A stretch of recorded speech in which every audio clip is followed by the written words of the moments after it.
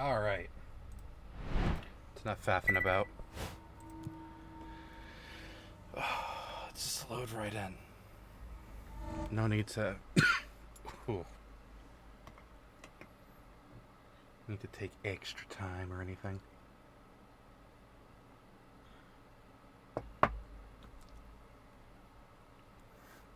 For it is a Thursday night. Going on call tomorrow. So I should make sure the work phone is charged. It's halfway there. It's fine.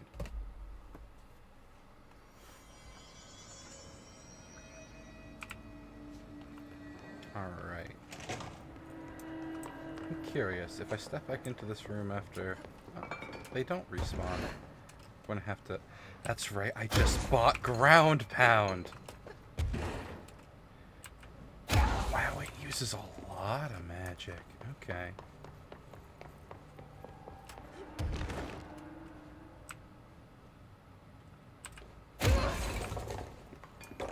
But it...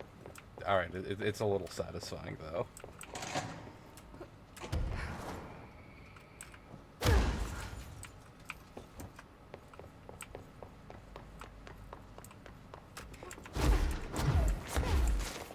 Alright, well, I may as well just... Hello, boss. You were watching some Tom Hardy? Nice. Well, Tom Hardy is an excellent choice. Always enjoy his stuff. Hope you're doing alright. That's right, I'm in the dark zone.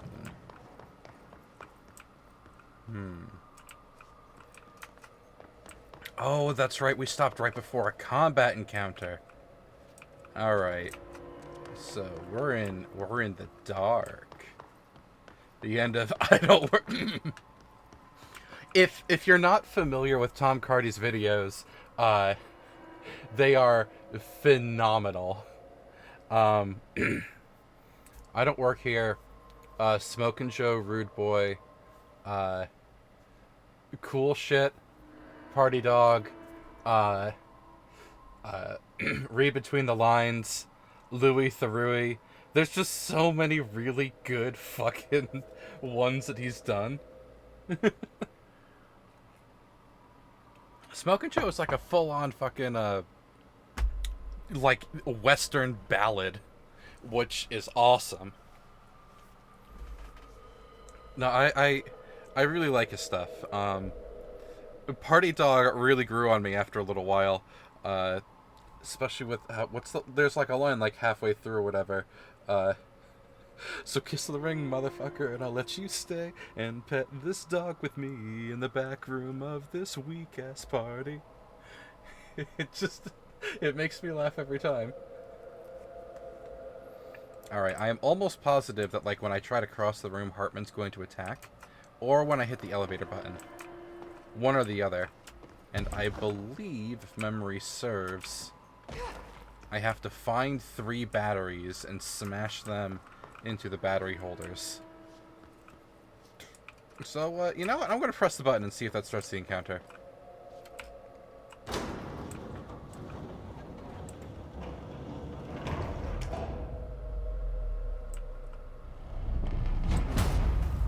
Yep. Shit. Now what?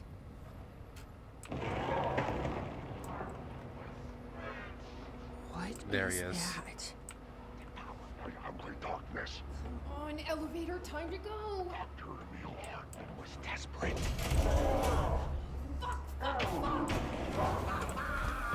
Hartman does not look good. So you don't like the light. What is that?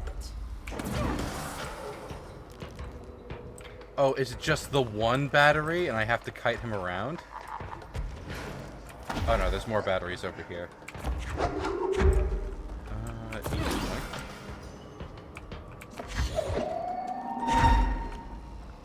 Hartman, I see you there. Big fucking nerd. You got a rice cooker, so you've got some proper steamed rice now? Good for you, buddy. That is excellent to hear. Where in the ham fucking sandwich does this one go? There it is.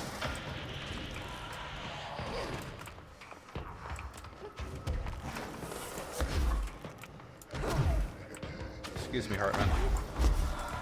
Yeah, I just had a bit of a rice and pork myself for dinner tonight, and it was very tasty. I completely fucking forgot that my brother got me a bunch of, like, nice steaks for my birthday. So, because they were in the downstairs fridge, and it completely escaped my mind. It was an out of mind, out of sight sort of thing. So, what's what I'm looking for? Tomorrow after work, it is very much going to be a steak making day. Should be like one more spot to slam a power core, right?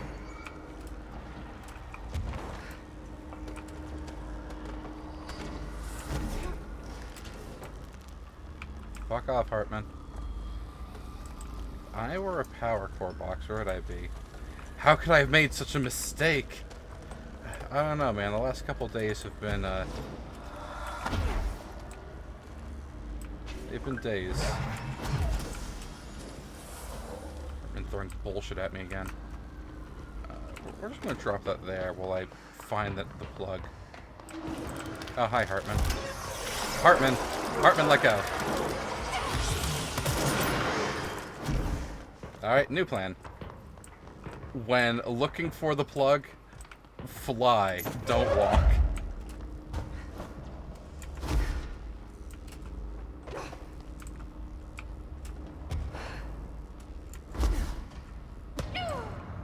Oh. I just expired? Question mark? I was just happily floating along, and then Jesse just kinda died. Oops.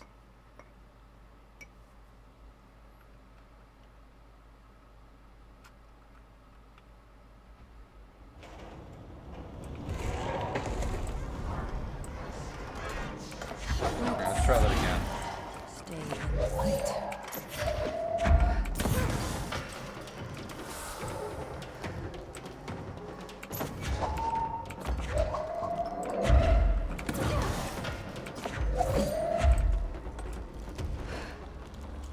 Next here ish. Right? Wasn't it over here? Vaguely remember it being over here. Oh, there it is.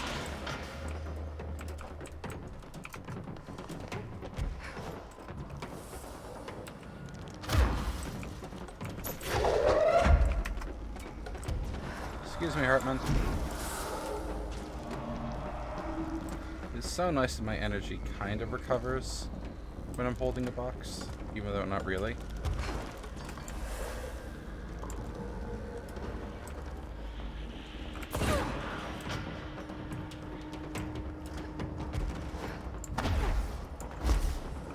Oh, that was the last one. I just didn't have to pull the lever wrong. I see.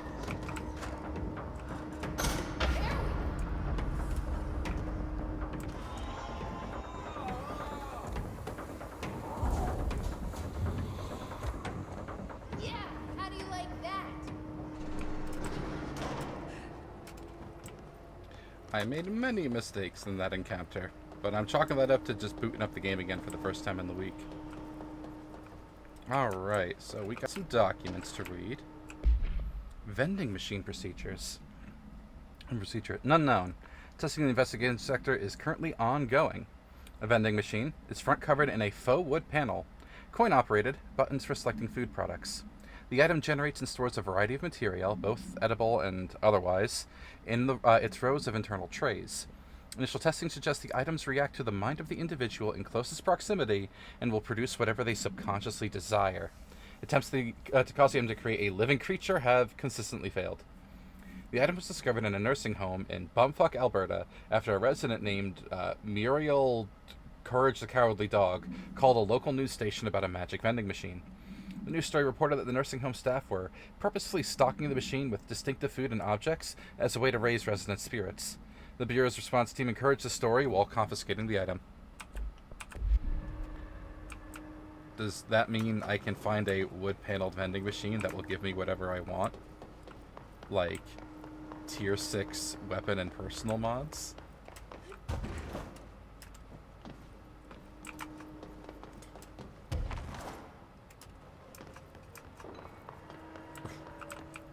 A box.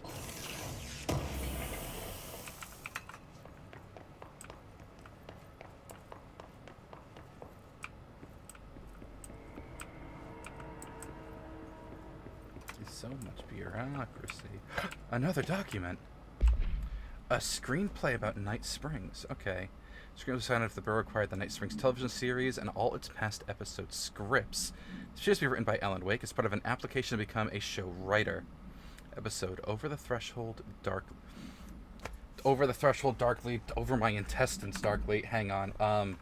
Shit. I'll be right back.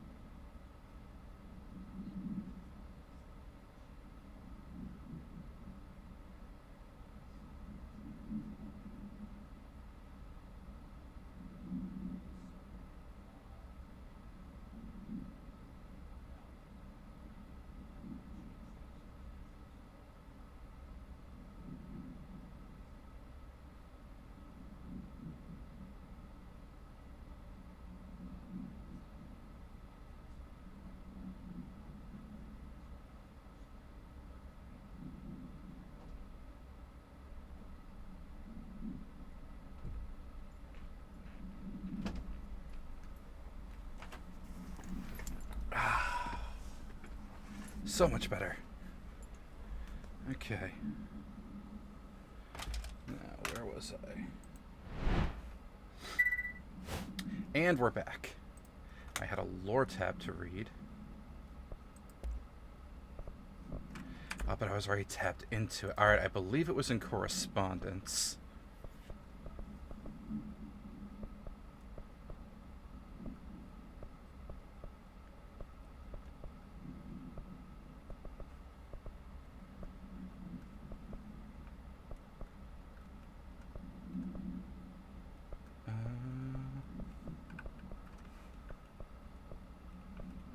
Not in correspondence, then. Research and records?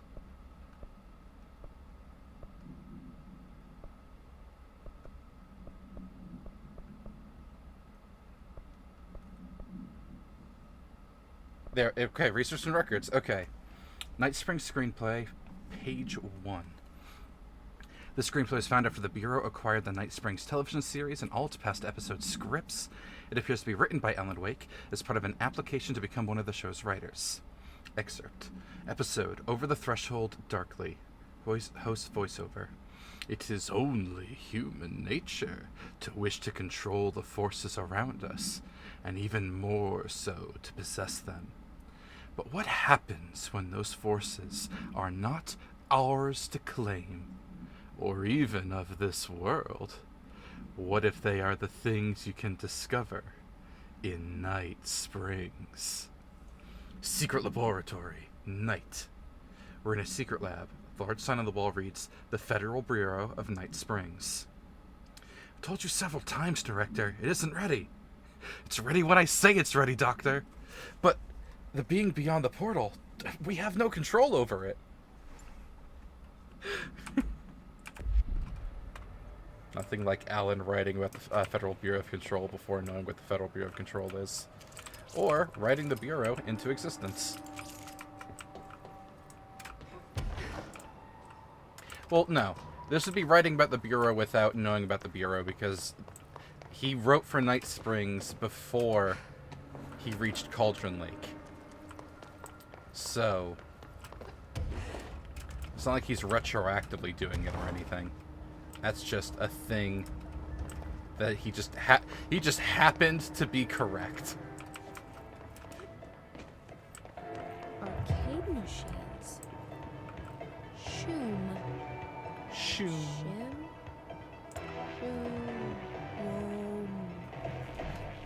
Whatever. That's right. This is where the arcade machines were. Is that our...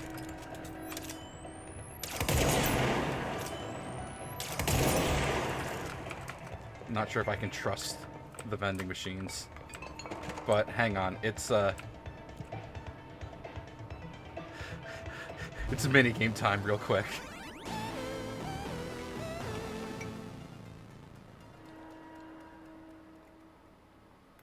Bonco Entertainment. Mission objective, survive. Good luck. Thanks, game.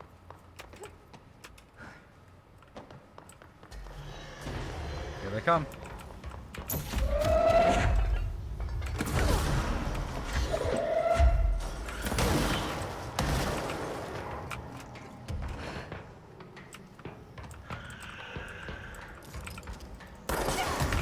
Shit. The hell just hit me? That was all of my health.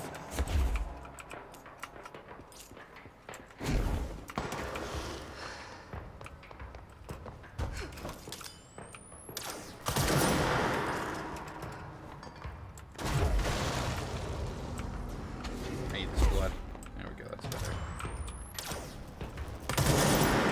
The monkeys are on my team now. Defend me, Squire.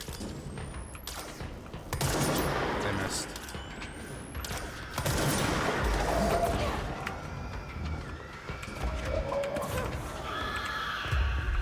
You are now my suicide bomber. Destroy the child.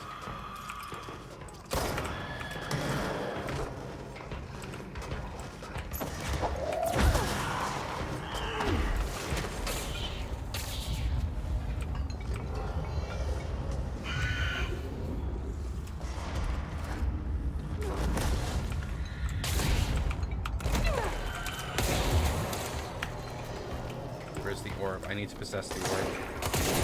You're not the orb. Well, you are on my team now. I think the orb is above me. Nope, that's just some dudes.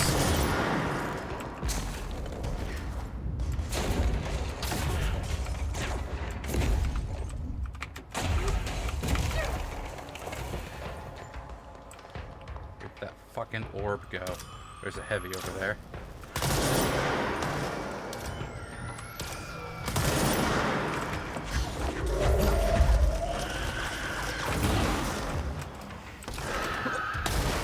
Fine.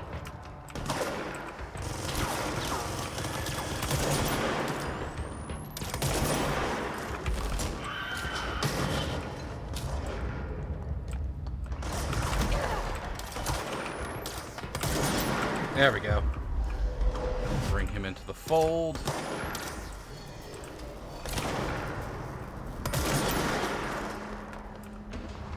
This is an excellent opportunity to just get back into the swing of the game. I missed. Bring him into the fold. Always good to have another intern. It's the orb.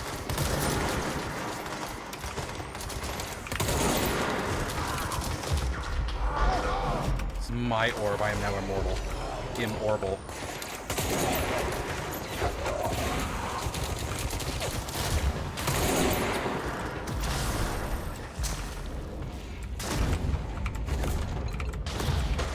Up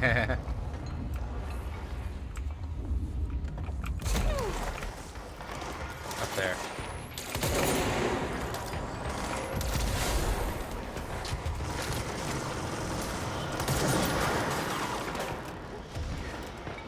The orb is keeping my summons alive. I love it.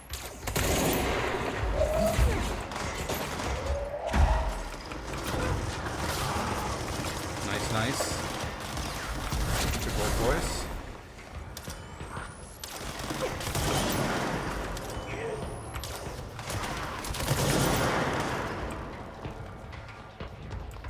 An enemy orb.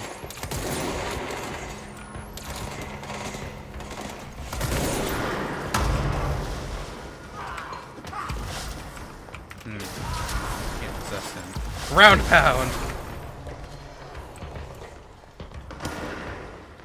Oh, my orb is almost depleted.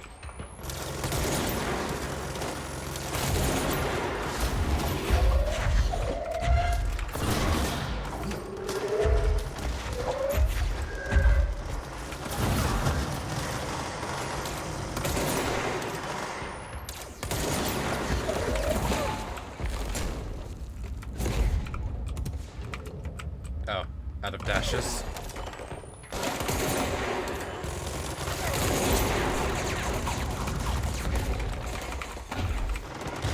No, no, no, no, no. Join me.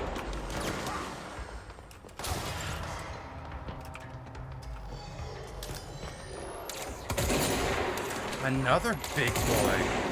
That's a lot of heavies. Oh, he's a grenadier heavy.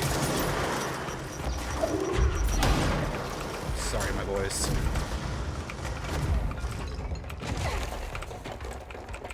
Oh, I can't brain jack you. I see.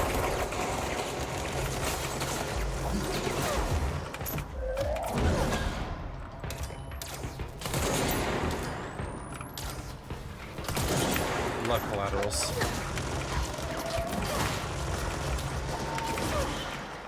I think almost all of my soldiers have died. I need new soldiers. You'll do. You'll do nicely.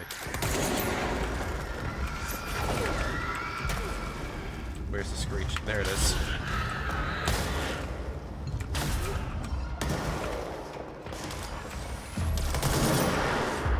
Join me. Thank you. Always nice to have another intern on the team.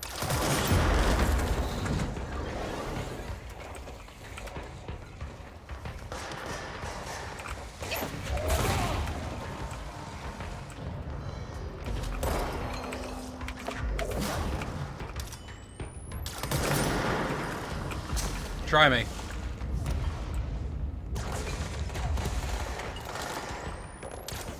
I missed.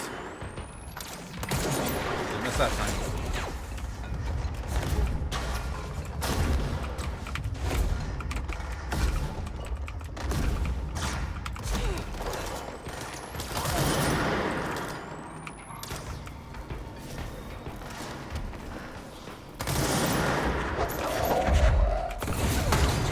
One of those hit. There's another enemy orb. It's hiding from me. Ow.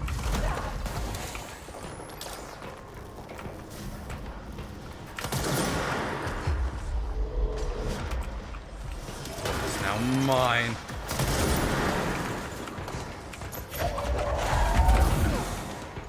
That was all of those. Good for that. Ow, fuck. Good thing I'm near my orb.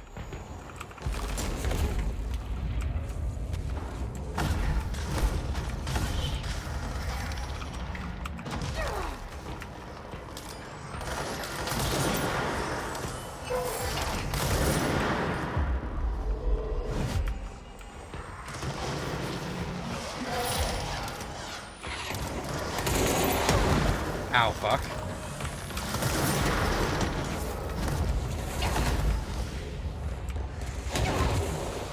Oh my, that almost killed me through my orb and my shield. I accidentally killed my own orb.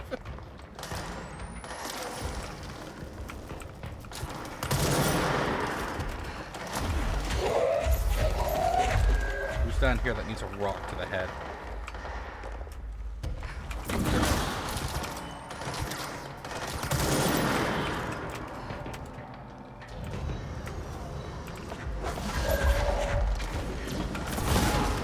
Oh no, it's the Hammer Bros and a Grenadier.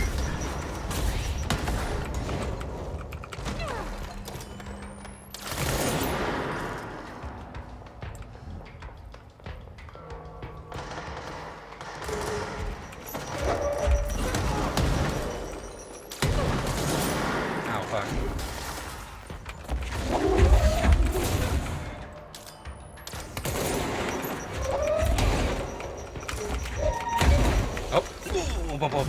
Almost died there. It's fine. Just gonna suck up all that health.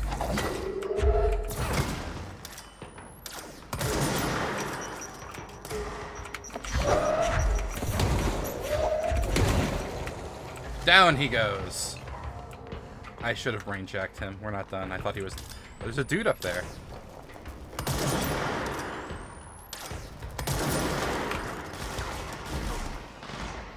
Are you brain checkable? You are. Welcome to the internship. I will be your guide. Welcome to the internship. I will be your guide.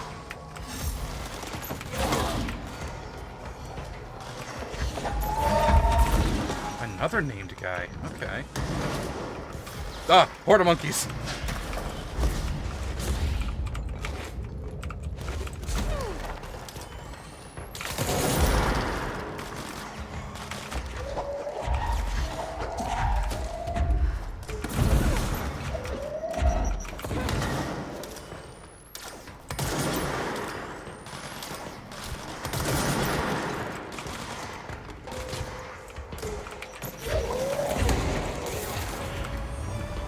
Da da da da da da. Victory.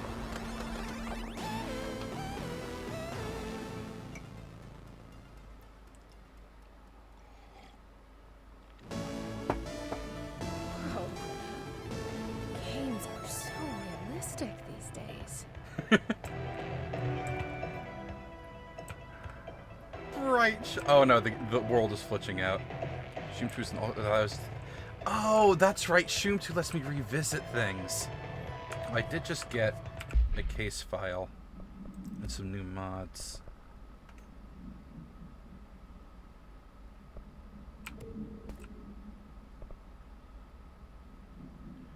%, pierce damage boost, not as good as what I currently have.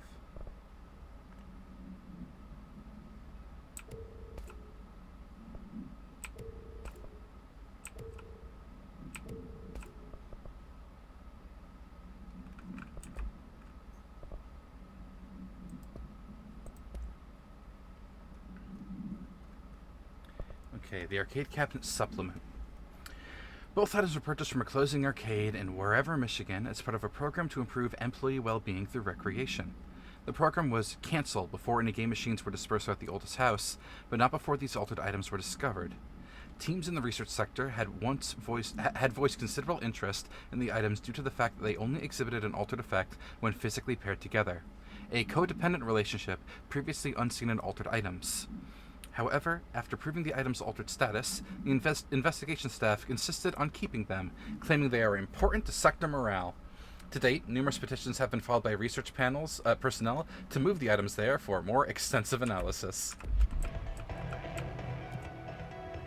Yep, and this is where I can replay boss fights and things on Shun 2.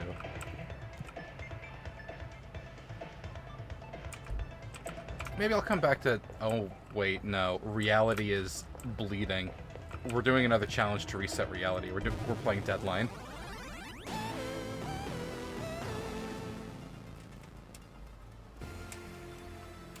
Kill 50 enemies before the timer runs out. Every kill extends the timer.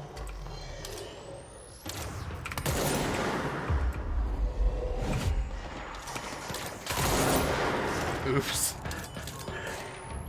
Donked my fucking...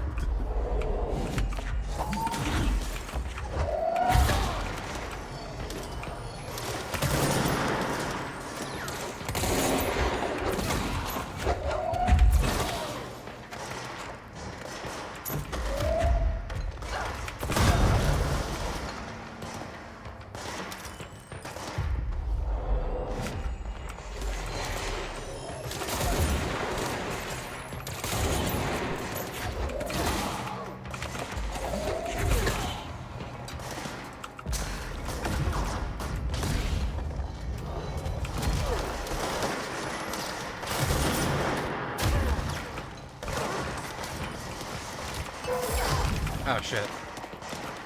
Oh, I'm out of magic. I'm gonna die.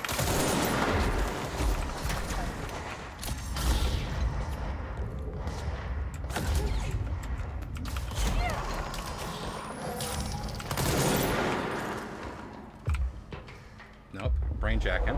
There we go.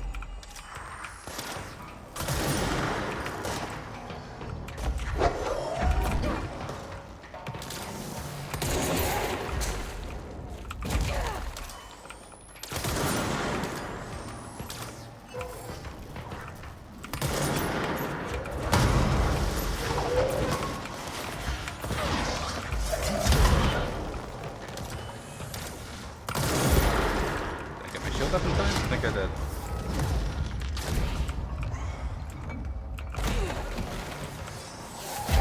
Ow, fuck.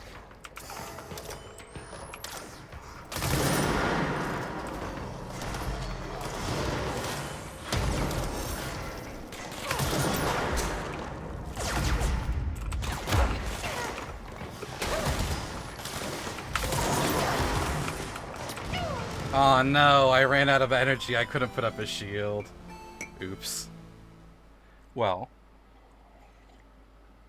did my death at least reset reality so the lighting doesn't make our eyes bleed?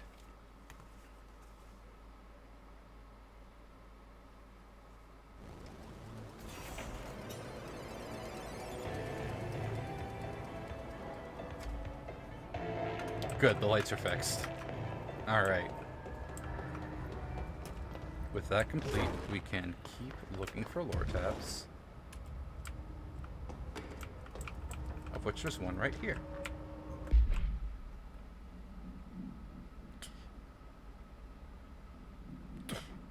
Some background on Hartman, you say.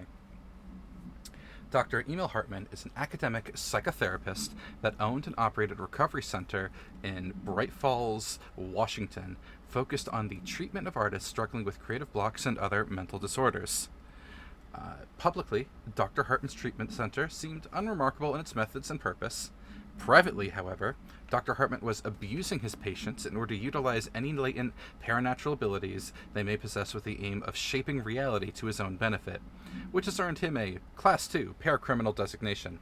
Note, for more on the link between artists and their ability to alter reality through artistic mediums, see a file about fucking Cauldron Lake. Investigation has proven that Dr. Hartman's illegal endeavors were conducted alone. After being approached by the Bureau during the Cauldron Lake incident, he displayed no remorse or intention to cease his actions.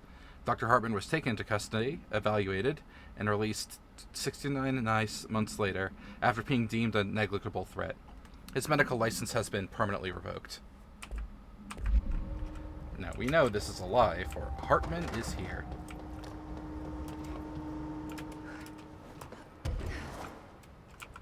Another paper. A door appearance. An excursion into the Ocean View Motel and Casino discovered a previously unseen door in the lobby hallway. This door featured a spiral-shaped marking, designation Door Wake. Similar to the other doors, it is locked and cannot be forced open. Alice Wake, a person of interest in the Bright Falls AWE, and the former wife of missing author Alan Wake, a suspected parautilitarian and fuck-up, contacted Agents Shaw and Dempsey of the investigation sector using the phone number given to her in 2010 in accordance with civilian outreach protocols. The call resulted in Mrs. Wake being brought into the oldest house for an in-person interview. For a full transcript, refer to another file in 2017. The excursion into the Ocean View Motel occurred later that same day. Determining whether this was a basic synchronicity event, if Alice Wake is responsible for its appearance, or if the door itself relates to the AWE is paramount. She should be returned to the oldest house, possibly even taken into the motel itself, to confirm if any other changes occur. And if Alice is ever brought into the motel, that, Brian Hennerman, 21 years old, resident of Southern Texas. I'm sorry, ma'am, but I really don't understand why I'm here. You know what you did, Mr. Hennerman. I do? Tell me about Delivery Disaster. The movie? I mean, it wasn't very good. That's not what your review said, but we'll come back to that. Tell me where you got the movie from. Movie night with a, a K, not an N, not night, like nighttime, but Who contacted you? Who told you to review that film? no one. I just did it because it looked obscure. I didn't even like the movie. I shouldn't have given such a high score, but reviewing obscure films makes you look smart. And I thought if I looked smart, I would get listeners. My podcast would take off, and I could move out of my parents' basement, and maybe even go to college and get a film degree like I've always wanted to. I swear. I swear, I swear, I swear. Okay, the kid doesn't know shit. I'm ending the session.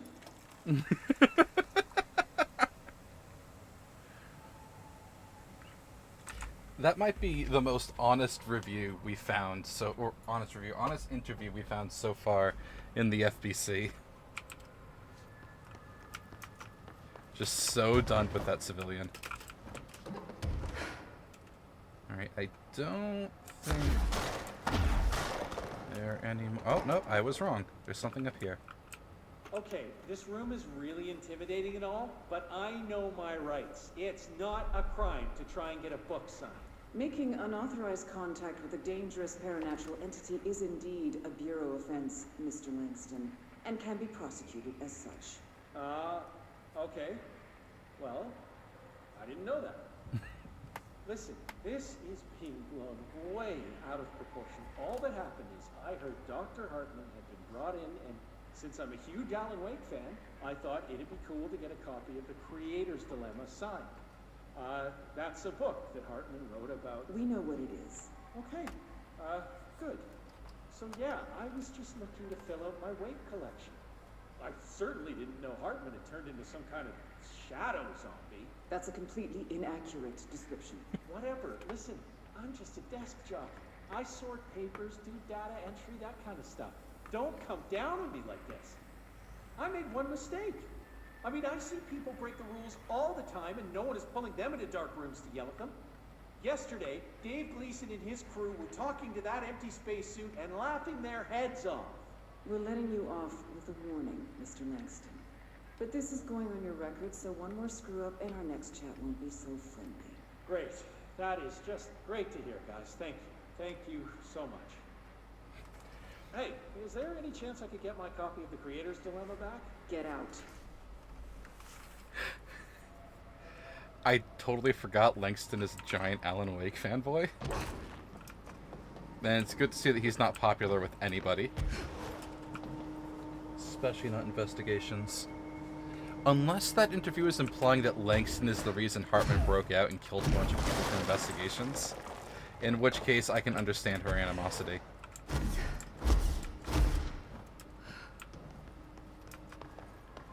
There's a whole lot of fence, grate up here, so let's just check out what's in here real fast. Nothing. What about the one that I mean, that's the one Hartman crawled through, but I can't pass through it, so I guess we are taking the elevator. Up we go. Ma'am, what are you doing in investigations? Jesus, don't scare me like that, Langston. If you're talking right now, I can't hear you. It's a one-way system. Try to find an intercom. Langston. Langston, it's me, Jesse. I know. I can see you on the monitors. The cameras in there haven't worked since we sealed that sector off a couple years back. Let me guess. You sealed it because of the monster guy. Wait, did you see Dr. Hartman? Jesus, I really wish you hadn't opened that fire break. Okay, listen, you need to find Hartman and kill him before he gets out into the Bureau. That thing is a person? He was a person. We brought him here to study after he was, altered in an AWE. I forget the medical word for what happened, but now light physically hurts him. Do you have a flashlight? No. A lantern? Headlamp? Oh, yeah, flare gun. Oh, Christmas lights. You could wrap them around your... I don't have any of those, Langston. Shit. Okay, well, I'm sure you'll think of something. I'll keep an eye on you from the Panopticon. This is kind of exciting, right? Maybe from where you're standing. Right, okay. Well, break a leg.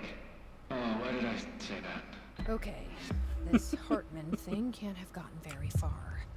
Let's go flush him out. Langston was right.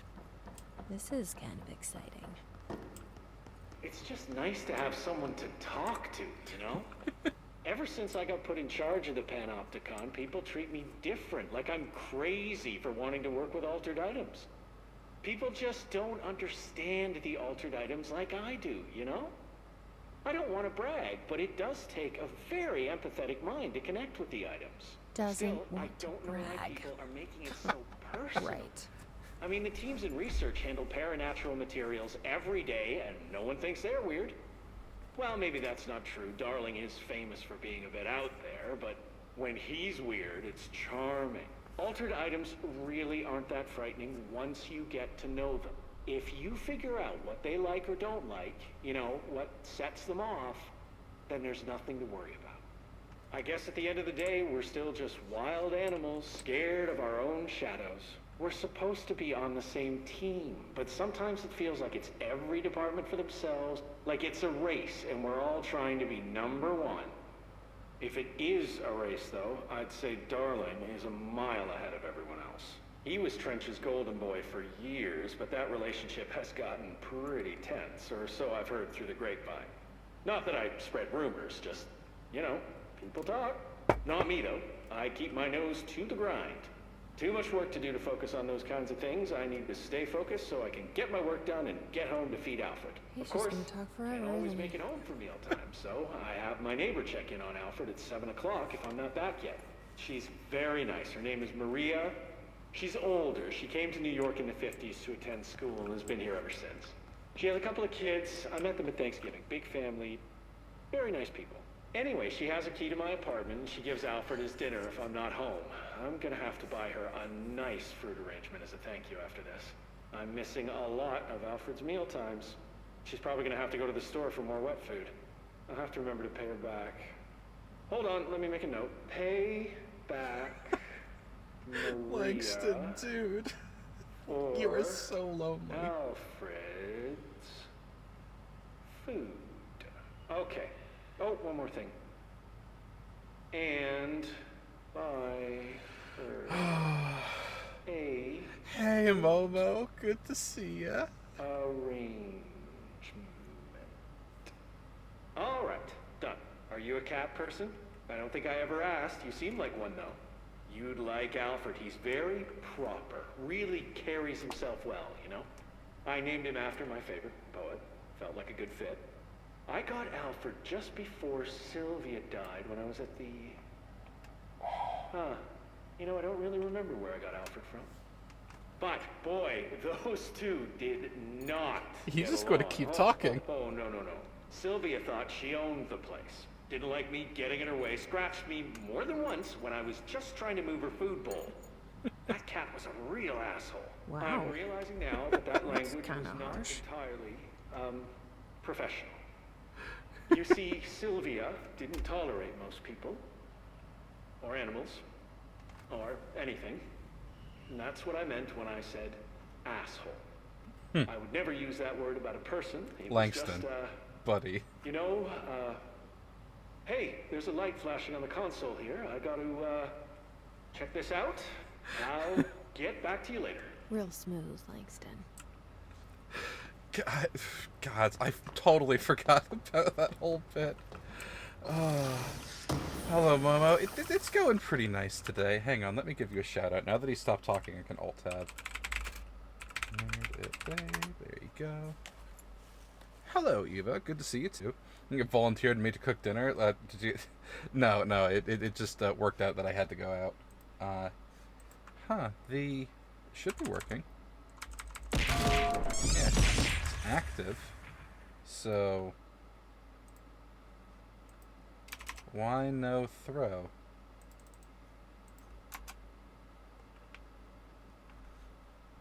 Hang on. Did the... no, the connection's still active. Maybe I just need to restart it. Get that going again. Sometimes it's a smidge temperamental. Well, hope, Momo, Eva, hope both of you are doing well tonight and having some nice fun things happening. It's still booting up. It can take a moment. I noticed that the throwing program has been getting slower. I wonder if I need to update it.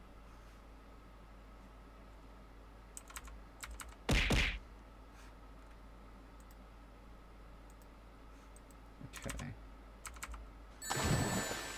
Oh, is the source not capturing? Yeah, the source isn't capturing. That's what's happening. Hang on. Let me fix that real fast.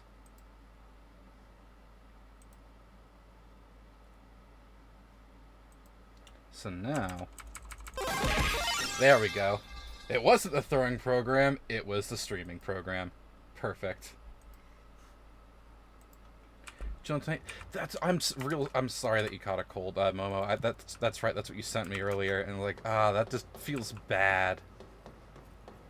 Well, does it feel like a nasty one or something that'll hopefully pass in a couple days? I hope it passes quickly. We're going to go left first.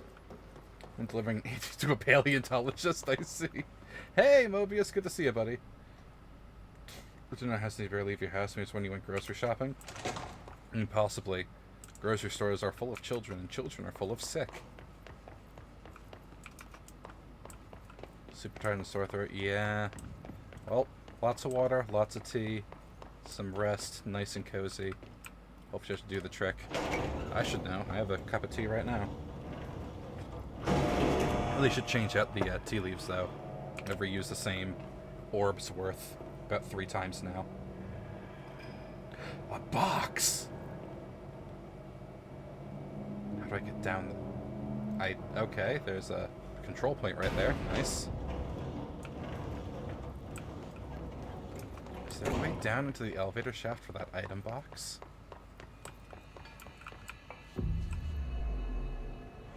Truly a Hideo Kojima game because he delivers some of the weirdest crap to people. Taking COVID tomorrow because the last 2 times you got COVID, your first instance was... oh, that's fair. I've caught COVID 3 times and it sucked ass each time. So, really hope that it's not COVID and it's just like... well, not the flu either, but like a regular cold. It's much more preferable. What if we deleted this man from the video game? Blam. Oh, he lived. Didn't live that one.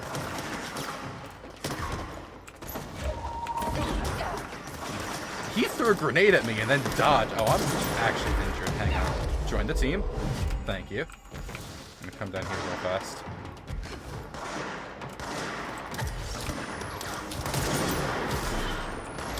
Good shot, random intern.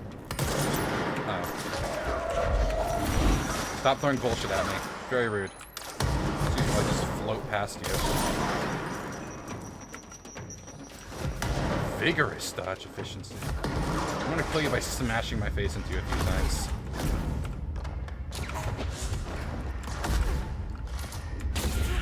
Got him. Oh, there's another boy.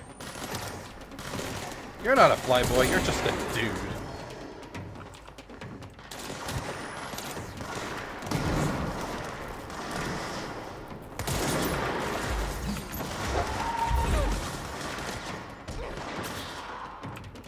I think my backup dancer just expired. Oh, that's a large lad. I could use another intern. Would you,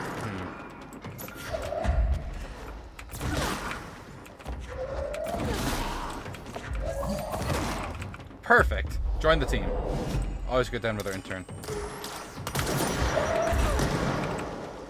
What about 2, though? Return to sender. I said return to sender. What part of return to sender did you not learn? Bye. That's another one. It's fine. I didn't realize you'd shot 3 at my feet. So you can handle every symptom except that fever. Once you get the fever, you're miserable. Yeah, the first time I got COVID was the worst because it was like a week or 2 before I was scheduled for my first dose of vaccine. So it was the worst illness I've ever fucking had. I couldn't really breathe or talk because if I inhaled too much or too deeply, it sent me into a ruinous coughing fit. Absolutely horrendous. Not good. I had aches and chills and fever. I'm pretty sure I streamed at one point during the depths of my really bad times, which must have been a little... I spent too long in this room, they respawned. Which must have been probably a little wild to witness of just how fucked up I was.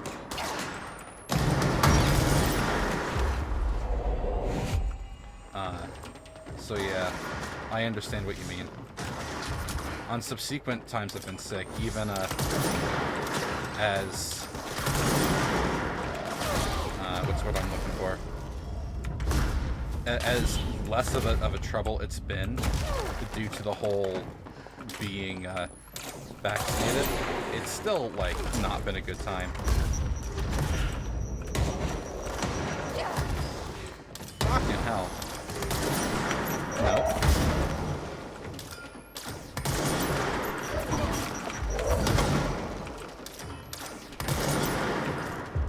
Stop right there. There we go. Training has some interesting ways to deliver cargo. Like a floating pallet thing that you can hook to your belt. A robot with a camera. That's kind of cool. And it sings to itself. I like that. That's cute.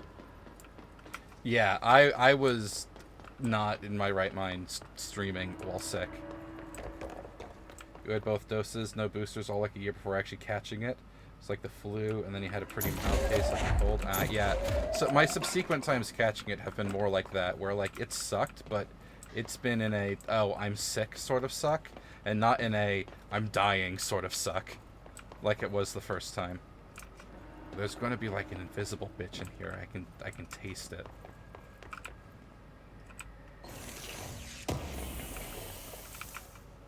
I should probably get a booster just because it's been a while since the last time. Oh no, it's Hartman up there. He just bit someone's head off. Bye, Hartman.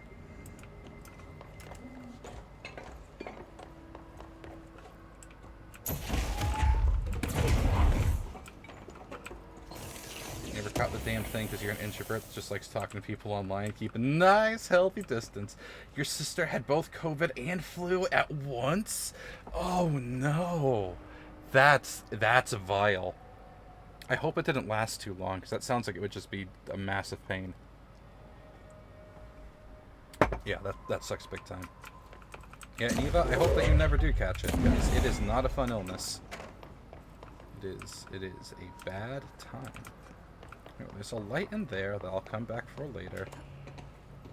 I need to burn out any darkness.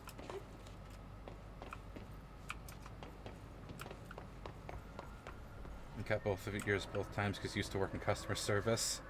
Yeah. It's amazing how many people just refuse to wear masks. Oh, I do need the light because there's a pile of gunk over there. And to avoid because you got a full rebreather right before the incident storm? Dude, hell yeah. Where did you get a whole ass rebreather kit from?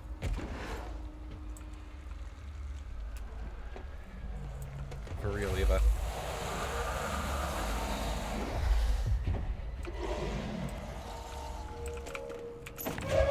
I'll take this.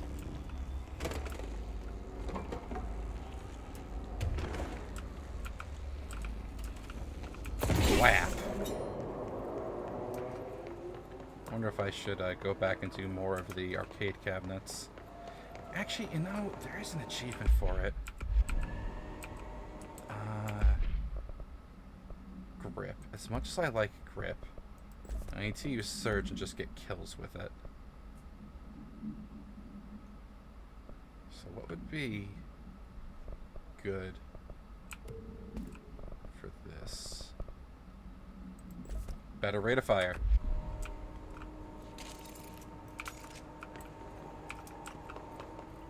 Ordered on Amazon just before...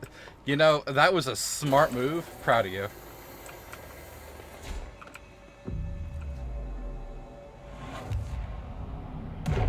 So this new gun type is fun. It's Demo Man's sticky bomb launcher.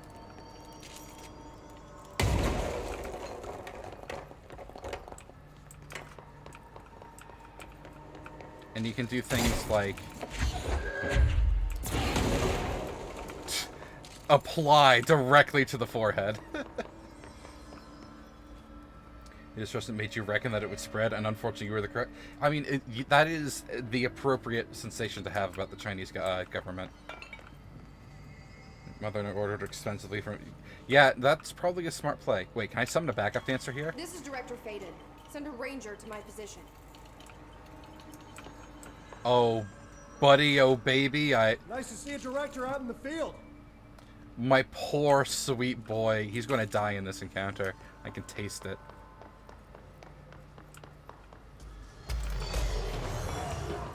Catch! Fuck, I missed.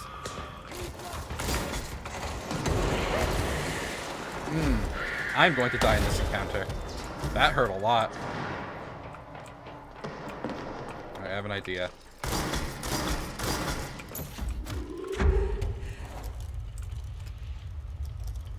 Where are you? There you are.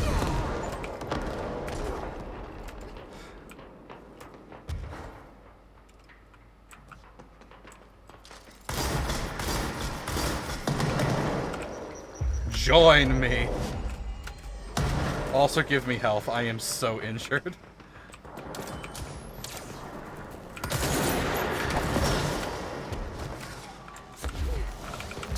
Nope. Shield against the explodey boys.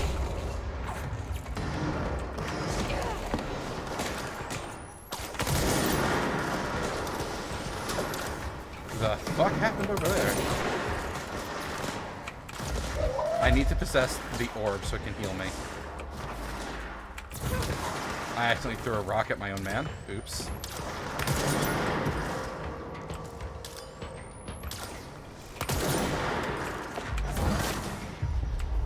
Join me, orb. Run that man over.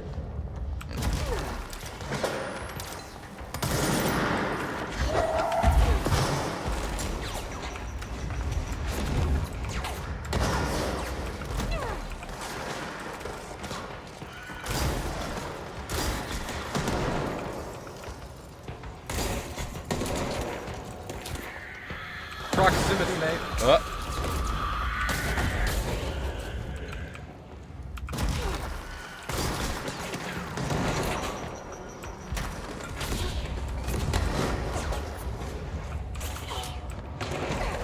people over with the shield? Way more consistent than I ever did in my first playthrough. I somehow missed both of those shots. That's awkward.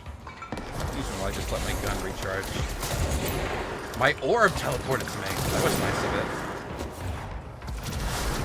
Really hope my ranger is still alive. I don't think he is.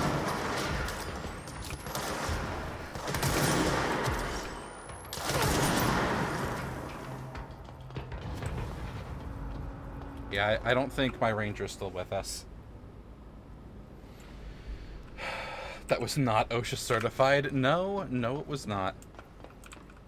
That was a little OSHA funny. Godspeed. Deleted that man from the video game. Okay.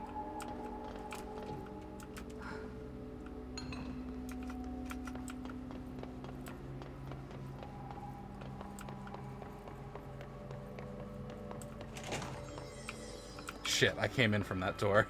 Oops. I think anything the oldest house is OSHA certified. Could you imagine an OSHA agent just having an aneurysm in this facility? The first time a floor would move it would be a write-off. Building's fucked. Do I have to rotate this thing? I don't remember. See, item box.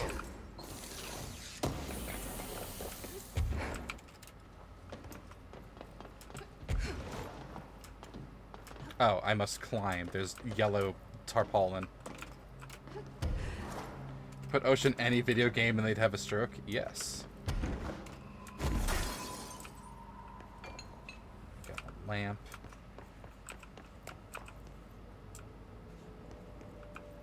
Utility corridor.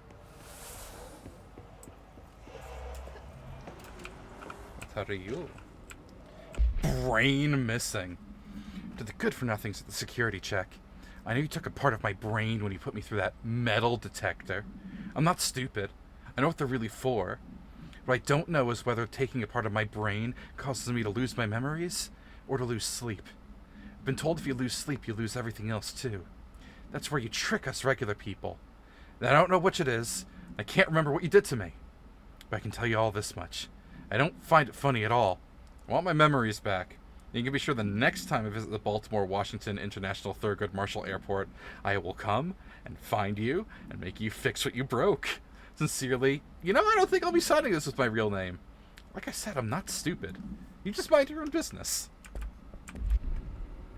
Wait, hang on. I have a...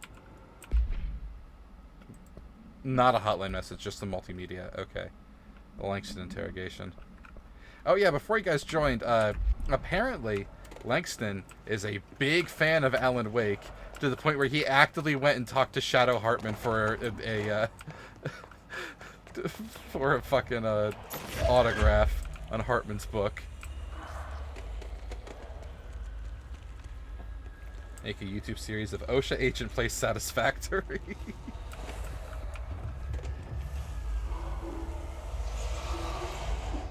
All right, Ahti. Was this what you had in mind? Oh, a picture of the wilderness where Ahti is hiding out? Nice.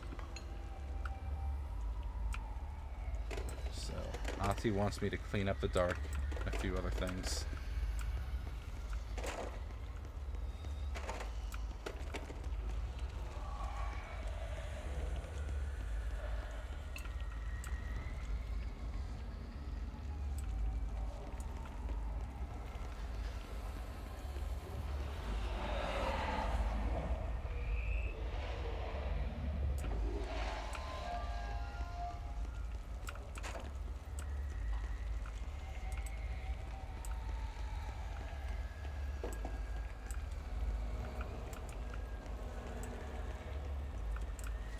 Item box.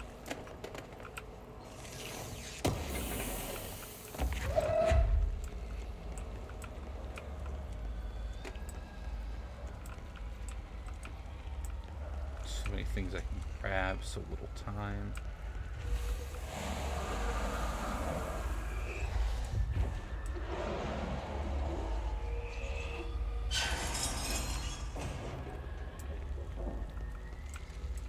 Another flashlight.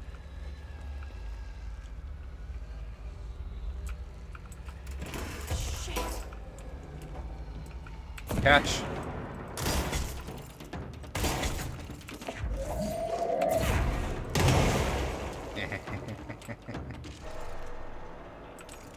Nice.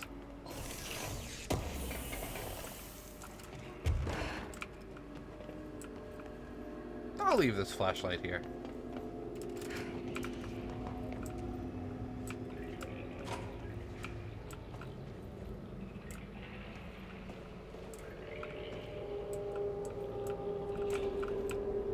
Ooh, piece of candy. The second page of the Night Spring screenplay. The robust director shoves the nerd-like scientist aside and heads for the portal control panel. He slams the on button with a determined fist. All the more reason. The entire screen is filled with dangerous red. Then it fades away, and we see that the two men are in another dimension. The air ripples around them as if they were a 1983 Pontiac Firebird Trans Am in the Texas sun after a 5-day road trip. Unknown dimension, night. What have you done? You've doomed us. Control yourself, Doctor. Where's this beast of yours? Right there, sir. A horrible, shapeless, shifting entity fills the horizon. It can't be described. That's how horrible it is. What a thing of beauty you've been keeping from me. Yeah, incidentally, before Alan Wake even went to Cauldron Lake, he just wrote the plot of Control as a Night Springs audition.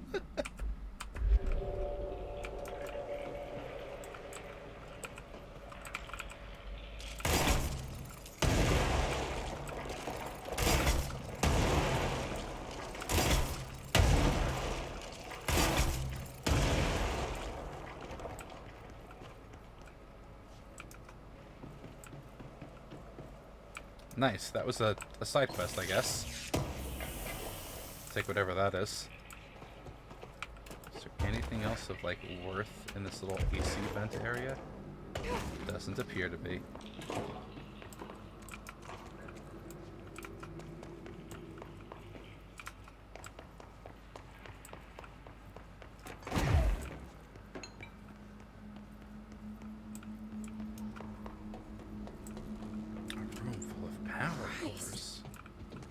Did the Hartman thing do all this?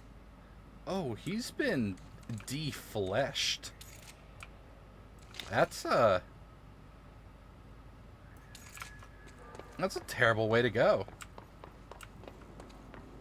They've all been defleshed.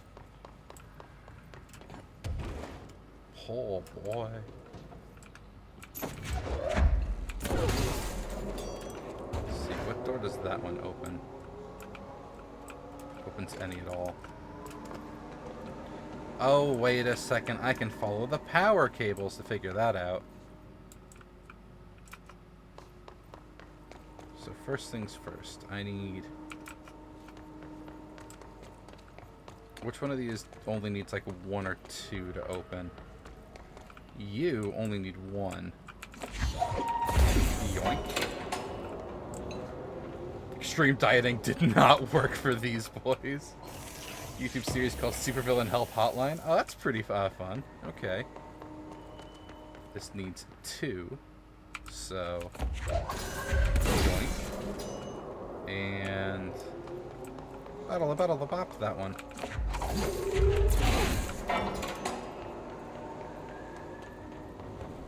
Another android. I'll open a mold decal. Okay.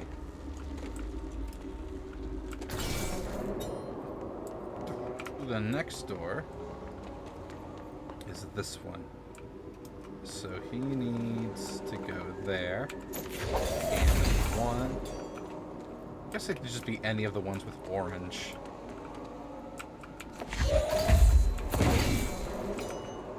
Aren't you glad that sometimes I can make terrible words. Number 3 goes... Alright, already got him. And him. Oh, that one. Where's the battery that I'm not using? You, Mr. Blue.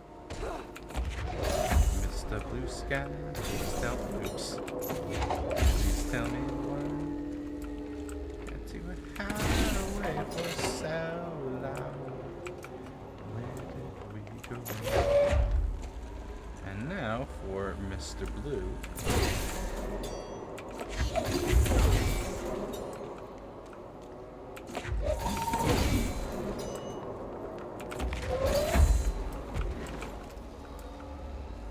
Where's the last blue wire? There you are. Good.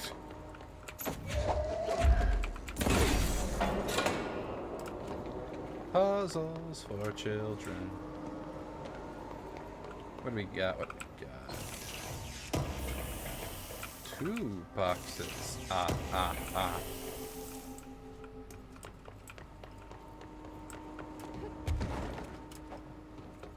Oh, this is the one I actually need to open. Dodoy.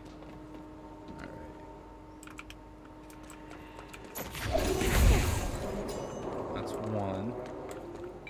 And which one do you connect to? That boy right there? There we go.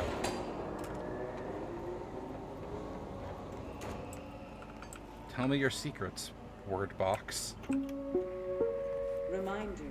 The law of 3 also applies to all faucets within the oldest house. Be mindful and don't cause any aquatic misconduct. Thank you for your attention. Wait. What does that mean? Does that mean if you turn a faucet on and off 3 times, it'll cause a flood?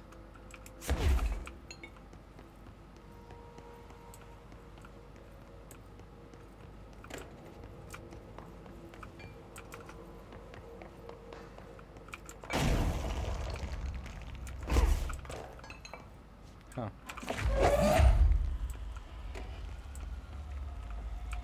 Ah, I'm in the vents now.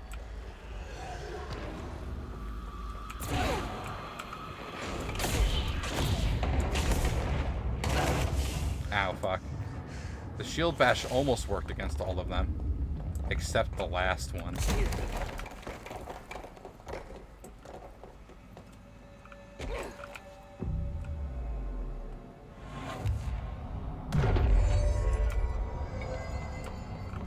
What a convenient button. Wouldn't it have been wild if that button did... Oh! The Eagle Limited AWE. Front, your back, your ulcer, and your tooth. Hello, Chucky. How you doing tonight, buddy? It's a train car. It is a dark train car. Lots of dark corners to hide in. Okay. Button. Let's get the lights on and clear him out. I must move the train to activate the lights. Hartman! Back, demon. Oh my god, all of my blood is leaking out of my veins. Box. Cool. I have time to deal with you. Perish. I ragdolled out of the sky. Yeah, this room isn't very eye-friendly. Whereas in Project Orange, Wingman's Orange Phase, yeah, whenever you get, like, critical health in control, everything turns the worst shade of red.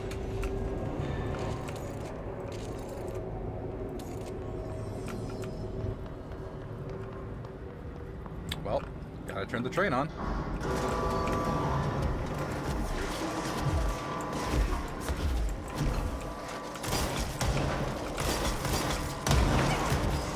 Oh, fuck.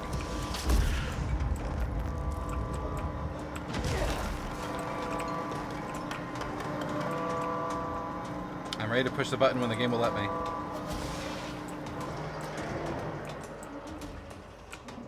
Button!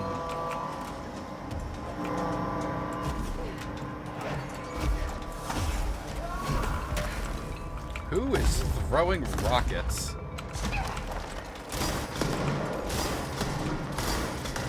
All of those missed, I see. Where'd the other guy go? There he is. Bye! Button! Hello, Hartman. Goodbye, Hartman. Ow! Let go of me, Hartman!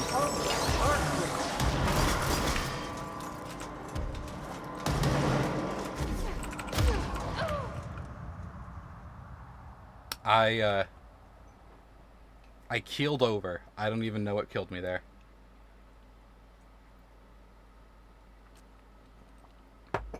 I ground pounded a guy off of a ledge, and Jesse then decided that life was no longer worth living.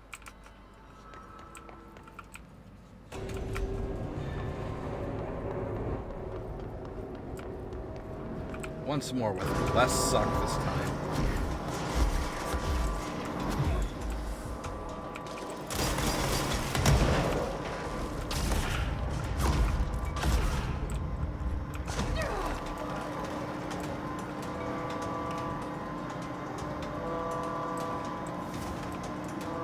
I see you in the darkness over there, Herman. Have some grenades.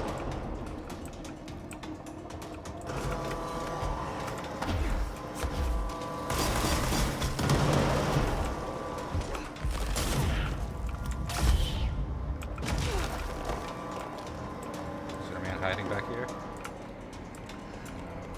Oh, item box. You know, whatever. I'll take that.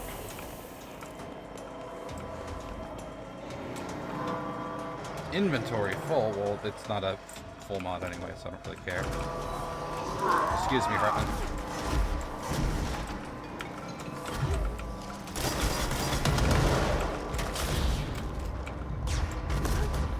Wait. Ow, bitch. He lived that. Didn't live that one. I want to kill him with the funny gun. The train is here. Where's the button that lets me turn the lights on? Is it this one?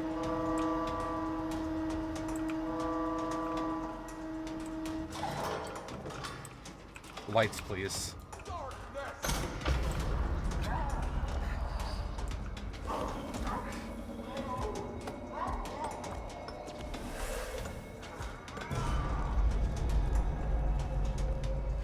Alright, that was kind of funny. That Hartman yelled darkness right as I turned the lights on. All aboard? Alright, before we go into the train, let's just take a lap and see what's to be found in this room.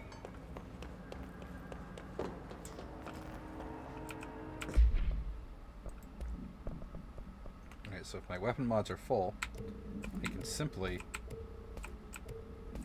microwave everything that's not a tier 5. Well, except for that one. We're holding on to it for the plus 69 nice speed. Evade cost on dealing shield ability damage. That's pretty nice for getting shield bash kills. I'll hold on to that.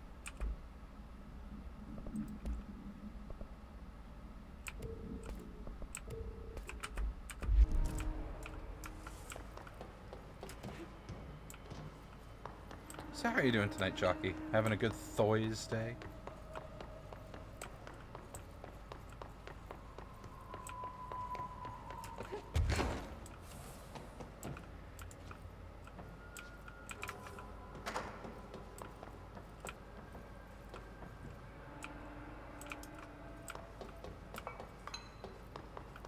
You good? Got some Costco for dinner. The famous hot dog.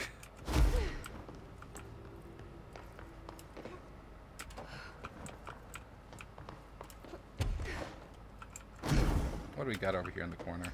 Agent Guthrie, interrogation 4C pertaining to the Eagle Limited incident and its subsequent,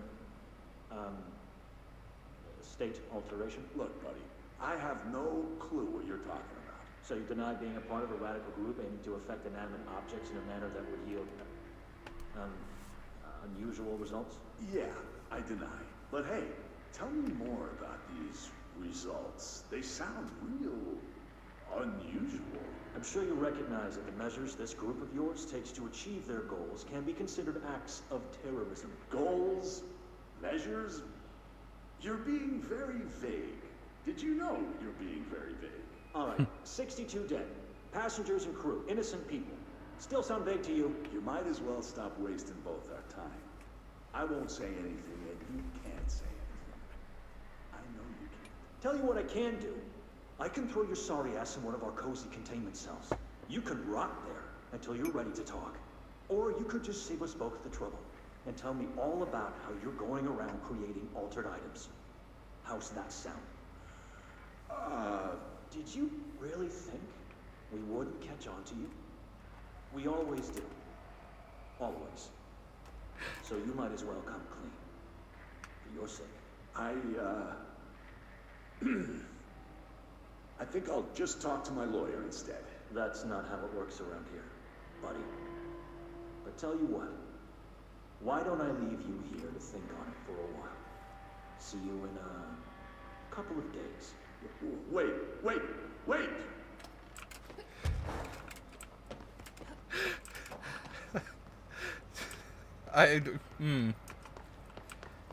You see,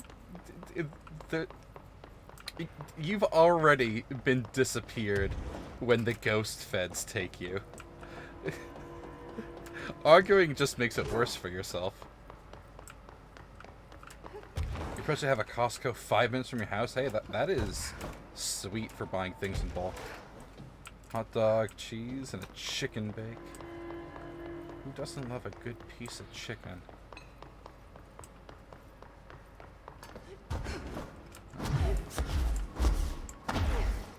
I think that's it for... Oh, there's a treasure chest in the corner over here. Just grab that real quick.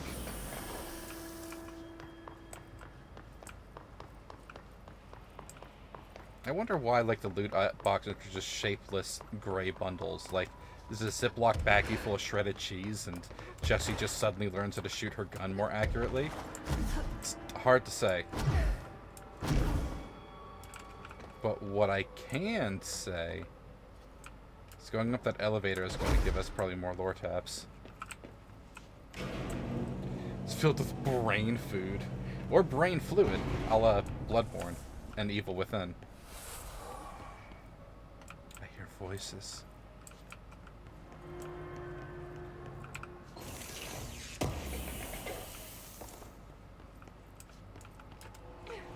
Piece of paper. Eagle Limited Supplement. Details. The Bureau has gathered concrete evidence that the train derailment was in fact the work of the paracriminal group known as Blessed, which, according to Bureau's intel, has shown a concerning interest in experimenting with the artificial manufacturing of altered material. Knowing the group largely operates in the American Midwest, the Bureau worked alongside the FBI to ascertain their movements and rendezvous locations.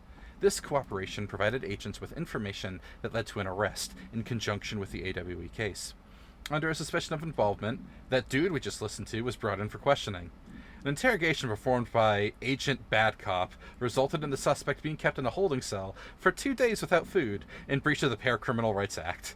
Afterwards, the suspect confessed to his involvement in the Blessed group and provided information on other members in exchange for his freedom.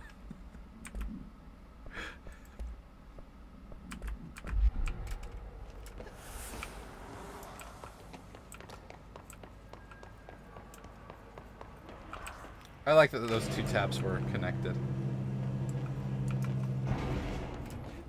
So let's go into the train that the terrorists turned into a spooky train. What tragedy will befall me?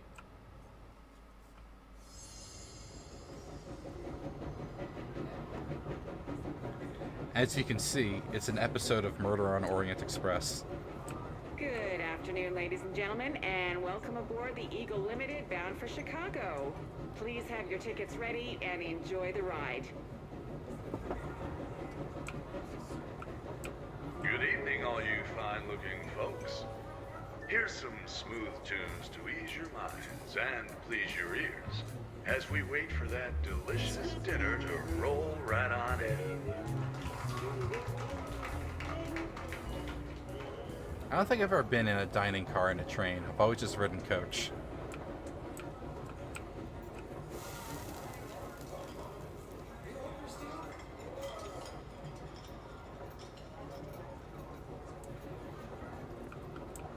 Next stops, Alton, Carlinville, and Springfield. That's Alton, Carlinville, and Springfield. Tickets, please. Tickets. There's a void. Oh my god, fire! Fire! Everyone, stay in your seat. In your seat. Sir, sit down. Everyone, hold on.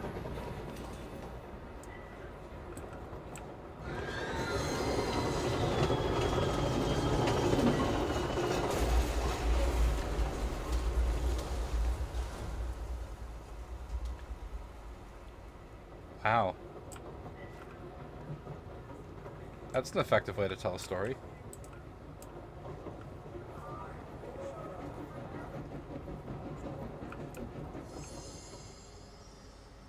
Well, that was chaotic. Felt like it was trying to tell me something. I didn't touch them in the right order, didn't I?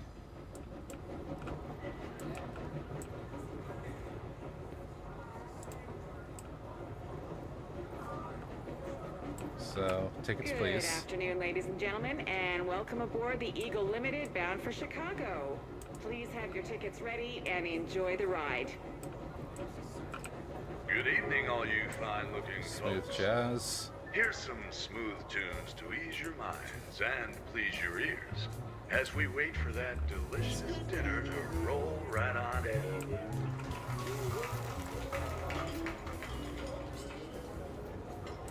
Next stops, Alton, Carlinville, and Springfield.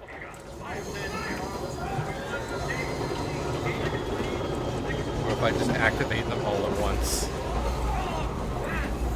Good afternoon, ladies and gentlemen, and welcome aboard the Eagle Limited bound for Chicago. Please have your tickets ready and enjoy the ride. Every voice line at once.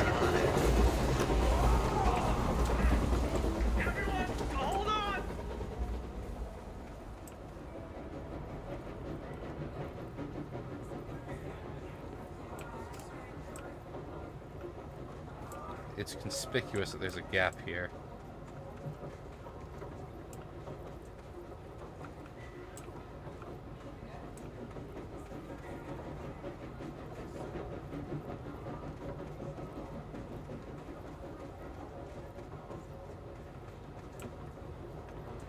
What if we do tickets, Good please? afternoon, ladies and gentlemen, and welcome aboard the Eagle Limited bound for Chicago. Next stops. Please have your tickets ready and enjoy the ride.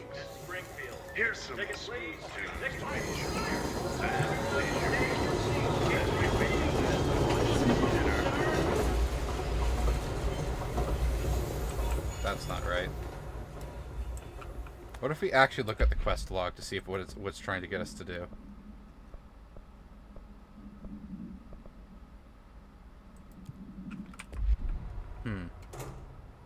Oh! I just had to equip the quest, I guess. Excuse me, ma'am. You have a ticket?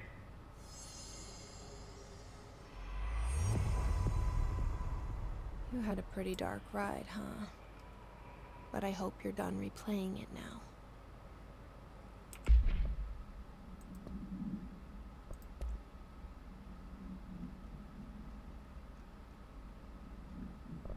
Train car procedures. Adam's altered effect can be avoided by simply not going into it.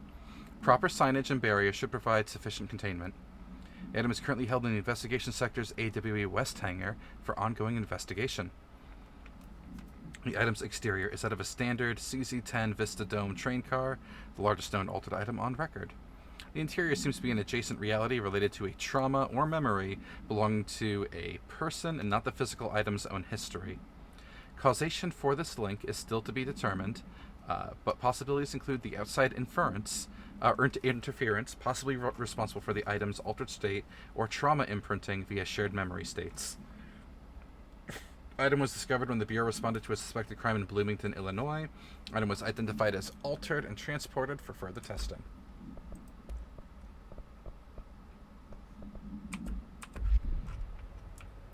Cool. Well, time to pursue Hartman through the hole in the wall.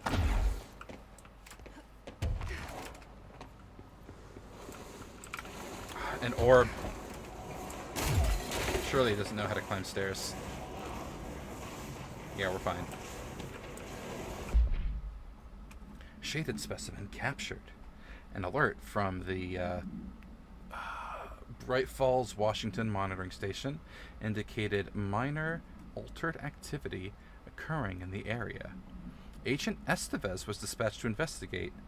Inside the Cauldron Lake Lodge, she discovered the facility's former owner, Dr. Emil Hartman.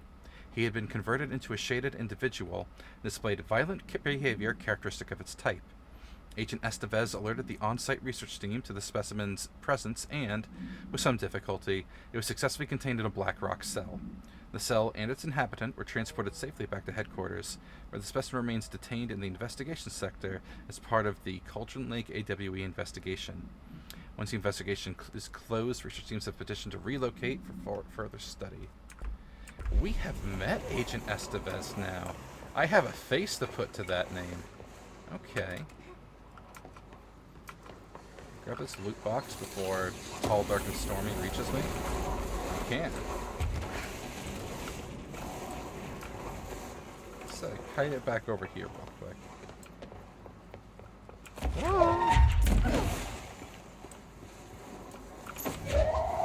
Delicious.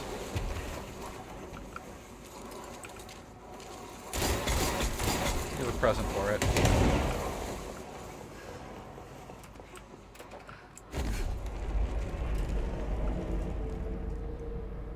You all right?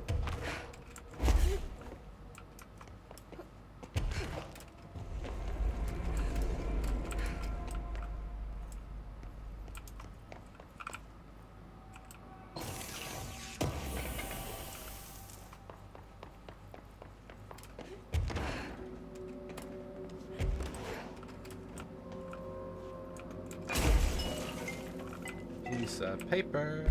Motel complaint. Hey, Stu, did you hear about Fisher?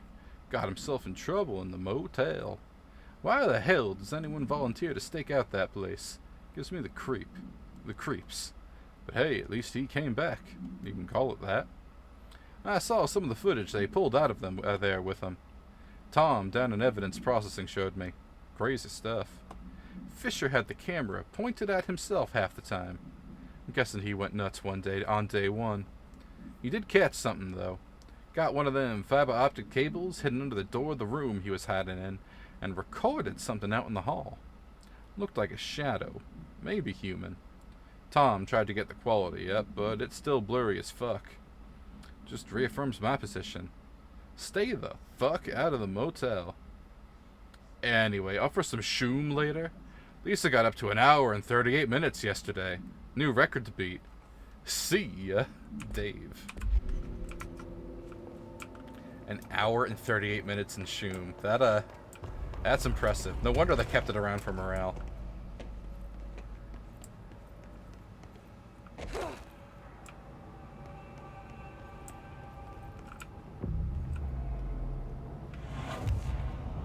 I have points to spend, don't I? A singular point. Singular strike. More ground pound damage? Nah, I want more levitation time. Well, hold on. I haven't even looked at these in a little bit. Oh, they're all foundation quests or kill snipers. Leave that alone.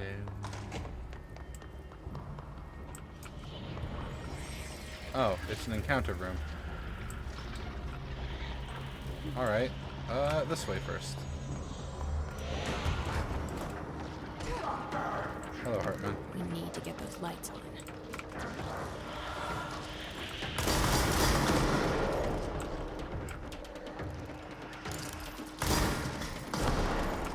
Beat that man from reality.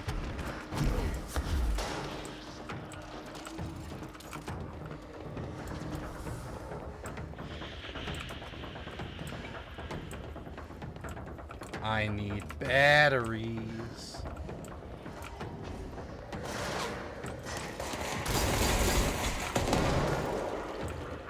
Before I brain... No, you're just going to die by this grenade attached to your knee.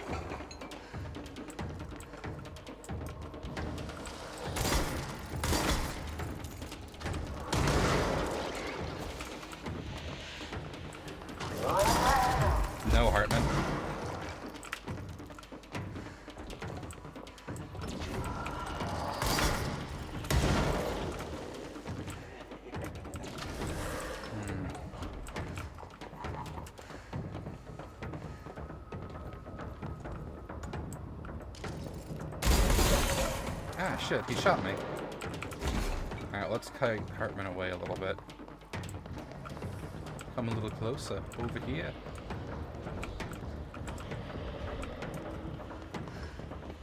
And it should free me up to make a loop. Never mind, Hartman is right where I want to be.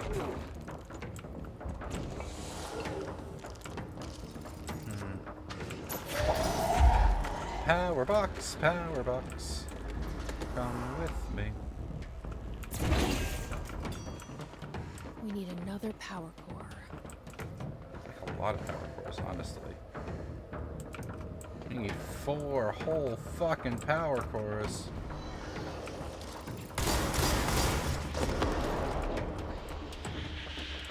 At least I got my next target.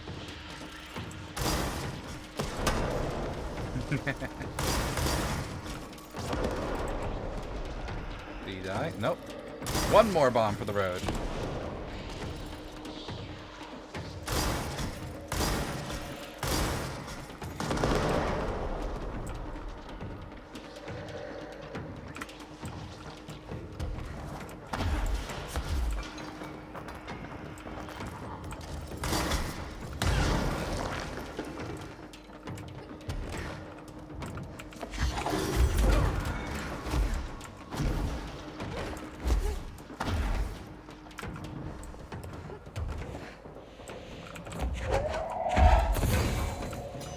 Smack this. Now, where's the next one? Right there.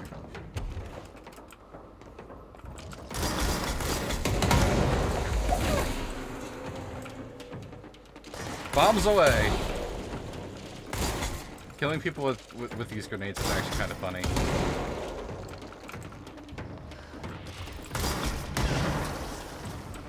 that the last one?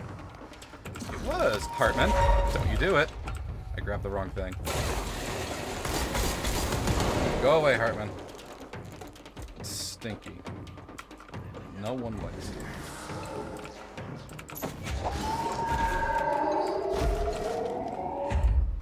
Aw, my box! Where did my box go?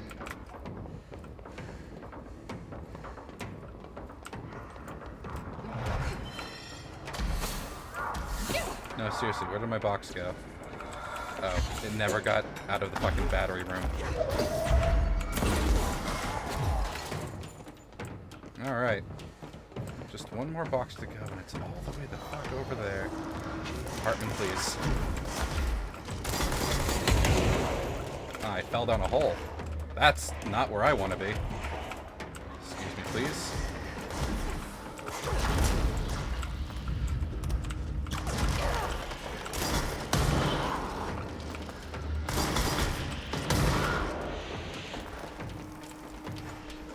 Okay.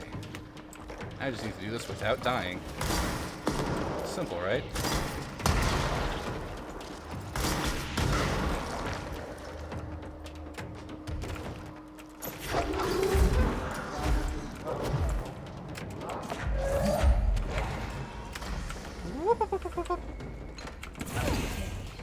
Where's the switch? Open sesame.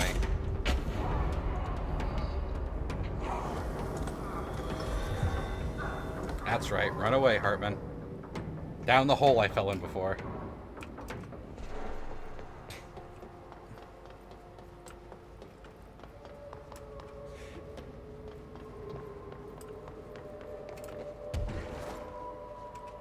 I don't think there was any, like, lore loot hiding around in this room, but we'll take a lap just in case.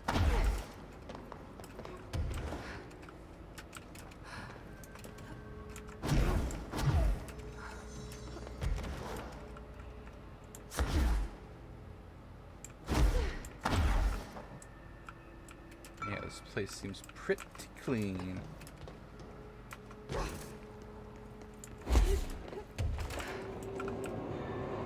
Is this Black Rock containment cell?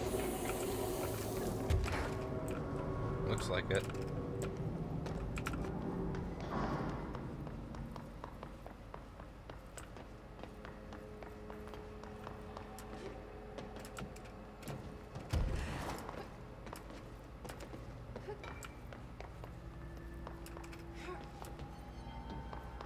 down the hole he dropped down, there was a box.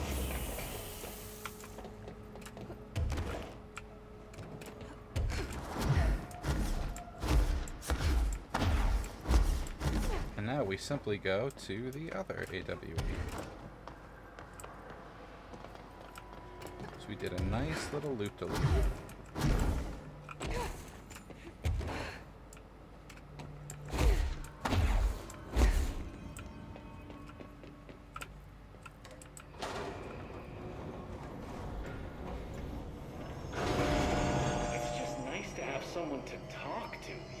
Langston. Ever since I got put in charge of the Panopticon, people treat me different, like I'm crazy for wanting to work with altered items.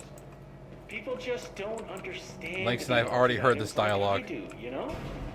I don't want to brag, but it does take a very empathetic mind to connect with. Bye, Langston. Doesn't want to brag. Right.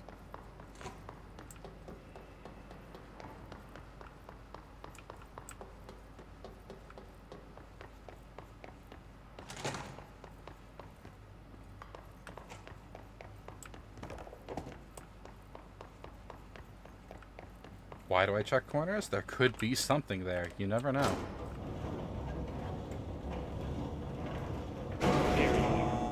Anyway, Langston. Still, I don't know why people are making. Oh my god, he's continuing the same dialogue. I mean, the teams in research handle paranatural materials every day, and no one thinks they're weird. Can I break Well, the speaker? Maybe that's not true. Darling is famous for being a bit out there, but when he's weird, it's charm. Altered items really aren't that frightening once you get to know them. If I you can't figure stop out it. What they like or don't like, you know, what sets them off, then there's I guess at the end of the day, we're scared of our own shadow. A dude.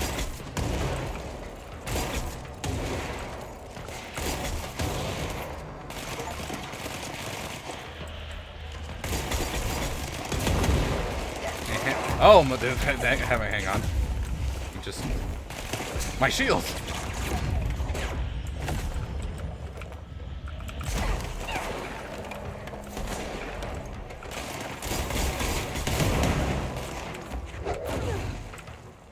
Stop right there, criminal scum.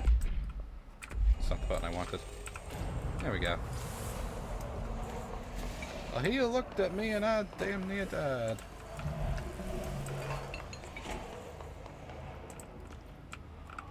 What's in the bathroom somewhere? Item box. Just so much plywood splintering. What?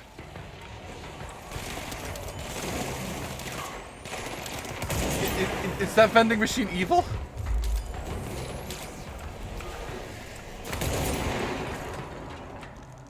What the fuck? What? What? It dropped so much stuff. I wasn't ready for an evil vending machine. Oh my god, my inventory. It was like all good things too.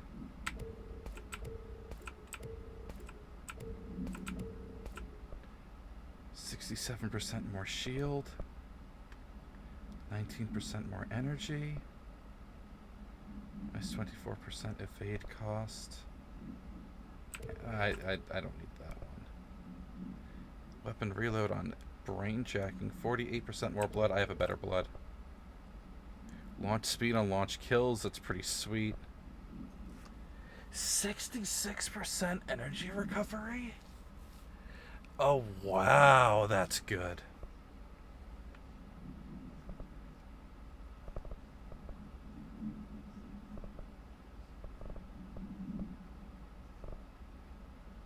Shit, all of these are nice. Yeah, that was a loot pinata. I wasn't ready for that. Bigger blast radius? Yeah, we're putting that on, absolutely.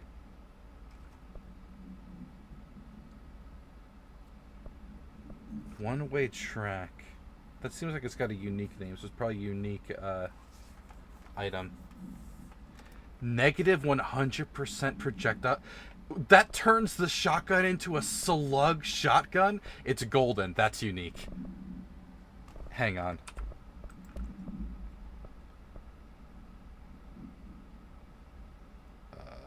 This one's the shotgun, right? No, exclusives to Shatter. I never bought Shatter, did I? Oh, never mind. There it is. Never mind. You get your exclusive. You are a slug shotgun now.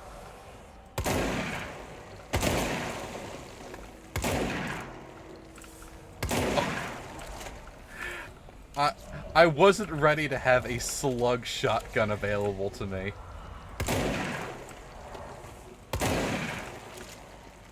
I actually really like that.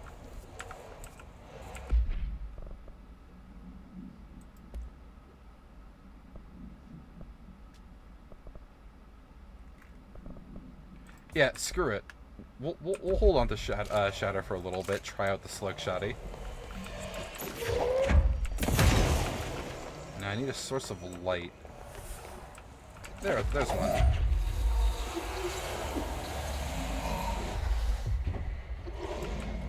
Shit, now I have to shoot every vending machine I come across because you never know.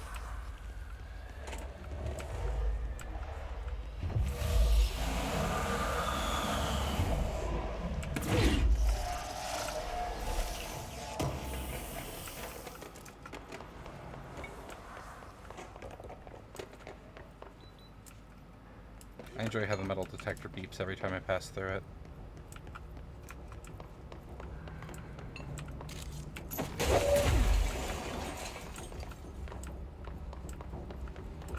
There's a guy.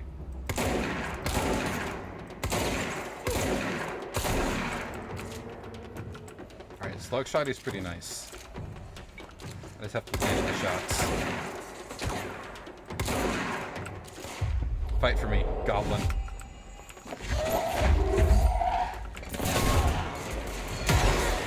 Ah, the hell just hit me.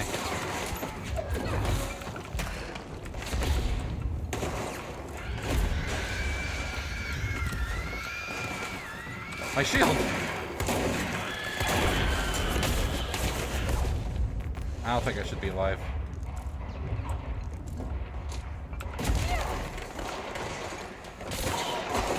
My boy!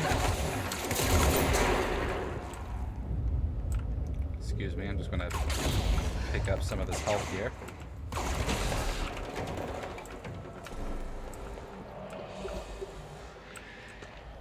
Oh, a document. Arcade cabinet procedures. Distance of 10 feet between the items suppresses their effect. Effect only triggers on physical contact. Items are a pair of arcade game cabinets, originally designated for the games Shoom and Shoom 2, Kulger's Revenge. But the games were manufactured by Bonco Entertainment, now out of business. Despite being a popular arcade game in Japan in the late 80s, early 90s, no other Shoom cabinets have been found by our investigators. When touching one of the items, when it stands within 10 feet of its counterpart, the user's mind is transported to a version of their subjective reality that resembles a video game in logic and function. Events from their everyday lives become game-like sequences in which speed and efficiency are paramount. The brain enters a stroke-like state, as proven by EEG studies on users, which only ends after the user finishes their game, at which point they resume normal brain and motor function.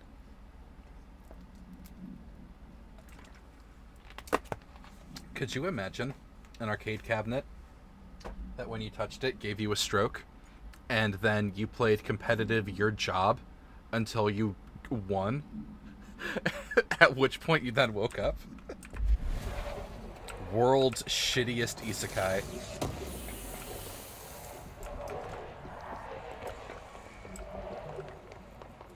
Great way to, like, improve morale, though, in the office. What with the whole, yeah, I could be doing work for 2 or 3 hours, or I could LARP playing work for 2 or 3 hours on the arcade cabinet and not actually get anything done, but feel like I've accomplished something. I left the light in here, didn't I? There you are. Come with me, and you'll see a world of I need to break stuff.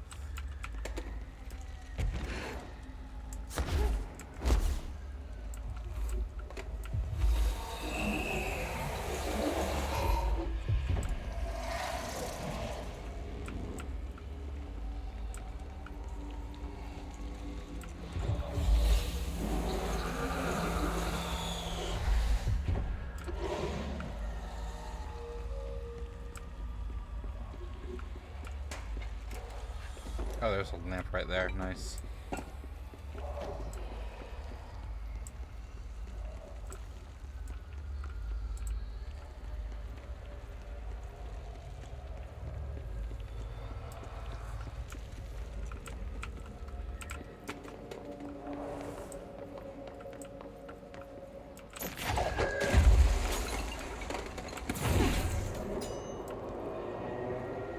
Power on.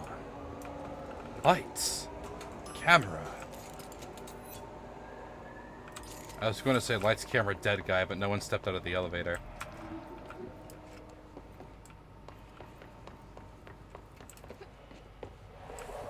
What about the other elevator?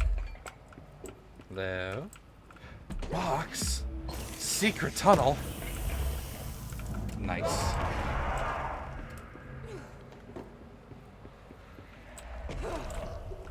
It's so gloopy in here. I should get a flashlight from upstairs.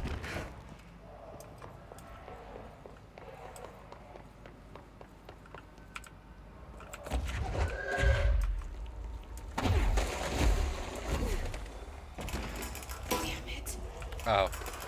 Flashlight. I need to get a flashlight from down here.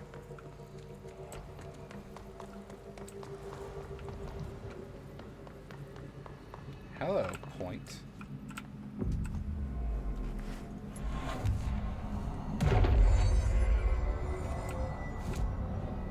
Alright, actually...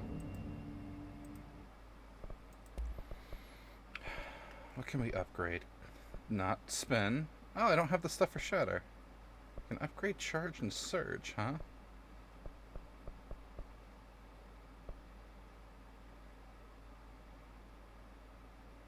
Don't actually care.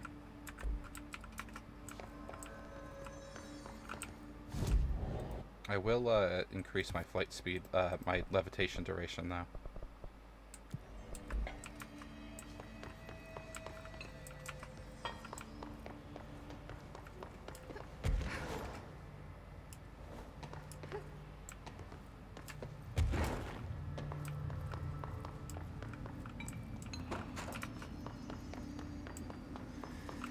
Battery.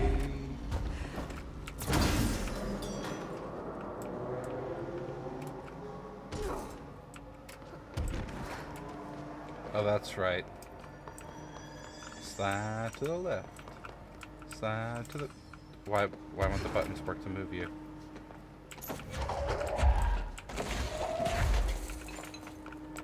I wish to swing the cot from side to...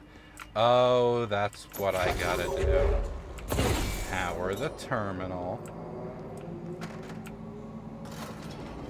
Throw it in a circle.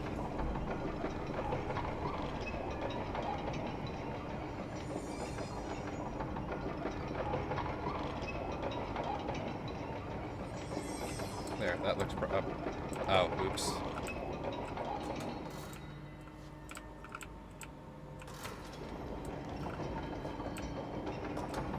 That looks approximately lined up.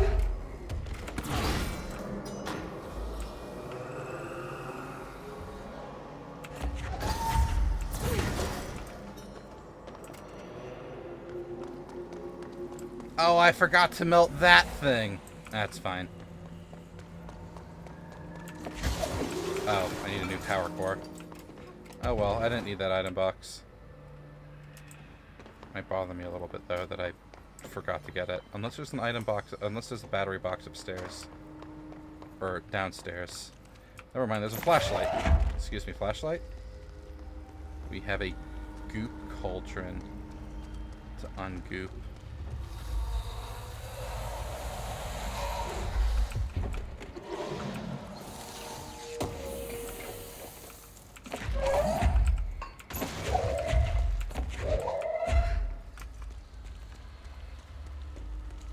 If only I could sprint while holding objects.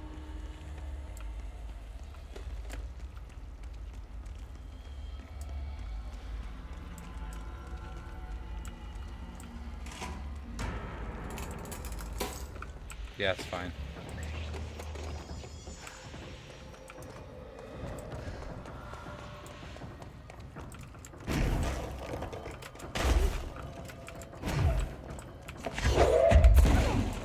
bust that through the wall.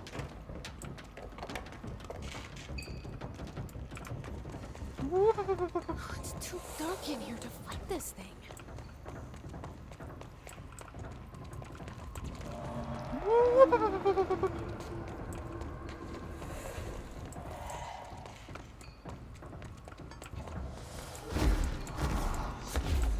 There's a battery over here.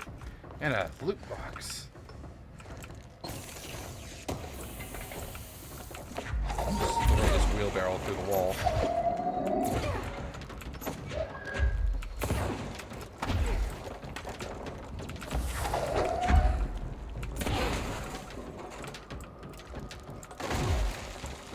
Let me through the wall, game. There we go. Power!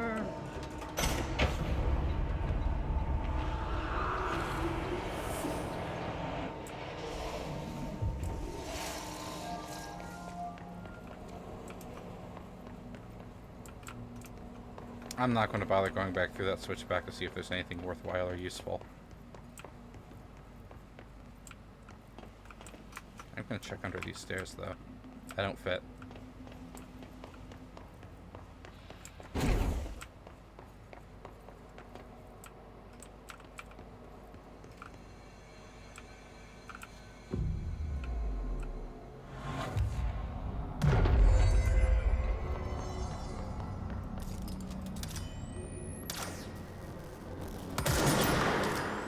Took his head clean off.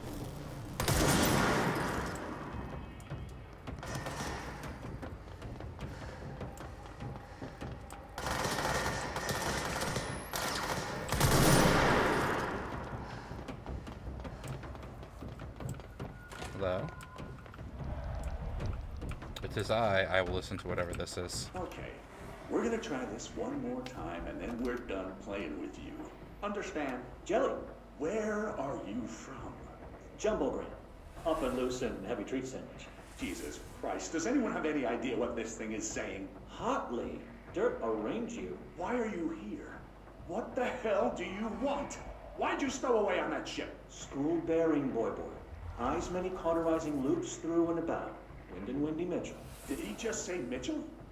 Was there a Mitchell at NASA? Tubes. You know what? Never mind. I can't do this anymore. Just send this thing to the guys in research. Let them cut it up or whatever they do. You hear that? They're gonna cut you up, you pain in the ass. Spider time. I am now remembering this character.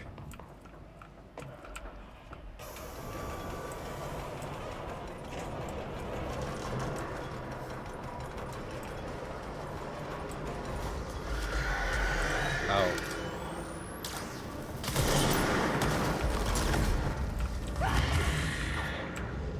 My bones. My shield, it did nothing.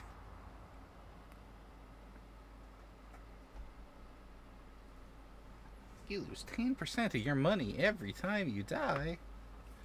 Well, that would be a problem if I cared about the money, Spider-Man.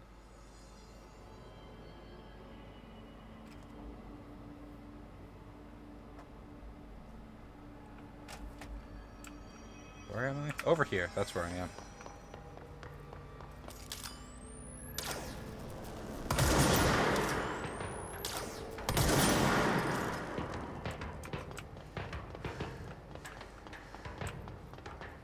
Feed me your soul.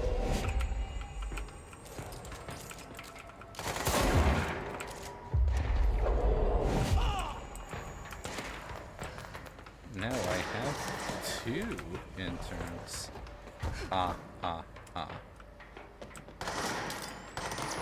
Did my intern teleport up here? I think he did. I have a gift. It's a 3rd intern. Okay, we're gonna try this one more time, and then we're done. Let's go, interns.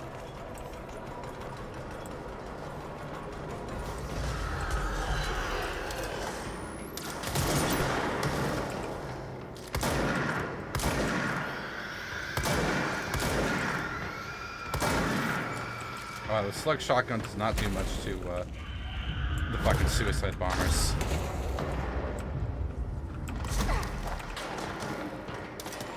The orb. You.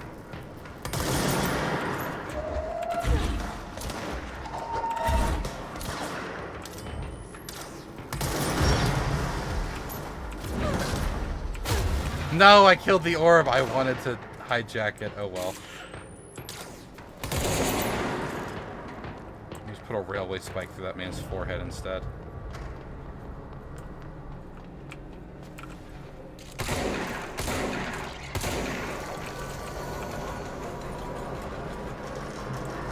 About Deep Rock Lock revealing a new enemy that's a wall crawl with 4 limbs with a clicker noise.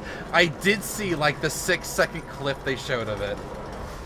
Let me see its shadow in the trailer. Yeah, no, I'm looking forward to being horribly jump scared by this nightmare bug monstrosity.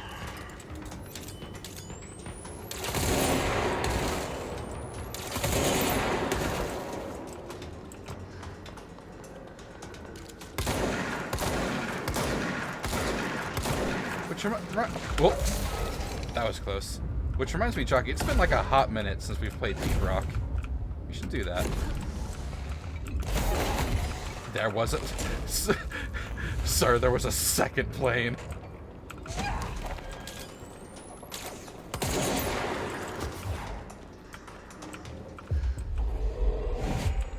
Fight for me, child. Got the shield up in time.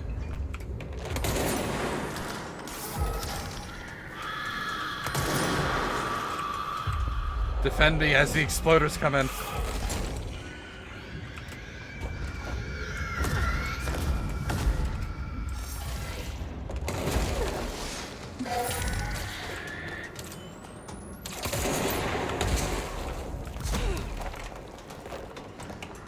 Do a spooky Sunday when the update comes out and get jump scared. Yeah, that sounds like a great time. There's a wheelchair. Not anymore.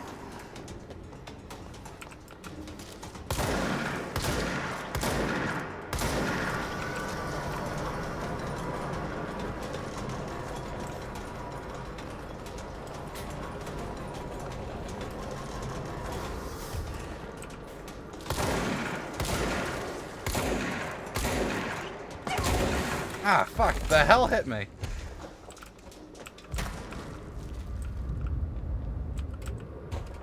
Oh, yes, it was a sniper. I saw that fucking... There you are.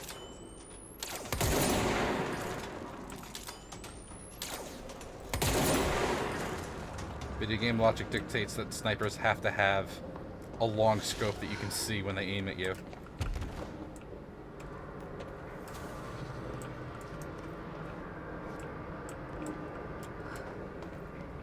Destroying people's wheelchairs like that. Okay, Shatter is cool with it being a slug shotty. Not as useful as Surge, actually.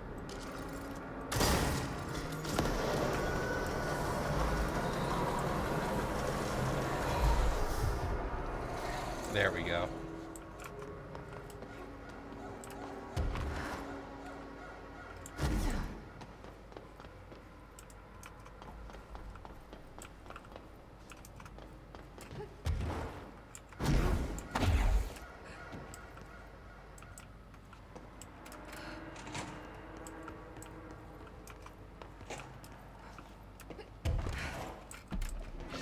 Secret tunnel. Take whatever's up here.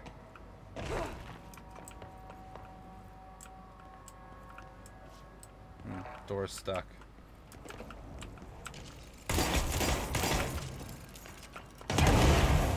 I was still in the blast range. Damn.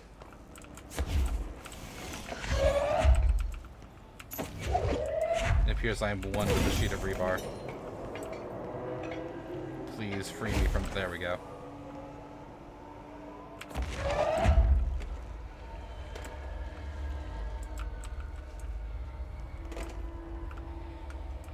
My light. It is stuck inside the door. Come to me. There we go.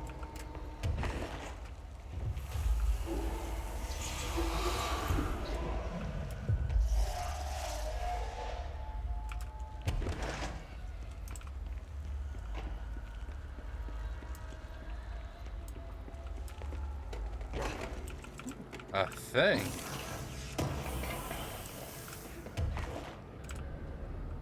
A little lightly spiced. Even toasted. A record? Okay. Looks like whatever force had a hold on Hartman isn't mixing well with his corruption. Never talk to strangers. Did call him the third thing. Never. Never. Always. Never. Is Langston doing an Isn't interpretive a poem? stranger just someone you don't know?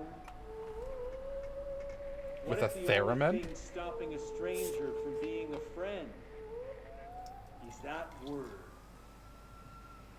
Stranger. Strange.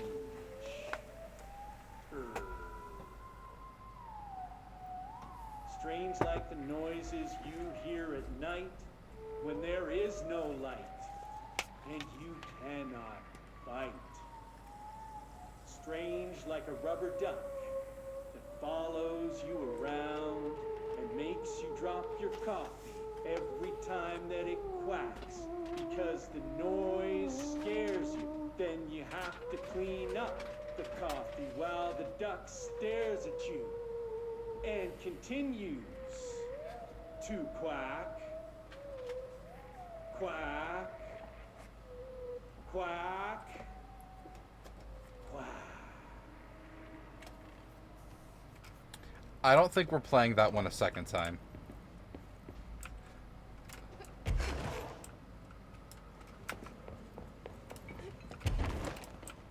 Can I, like...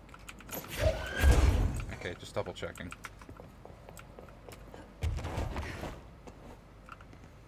Piece of paper. A chain letter.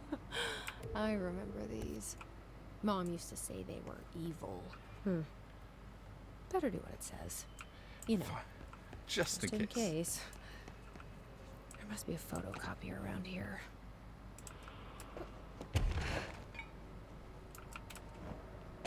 There's a photocopier down here. Oh no, this was down where Hartman was. Okay. Wait, another... This piece is called Me. Oh no, it's another mixtape. It's summer in New York City. A boy with a wolf's head eats some ice cream. The ice cream melts. The wolf head howls. We howl together, me and you.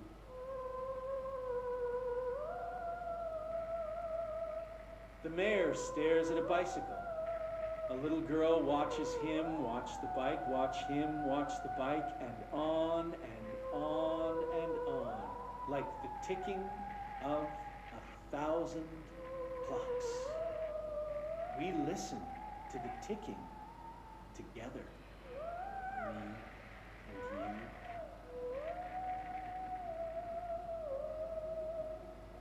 A traffic light decides it doesn't want to be a traffic light anymore. People call it names, and it's hurt. I take it to see a movie.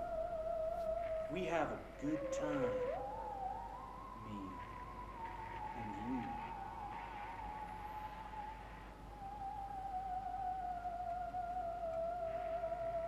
People think we're weird, but we ignore them. We're friends now, connected by a moment. We'll always share this story, even if people don't understand it. You and me and you.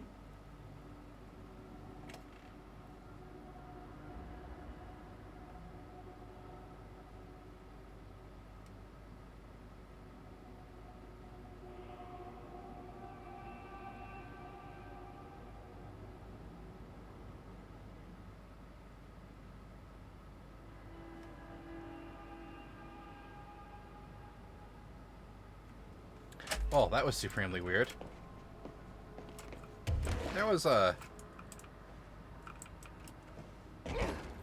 Yeah, okay, there was a way up over here to that control point I stepped over. We're just going to touch that and get our blood back real quick.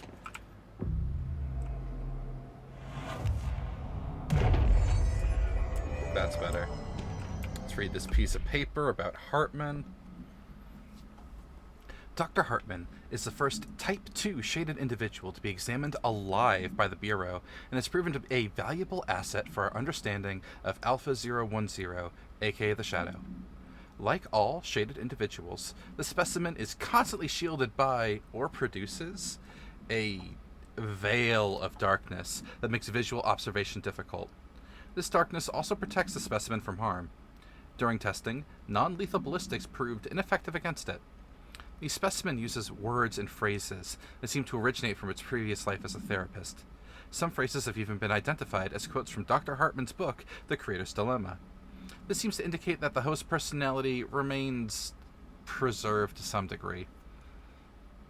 For research purposes, Shaded Hartman was relocated to the Cauldron Lake Lodge replica built for the Bright Falls AWE investigation. Researchers hope a familiar setting may trigger new behavior. We have no results so far. Oh, the chain letter. What does the chain letter say? Move this letter along before he gets you. Oh no! This spooky man letter has found you. The spooky man curse is coming to you. To miss the curse, you must mail this letter to people. If you don't, the curse will get you. The more letters you mail, the better off you'll be. Sally in Houston did not send the letter, and the spooky man ate her cat. Terrence in Greenstone did not send the letter, and the spooky man gave him acne. Kyle did not send the letter, and now his wife eats dinner alone. Linda did send more letters. 30 letters in total so far. And look at her now. She owns 3 cars. She has all her fingers. She speaks Italian. You need to mail this letter. You better mail this letter. Don't let the spooky man come. He'll take your cat. Go find your stamps. Hurry. Funnily enough, I did recently buy some stamps and some envelopes because I'm going to write some letters to friends to surprise them with. So, it's just a little funny.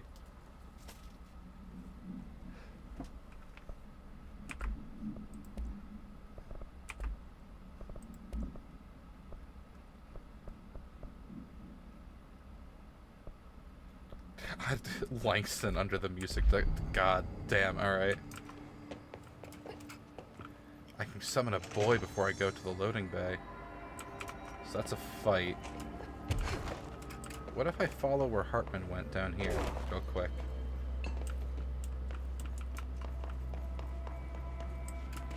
Oh, it is a dead end. I see.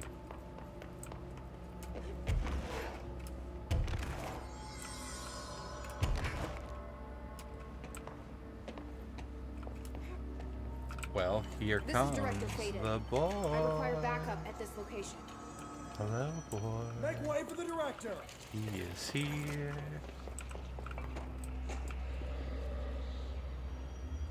There's some floaty boys up there. Well, start think. Oh, never mind. That's not a start. That's the 3rd page of the Night Spring screenplay. The director steps closer to the horrible entity. He reaches out with a steady hand. You are mine now, creature.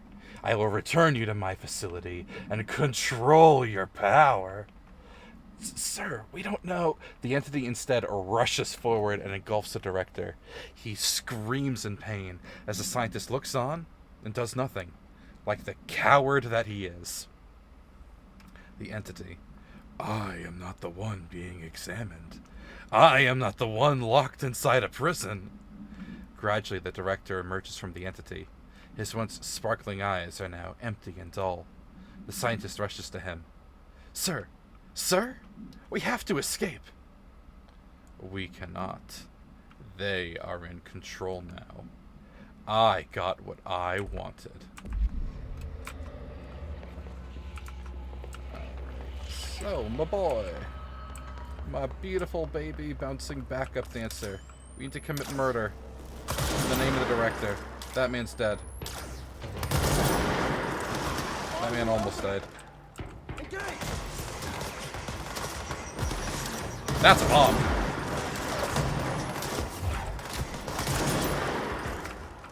Recharging. 300 joules. Recharged. Shot his leg off. Damn.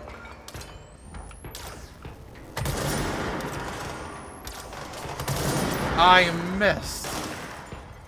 It's so upsetting. No, you die. I'm not possessing you. All the way down. Two of the spooky flyboys. I hit the girder? Alright, fine.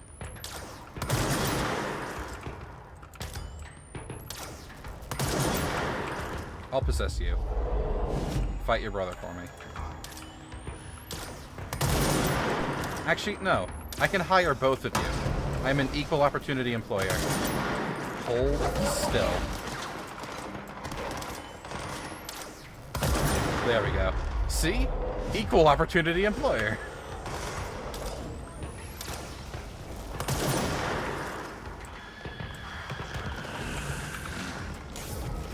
Do not let the explodey boys explode all over my backup dancer. They can come down here where I have a shield, where it's safe for me.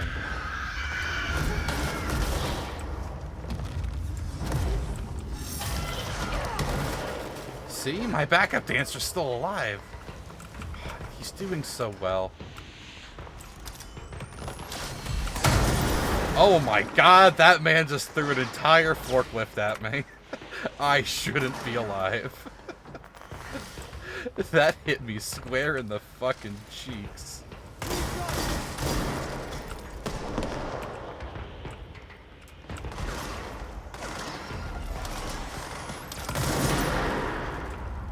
I thought he was throwing something. He was throwing something. Punch. Possess. I think he was the last one. What is down the deep, dark hole? Probably death. So before we go down the hole, we must investigate for treasure. My agent lives? We made it through a combat room with a living agent. Oh, frap just a. Alright, I don't see any more floor tabs around here. Are you a real... Alright, that was a real vending machine, not a vending machine of deceit. The charlatan's vending machine, if you will. Critical dodge efficiency? What? Evade... Oh! Dodge is cheaper when dying, I see. But I never die. I am infallible. I have too many mods. I need to microwave some of these.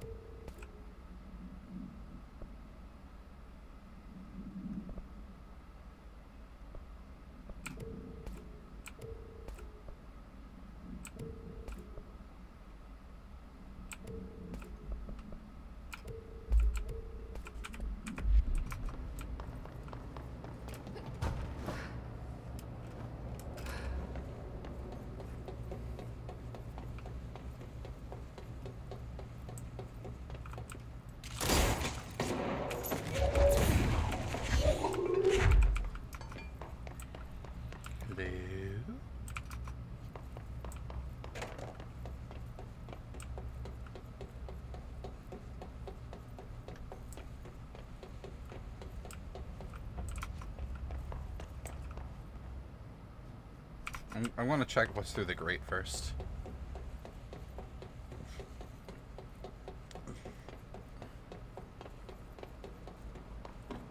What? The grate respawned. Okay, so I got a question for you, chat. When we're talking about a plural of something, like a flock of birds, a gaggle of geese, a fuckload of hornets, and the like. What is chat a plural of? It's a plural of something, right? But what is the question? Oh shit, I was in range of one of my own grenades. Ow.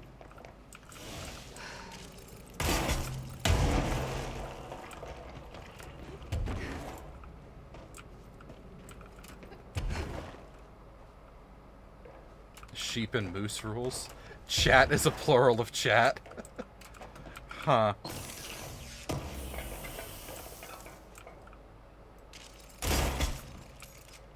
See, I saw a skit of Pirate Thor, the game developer, streamer guy, who's exceptionally good at both. And in that particular clip, he posits that chat is a plural for goblins. And I kind of like that. Did I successfully clear this room? I filled it with a bunch of explosions, and I'm not quite sure. Missions say... mold removal... Oh, yes. Okay. Yeah, all that's left is the abandoned offices. Okay, so we did get this one. Neat.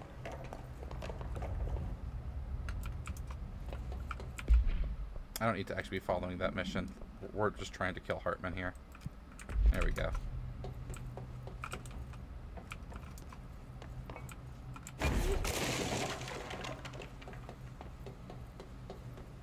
So the next time, Jockey, you make a horde of goblins to fuck up a group of players, it's a chat of goblins following them incessantly, being the hype man, stabbing them in the back when they take a nap, stealing all of their bread and cheese.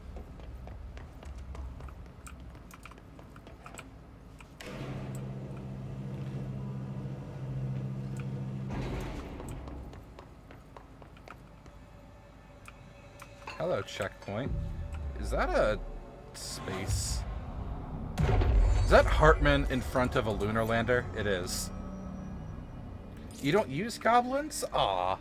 You're missing out, though. Goblins are really fun. Goblins and kobolds are really fun for, like, mid-level encounters where you plan out the ass to just fill an area with so many fucking traps and walls of attrition.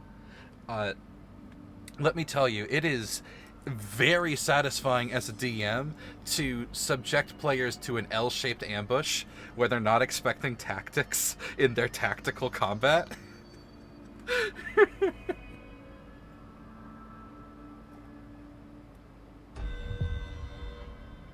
It's kobolds? Kobolds are fun. Use Icewind Dale kobolds who are ooh. I really like making my kobolds just be devious fuckers, like arrow slits in the cave walls and stone traps, wolf cavalry, punji stake rooms, the pressure plates, the whole works. Wait, those kobolds have an innate strength of 10? They don't have a negative strength mod? That's pretty wild.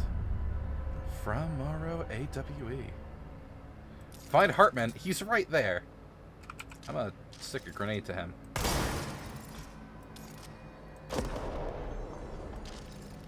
He didn't care. I've got 3 grenades. Wild. Alright.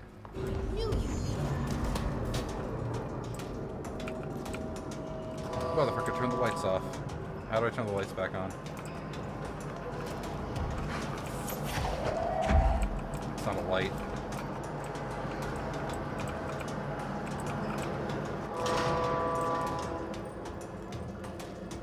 What did that do? Oh, that's what that do. I must follow the light.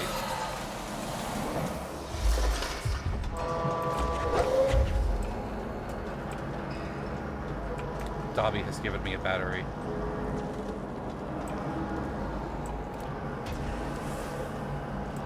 Where the fuck is this battery supposed to go? Over there, okay.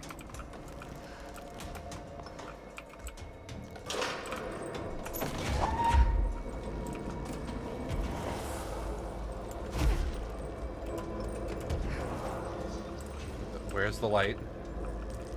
There it is.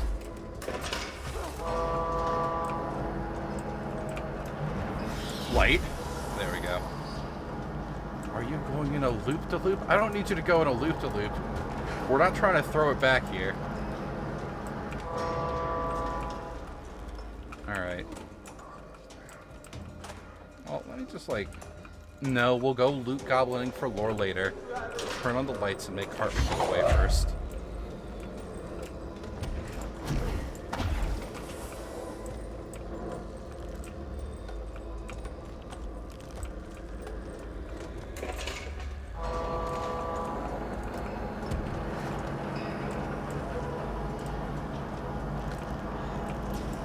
That's right, Hartman. Leave me be. Easy skank.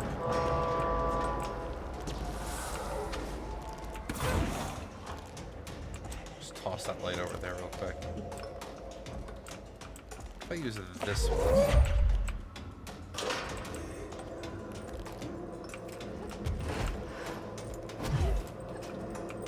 And on top of the rover.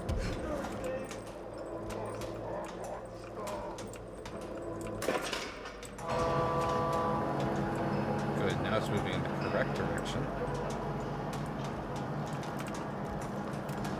Where's the flashlight that I fucking threw over here? There he is.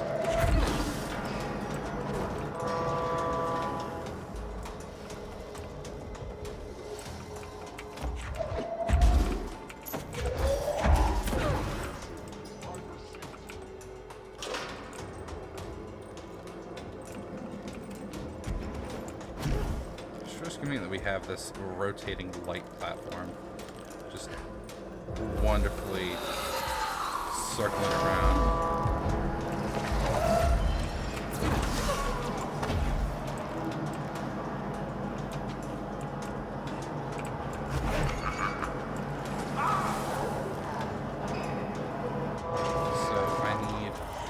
No, I need protection to get around to that door is what I need. So we're going to rotate one more time.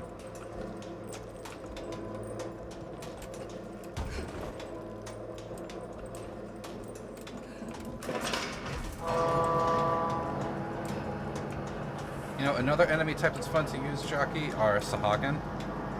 Or Sahawan, however you pronounce the name.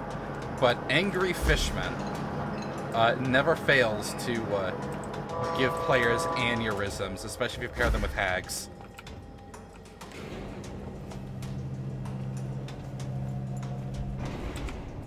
Hello, big light switch?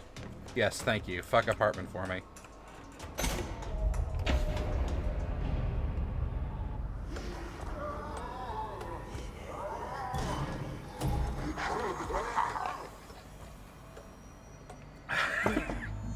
One less place for him to hide. Gerbil took the top head? Yeah, I'll follow that bit there. Did you have bad memories of fighting with Sahawan there, Jock? Some guys have you delivering live fish for supposedly scientific research, but this is the dystopia. I'm going to guess that he's probably just going to eat that. Yeah, Death Stranding is an interesting game. It's time to go goblining for interesting story bits in this big room with a moon lander.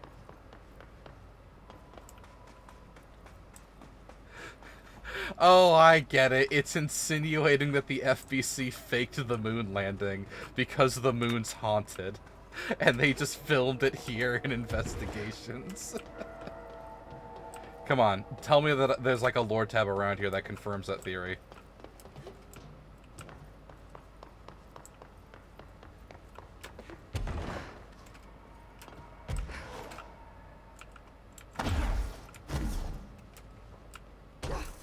Ow, my shins. Okay, we have a piece of paper. Frau Morrow summary. A paranatural entity arrived on Earth by infiltrating the Apollo 14 lunar mission at an unknown point on their voyage to the Frau Morrow Highlands of the Moon. 32 hours after the return of the Apollo 14 command module to Earth, the Bureau was contacted by Mr. House, a White House senior official, and instructed to send a small team to the Johnson Space Center in Houston. At the base, the team examined the entity and carried out interviews with NASA staff. They learned that 4 astronauts had returned to Earth instead of the expected 3. Each human crew member was insistent that the mission left with 4 members, though they couldn't name the 4th when asked. The entity seemingly affected their memory to make its presence feel unremarkable. The entity was transported to the oldest house for further investigation. No, an altercation between NASA security and the investigation team occurred upon their arrival. Mr. House called to clarify the matter, though tensions remained high.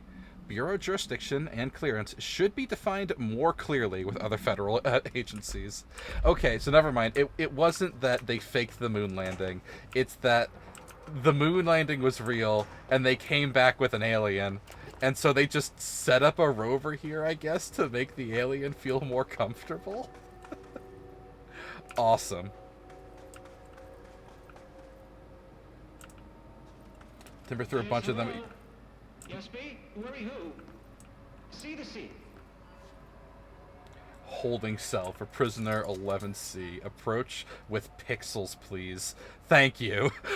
I'm so glad I had to say the word and the texture loaded.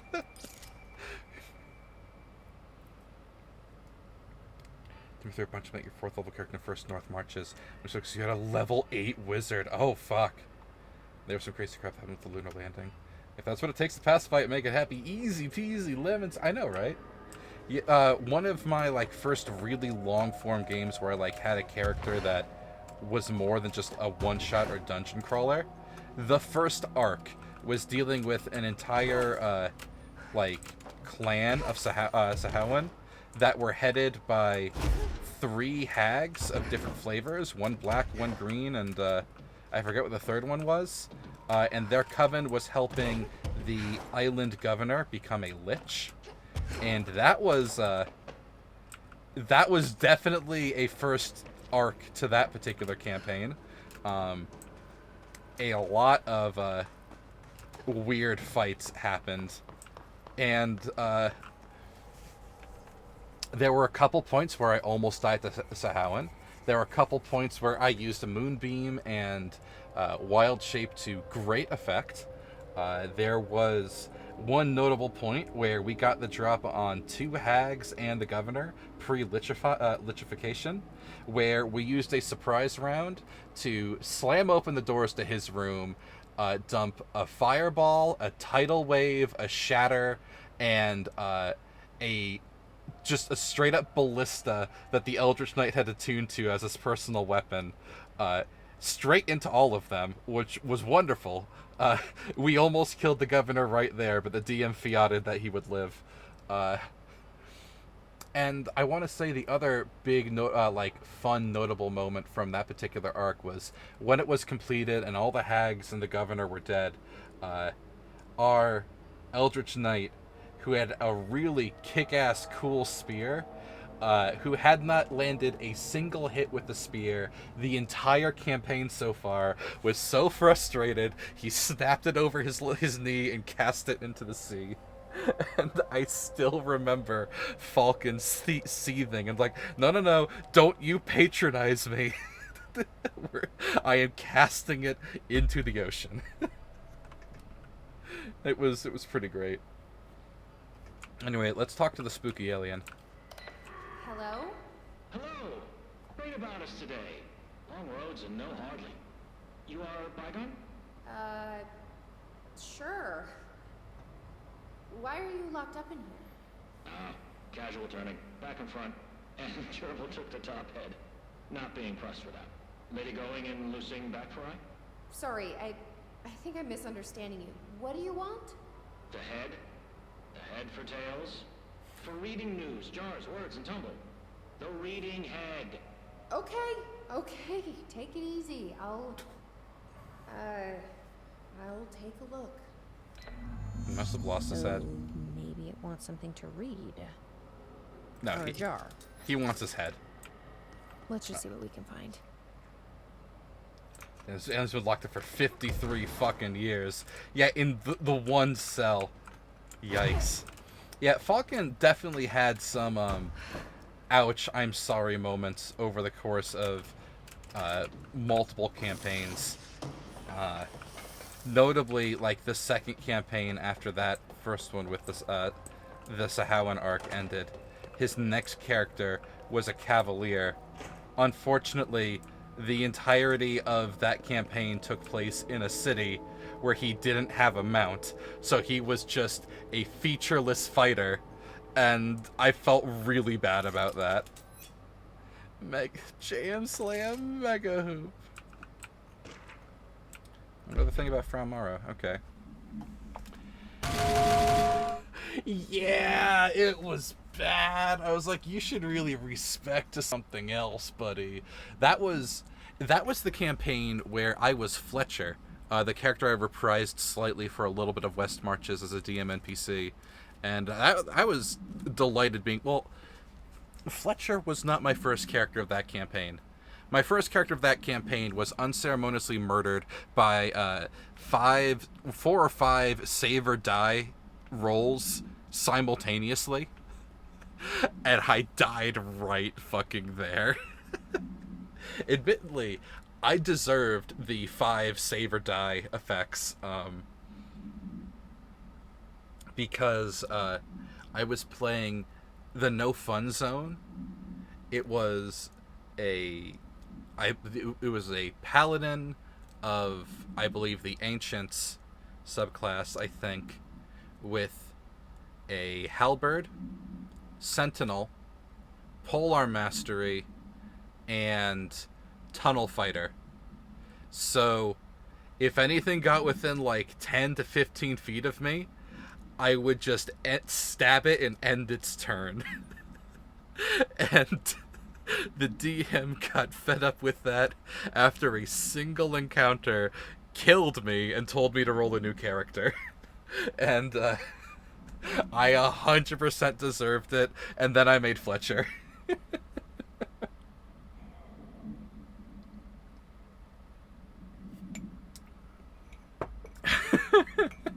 Exactly. Jaka, you understand. I brought that upon myself. I was fully unrepentant because I got to use it for that one encounter and barrel stuffed the encounter so hard that I don't even care that he was killed for it. Besides, then I got to play with Gloomstalker, which, as far as Ranger subclasses go, because Ranger's Ranger needs help to be fun and viable. Gloomstalker went a chunk of the ways towards there. It also helped that I had liberal access to explosive bomb arrows, and the campaign lasted long enough for me to access Lightning Arrow as a spell. God, Lightning Arrow on its own makes taking levels in Ranger worth it, or enough levels in Bard to spelljack Lightning Arrow. That's a good fucking spell. The only way to optimize it further would be to Bugbear. No, that one was human. I didn't go full min-max bastard.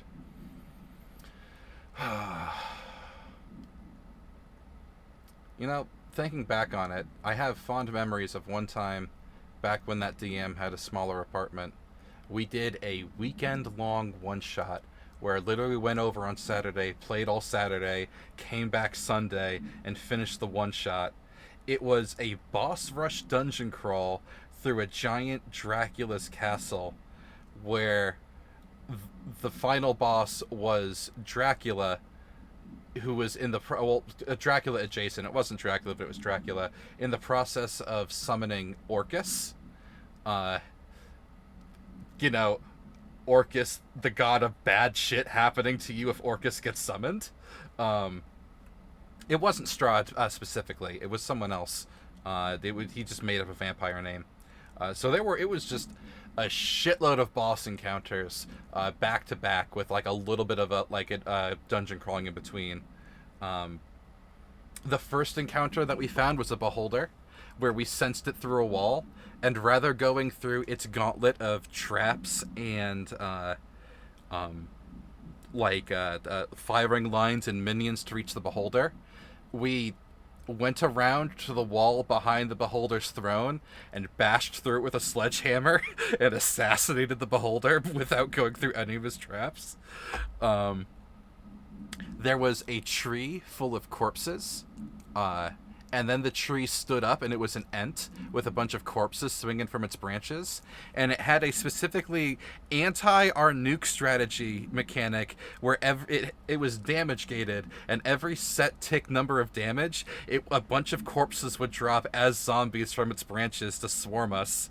So rather than take the fight tactically... we nuked it with everything we had, and then had to contend with like 50 or 60 fucking zombies breathing down our necks and swarming us. We nearly wiped right there. That was almost horrible. Let's see, what other fun encounters were in that dungeon crawl?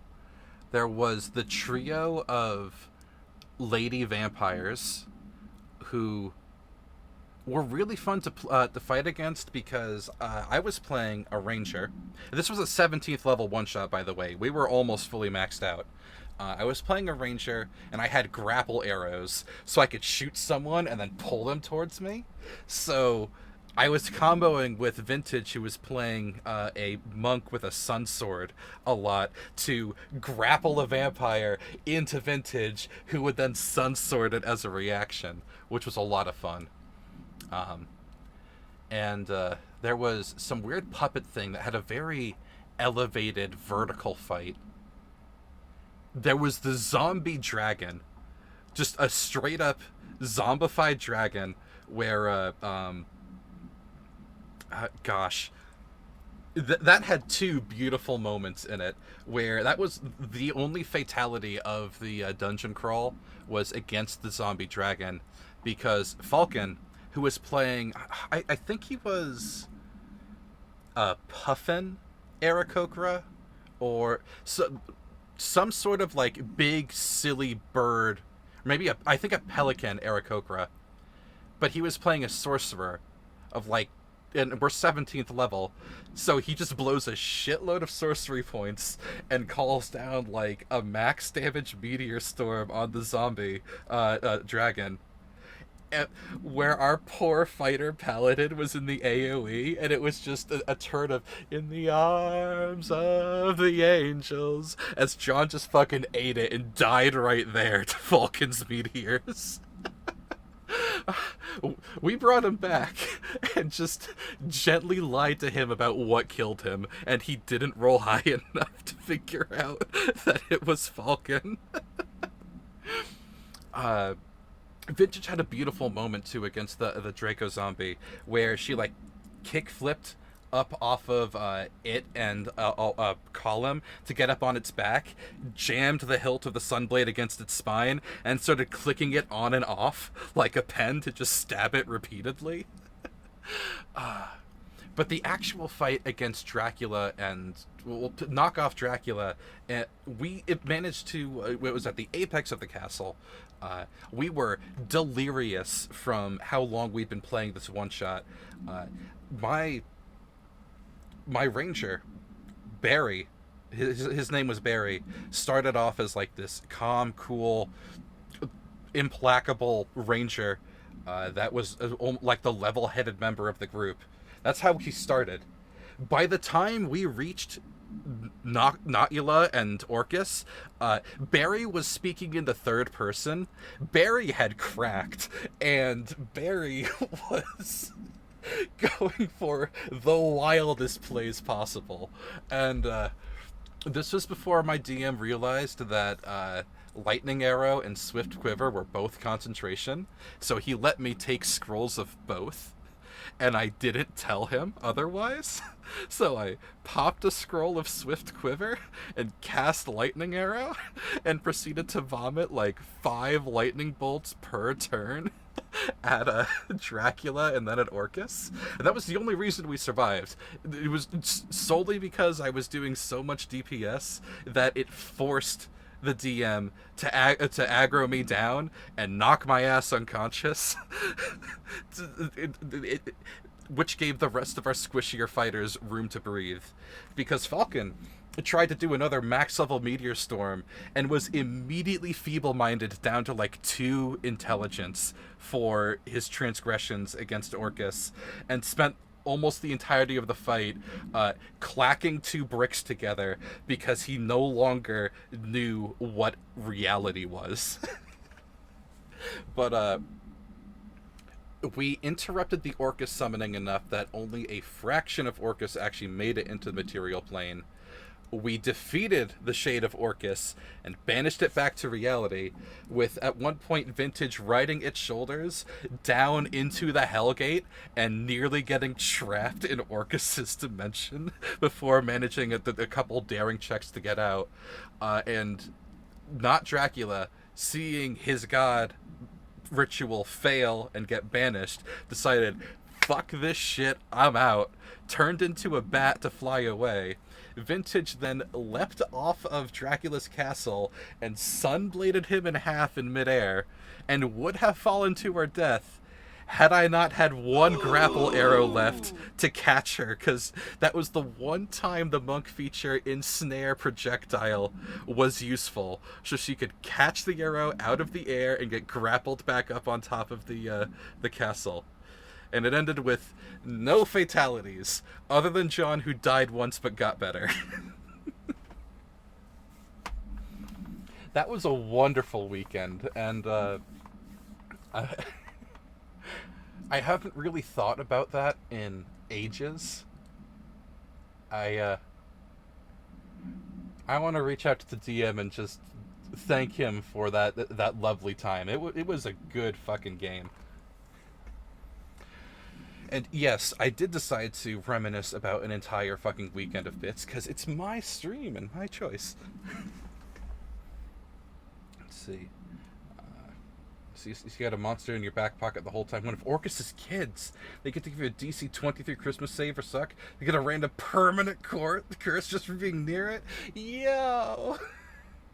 Long story short, your teammate pulled the Doctor Strangelove on a Hellspawn creature right to the gates of hell and nearly went boom. Yeah, no, she rode it all the way down and would have been trapped there if not for some really impressive rolls to kickflip off the top of his noggin right before the portal closed. It was a fight. I don't remember if we ever unfeeble-minded Falcon, but I think we were able to unfeeble-mind him by the end. I gotta ask him. Gosh, that was a good session. Alright. D&D story time over. I have a lore tab to read about Fra Mauro. Altered World Event number 7. The Apollo 14 entity, commonly known as Fra, underwent a series of physical examinations upon its admittance into the oldest house. The entity can speak, though its poor grasp of the English language makes any meaningful communication impossible. Interview material can be found at somewhere the fuck else. Its physical form consists solely of the extravehicular mobility suit, or EMU spacesuit, used by the NASA astronauts. Same model worn by the other crew. This could be an authentic EMU taken from one of the NASA astronauts, though the suit does not bear any wearer's name, or one materialized through transbegetic conversion, or possibly just straight up metaphysical corporealization. The suit itself is slightly damaged, which is likely due to the fact that the command module did not have a 4th seat for the entity to strap into during re-entry. The EMU is entirely hollow, and pieces can be removed, though this seems to agitate the entity. X-rays and spectrograph imaging have shown oddly shaped outlines existing within the suit, or maybe human-shaped outlines existing within the suit. For safety reasons, the entity will be contained in a secure cell until more information can be gathered. Event date 1971. That poor boy's been locked up for 50 fucking years. And he's just a hollow spacesuit. So what do we got here?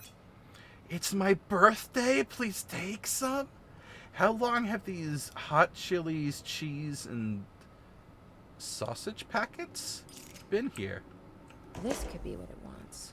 Sausage. Let's give it a shot. I mean, this isn't what it wants, but maybe it's hungry. Would you like some 50-year-old cheese? No, jars. A head. Scotch and peppers? Head. Okay, that wasn't right. Let's try something else. I believe he'll get progressively angrier the more wrong items we give him. Like this toy basketball. Maybe it'll like this.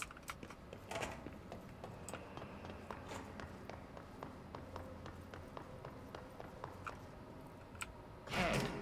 A-S-B-E. Head. Nope. Let's keep trying. So you all know what he wants, right? He wants the helmet to his spacesuit. Because he is a hollow spacesuit. And I guess someone took his fucking noggin. If I were an astronaut's helmet, where would I be?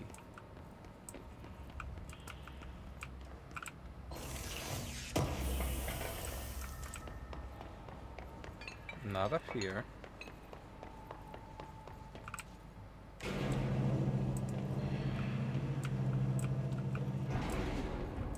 Under the elevator, maybe? There's a button. Oh, the button calls the elevator back down. Why?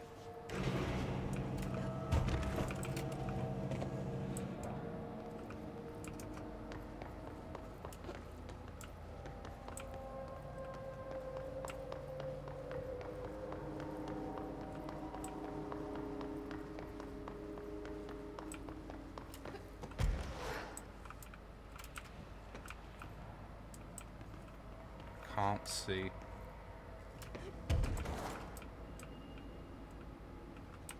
I suppose I could use the ground pound light to kind of view where I am. Hey, ballistic ground slam boost mod. Alright. Just talking about it. And is it a weapon mod? It's a weapon mod. Ground slam damage after weapon hits. Plus 44. Wow. Plus 73% damage against armor. We'll hold on to that.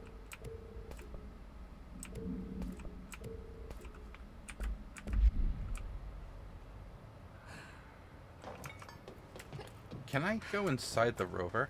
Maybe his helmet would be around here.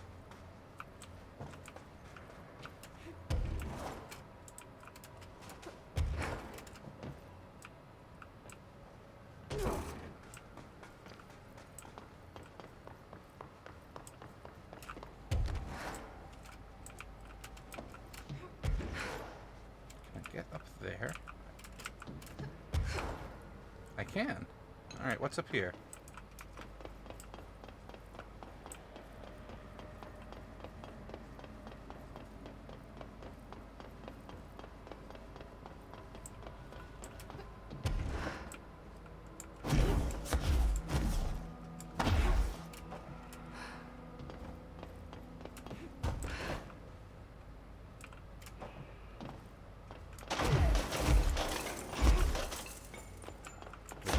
Every light. I spot nothing.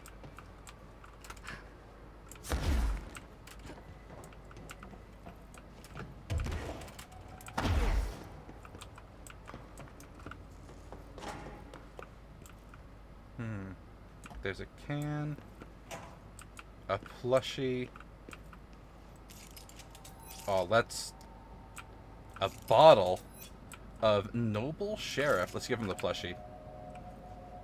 Maybe this will do the trick? It squeaked.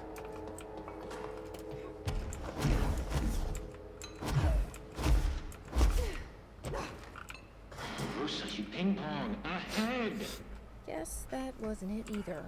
Huh. Called us a ping pong.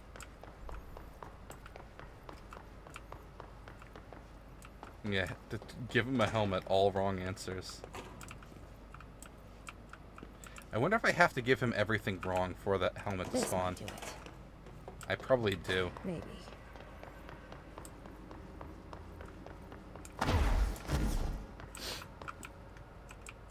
Lady, you are person.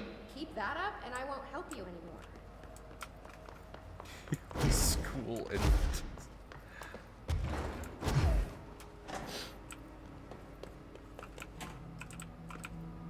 Let's see if this will do it. I'm ready to be done with this.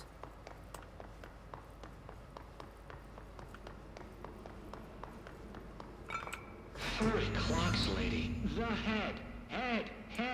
Head. No snacks. Head is top of all up and down. At the top. The top head. Wait, does this thing actually mean head? Head is in a body's head? Where the hell am I gonna find that? And how did it lose it? I really thought it would be near the rover, like drop out of it now that the quest is updated, but I guess not.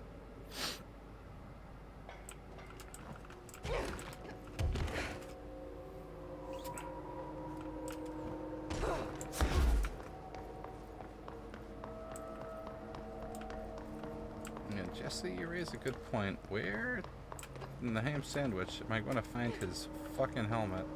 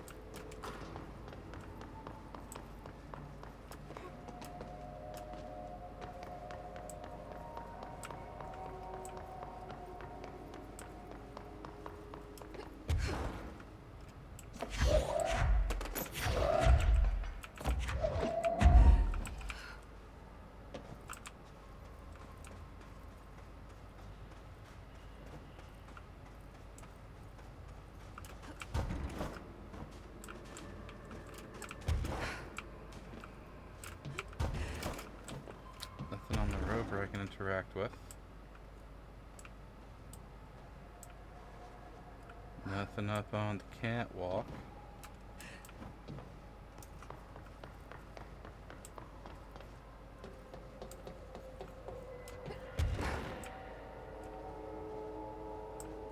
You know what? Fuck it. Let's check back up in the room. Maybe it spawned up in the observation tower now that we made him all upsetty.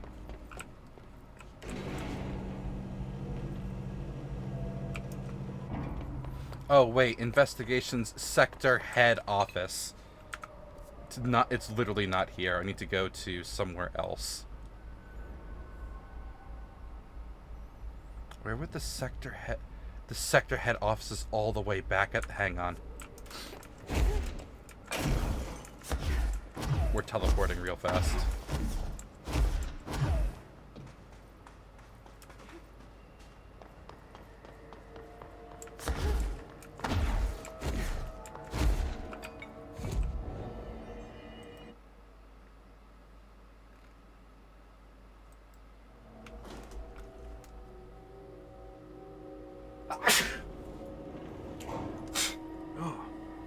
Oh, goodness me.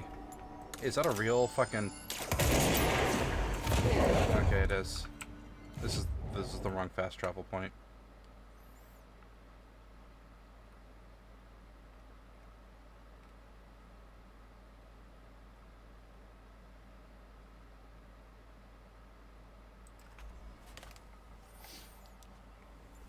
I knew that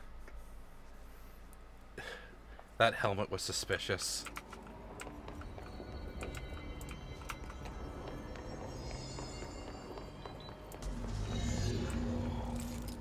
Who are you? Ranger Sergeant who? Hooten.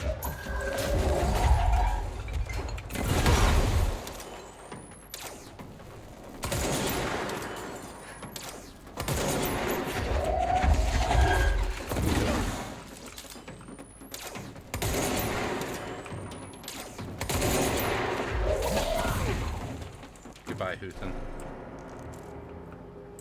There's the helmet. A helmet? For a head. Is that what the prisoner meant? There's no way to find out. That was a real vending machine.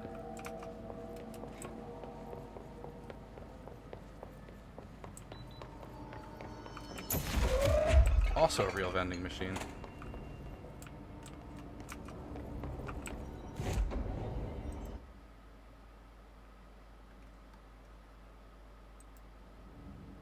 Oh, nope, that's also the wrong teleport point. Oops.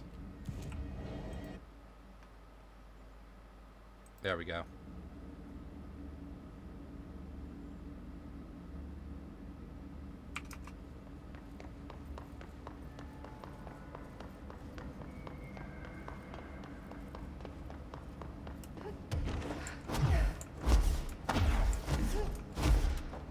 Give me fuel, give me fire, give me that what you desire. Ahead! River Chicken Station! Far tastier. Press any button? So the helmet is what you're after, huh? Tubes! Snug and grape. Pure grapes. Hail a lady. You're welcome, I guess. Did Kirkland lock you up in here? Chief Trouble? Yes. Teddy's long around. But holdout's unhappiest. Can gather for goldfishes. No wrinkle. Okay. Well, sounds like you're doing fine in there now. Just make sure you don't go anywhere. Jelly. At least we helped this guy. I think. Best we leave it locked up, though. We have no idea what it is, and we don't need any more problems out here. Well, we helped out the chunky alien. And I think we got a unique mod, actually.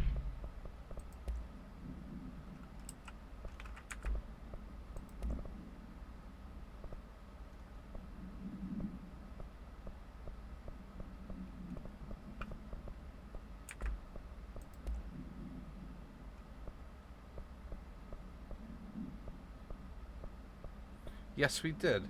Exclusive to charge. 500% projectile speed? What? Bruh. We're putting that on and we're never taking it off a charge.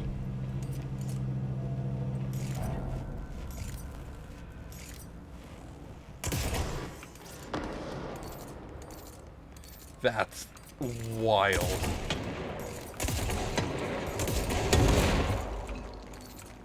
That charges almost immediately.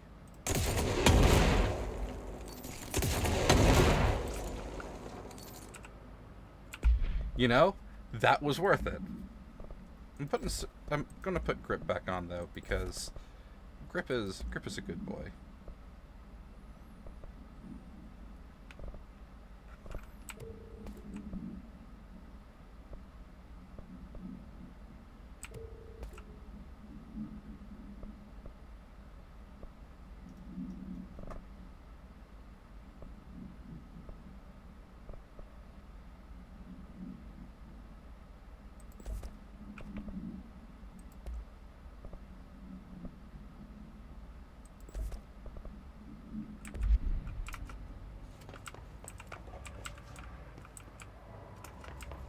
Alright. Now we progress.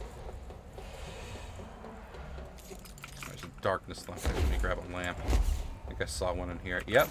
You're coming with me.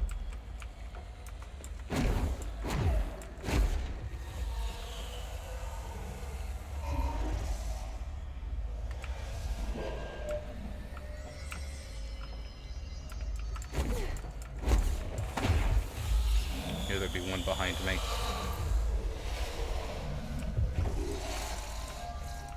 One more in this tunnel then.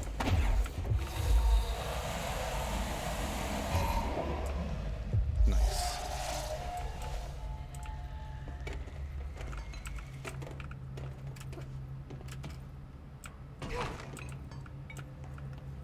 And an observation deck. We're back here. I went in a loop-de-loop.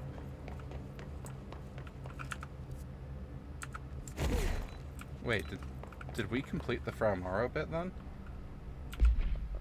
Missions.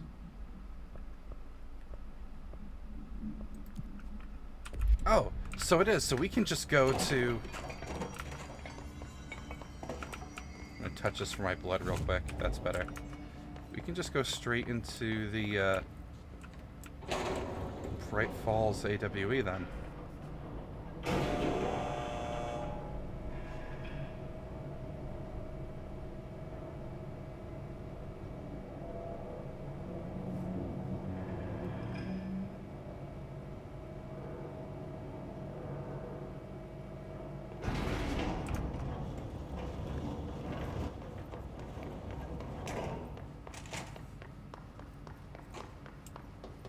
Director, ma'am, great timing. Hartman just came through here. God, he was hideous. He tore the security door into the Bright Falls AWE site wide open. He was so ugly. Like, wow, I got a good look at him, and Christ, he does not look like he used to. The hiss must have messed him up or something. He looks like a bar rag that's been twisted by the world's strongest man. Or a monster from some 80s horror movie. You know, back when it was all practical effects? Ugh, nasty. Real Did you say something? Remember, I can't hear you. Never mind, just go after Hartman. Oh, so disgusting. Langston's an abrasive dude, but I do appreciate his levity. I've written, rewritten. The darkness wants to hide the past and make me lose my way. I trust what I read on these pages. I wrote them for a reason. Cut through the reality, tear it apart, and rewrite it. They are drawn to the mystery. Well, we have to listen to what Alan was talking about. That's the whole reason why we're here.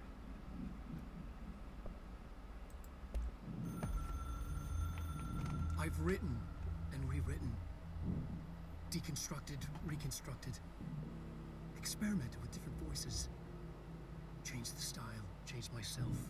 Forgotten the language, relearned the language. Have I been here before?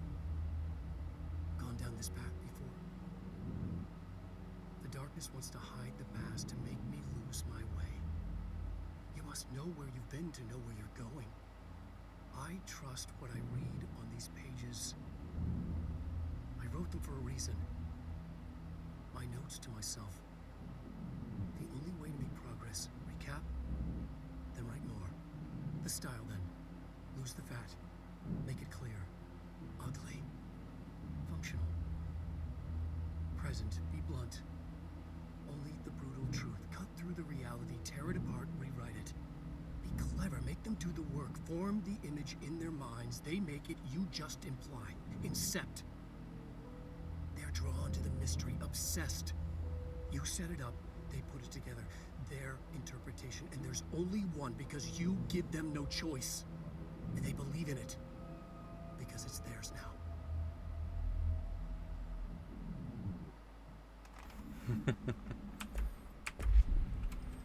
I like it. So that one's less about what he's doing and more of how he's doing the intent behind the writing.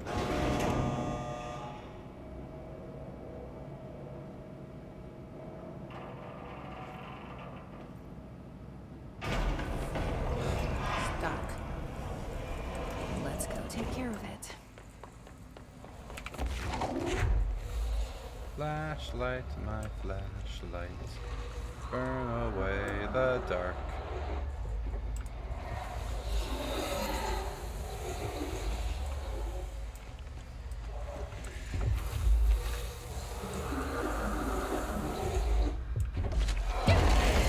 Ow.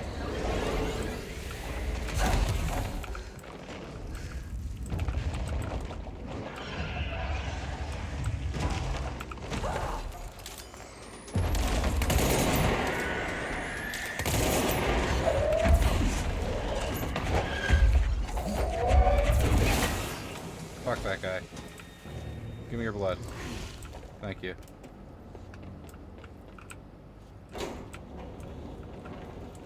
The flashlight! Oh well. I'll get another one later.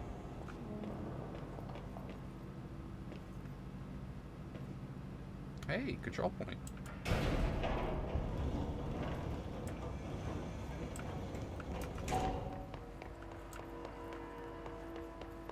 Just making sure there's nothing behind the elevator.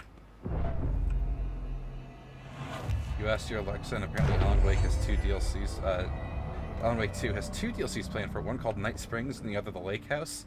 Yeah, so I think the Night Springs one might be like, I don't know, some weird bit of spooky bit, but Lake House is probably be like a direct story. I'm excited regardless. Maybe it's one as Saga and one as Alan, and Night Springs is Alan in the dark place and Lake House. This is all conjecture, but I'm looking forward to it. Thank you for meeting with us again, Dr. Hartman. It's my pleasure, gentlemen. I hope the information I provided thus far has been of some small use. It's been invaluable, Doctor. Really, we have a much clearer picture of this event, thanks to your accounts. Well, I do consider myself a keen observer of... We did have one question, though. You mentioned in an earlier conversation that your patients displayed, and I'm paraphrasing here, unnatural abilities that you in fact encouraged during their time in your lodge. It'd be very helpful if you could fill us in on the details there. Of course. Like yourselves, I work to understand and even bend the rules of our earthly paradigm. My patient's well-being was paramount, of course, but I would hardly be a man of science if I did not reach out at the underlying truth. As I stated in my written proposal, I believe working alongside your organization could be greatly beneficial to both parties. Sharing notes, as they say. Thank you, Doctor. That's all we need to hear. Remy? Dr. Emil Hartman, you have been found in breach of Codes 4, 8, and 74 of the Federal Bureau of Control Criminal Offense System. What? You can't do this? I am a well-connected man. You're making a dire mistake, my friend. You will be detained until further notice, and all personal property will be confiscated, including the Cauldron Lake Lodge. That's preposterous. You can't just seize my property. I'm a United States citizen. I have rights. That lodge is my life's work. I'm offering you years of research. Get him out of here. You're making a mistake. You have to listen to me. You have to listen. Yeah, get fucked, Hartman. Or the Lake House is FBC. We're like, ooh. Wait till they tell him, sorry, buddy, you crossed the line. Yeah, and that was in the same interview there. You a real... Okay, you're a real vending machine, just making sure. I see. In order to access, we need to do one last click, click, boom. I've forgotten again. I had a plan. I know it. I've forgotten.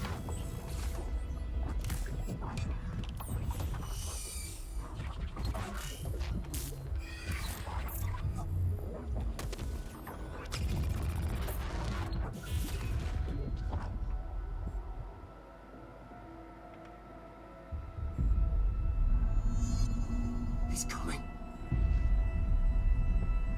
I've got to get out of here. Dive deep.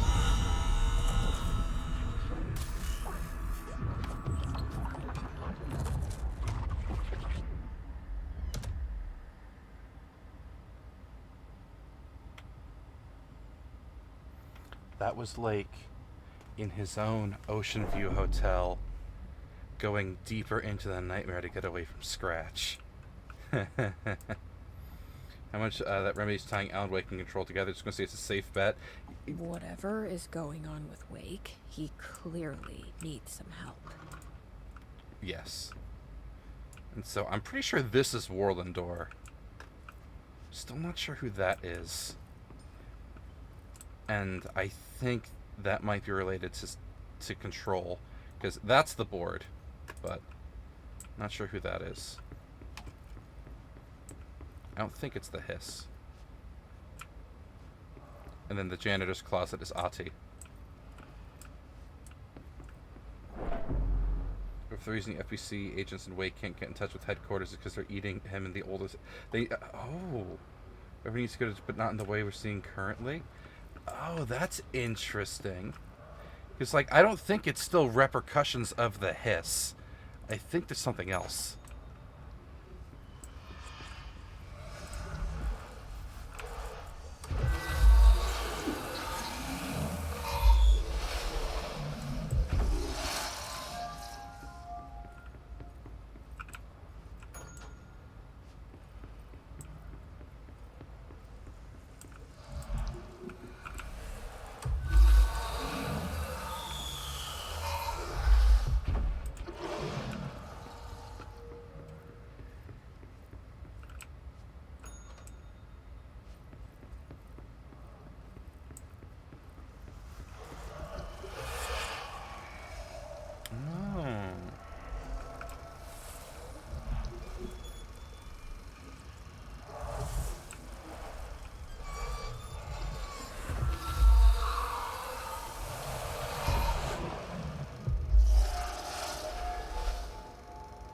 I was hoping it would play me a video once with shadow puppets. Nice. Yeah, that's the key, the key. Going mad. Wake had to escape, right? His escape. Wake needed a hero. A hero needed a crisis. For the part in the story about the government agency, Wake needed something special, something to convey an alien force mimicking human intelligence.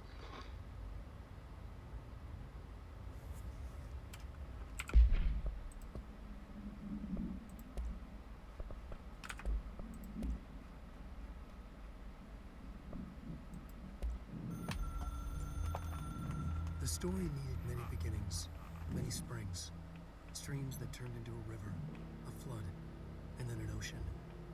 This was one. Wake used the materials he had, the connections he had, the people, the places. Wake put them in to make it true. His wife, the psychiatrist, his city. These connections, like magnets, move things. Alice was a conduit. She'd been in the dark place. The thing that had been Hartman sensed her near, sensed Wake through her. Went berserk, broke loose. Wake made sure Alice was already gone by then. Safe. The more springs, the more the story became real. The more people believed. Cause and effect. It was extremely delicate and hard work. It had to go through the path of least resistance where success was most likely. Where there was a connection already. Wake felt the pressure grow in his head. Going mad. Wake had to escape. Right. His escape. He was already out. He wanted to make it true. Wake needed a hero. A hero needed a crisis. For the part in the story about the government agency, Wake needed something special, something to convey an alien force mimicking human intelligence. Something that can't be translated. Translated. Wake channeled Burroughs and Bowie. He cut up sentences and words. Orange peel. You are home. Insane. He put them in a shoebox. He pulled out the words. Wake created a Dadaist poem. I'd try anything once. Or had he tried this before? And the Dadaist poem is the Hiss incantation. Wake wrote the Hiss into existence to give Fate in a Crisis.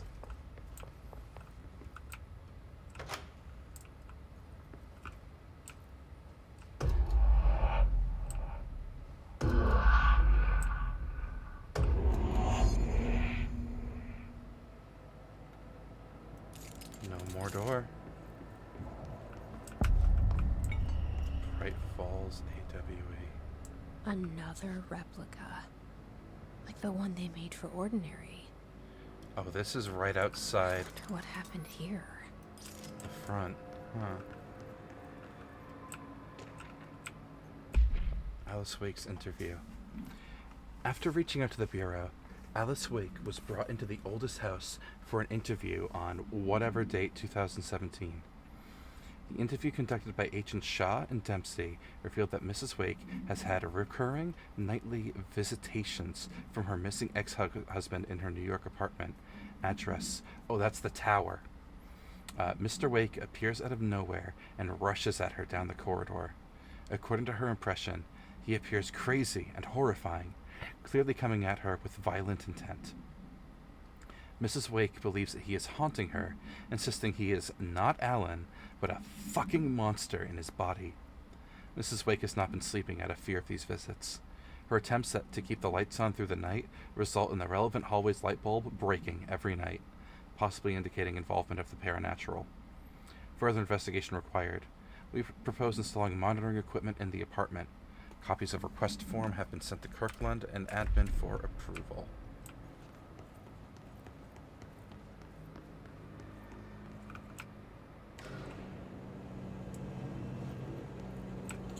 Director Faden here. Send backup to my location. It's an honor, Director. Backup dancer. We're going to have a bad fucking time. I hope you know that. When we created them, but you think Alan may have manipulated the hiss? Because Alan has to reach from both directions to make something happen. He has to connect with something that already exists. But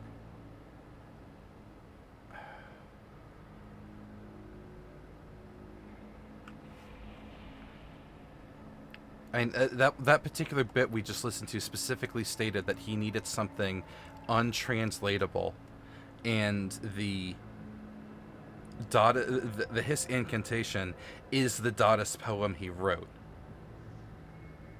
Also, Jesse named it. I really about the power of the Dark Place and the ability to mess around with the jigsaw puzzle, but there are hard limits. Yeah. I think that the events of Control would not have happened if Alan hadn't turned the hiss into what it is. Ow, my shins. Oh, I am already at not full blood. Great start. Oh, that was a lore tab. I am continuing my work alone. I'll listen to that later. We have to move this around a little bit.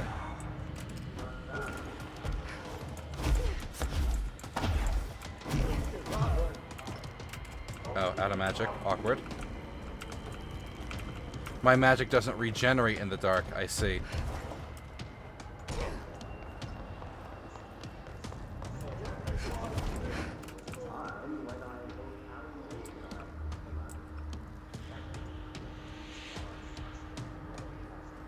So as to get the best of a happy ending you could under the circumstances. Yeah, everyone's got their own opinion on how it all played out. Which I think makes things more interesting. Okay. That's a document, alright.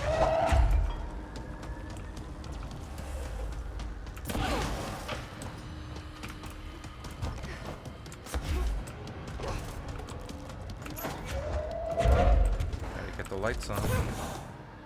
That motherfucker. Hey, Hartman, come over here.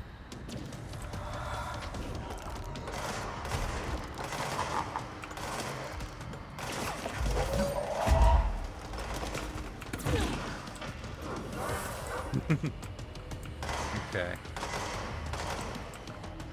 Now,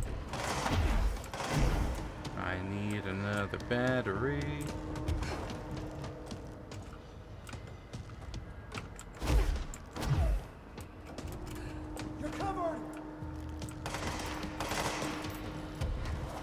Hartman is hiding over there.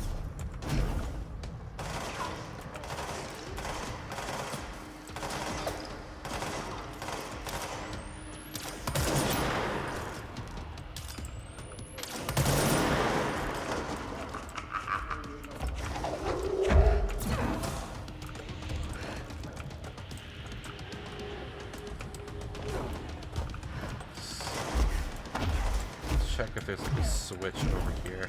There is. Excellent. There we go. You have no shield, Hartman. I can hurt you now.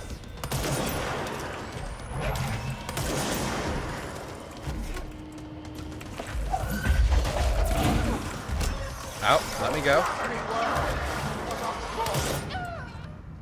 Never mind. I have been one-shot.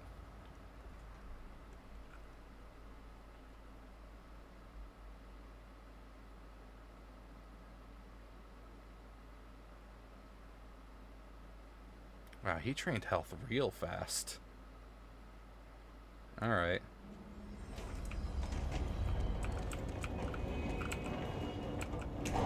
Touch Thank that you to for let it meeting play. with us again, Dr. Hartman. It's my pleasure. Summon the ranger. Send a ranger to my location.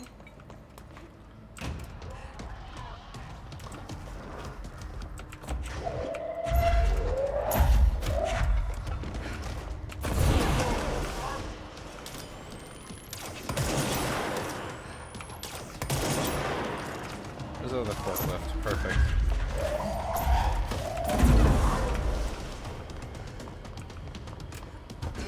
Forklifts do a lot of damage.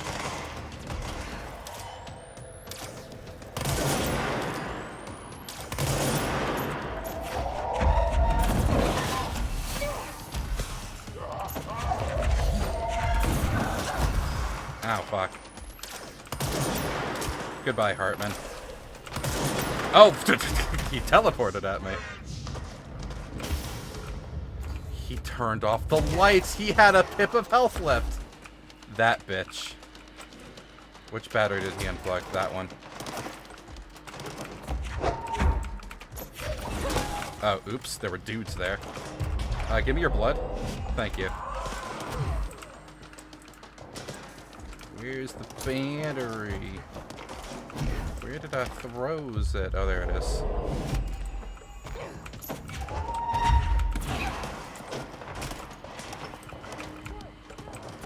Did he rip out 2 batteries? He ripped out 2 batteries.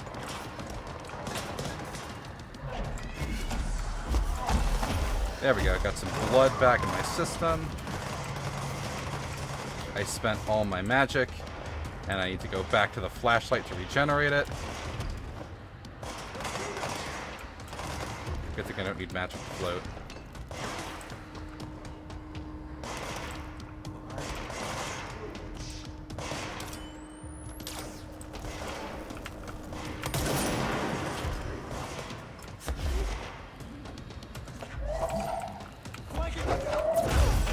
There we go.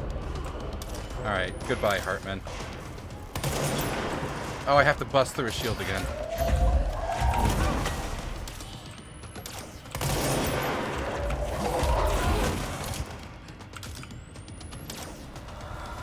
Where'd you go, you stinky piss baby?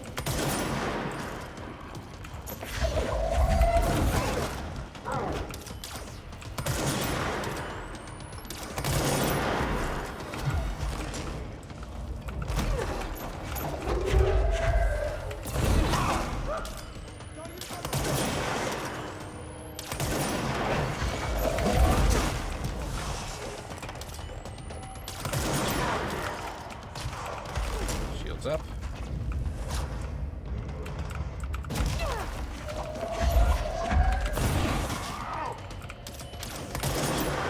Goodbye, Hartman.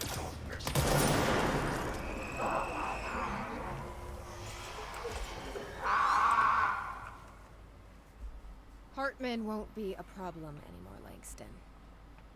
But investigations need someone to run it. Interested? I've seen what happens to sector heads, ma'am. No, thank you.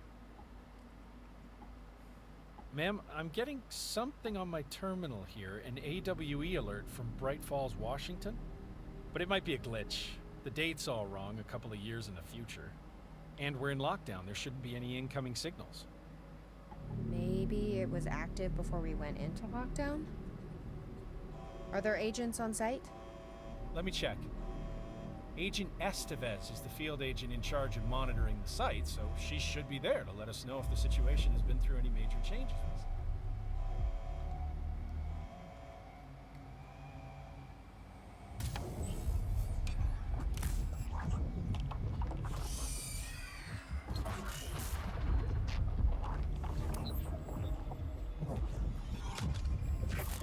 chain is set in motion. If the alarm's true, then so is the reason for the alarm. The effect must follow the cause. It's happening again.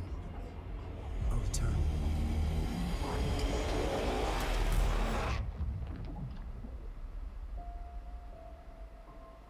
You have been warned.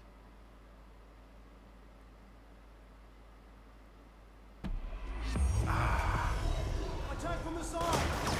Ah, I was retrospective for a second there, you motherfucker.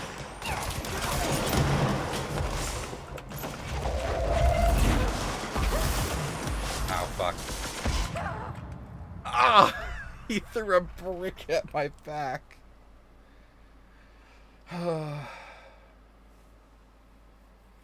So, I guess Control and Alan Wake 2 happened concurrently, despite being years apart, because time is twisted in the oldest house.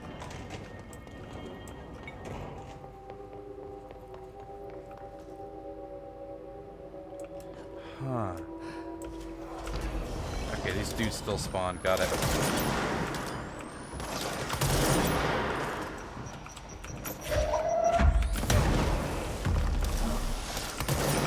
No, you McFucking don't. Don't you dare.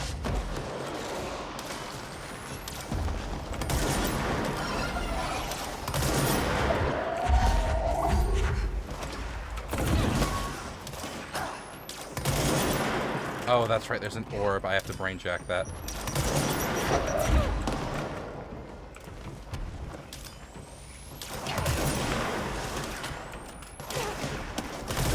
Ah, shit. The orb died. I'm gonna make this harder.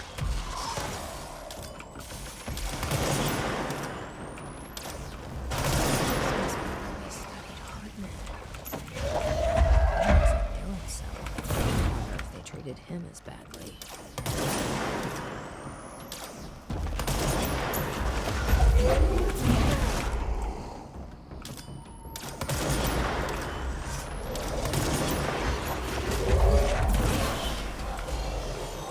More dudes? Alright, fine.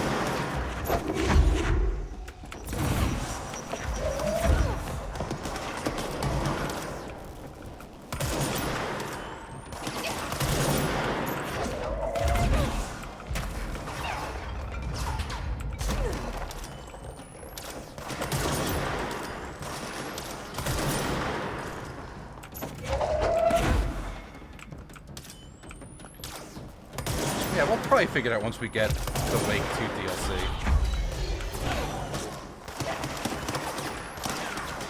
There's so many flyboys in here.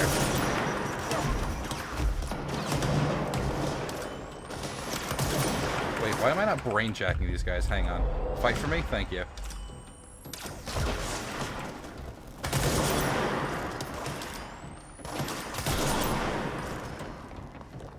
Alright. I think that's it. Never mind, there's another one. Oh, it's one of these fucks. Alright. Where are you hiding?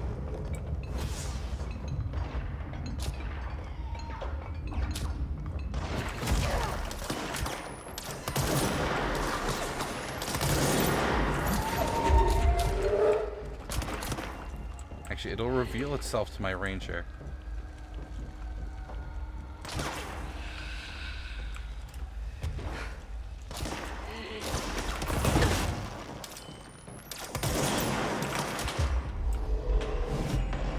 Got you.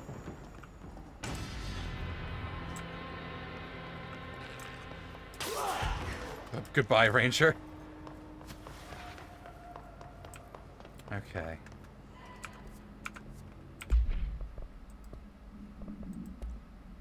We got a multimedia, not another, Oh, that's right, the notes on his next steps. Okay. So this is like a vague recreation of his lodge. Now let's listen to lore here and read these last documents. These are the notes of Dr. Emil Hartman. I am continuing my work alone again since certain parties were too blind to recognize a golden opportunity. Despite my generous offers, the conversations came to naught. Some people simply do not value collaboration as I do. though I believe now that it was for the best.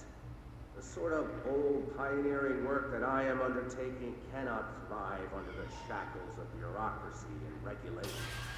I have a history of seeking such partnerships. There was a time when I hoped Alan Wake and I could collaborate. Together we could have produced art such that the world has never seen. But Wake was stubborn, egotistical. Writers usually are. Disappointing nonetheless.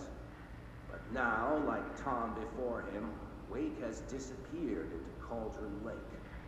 And this is where my work turns hypothetical. Since he was lost to the lake, Thomas Zane has been observed by various townspeople. This indicates to me that the individuals within the lake are not entirely gone. I anticipate Wake will similarly return one day. While I may harbor some resentment for the man, his raw talent and determination are undeniable.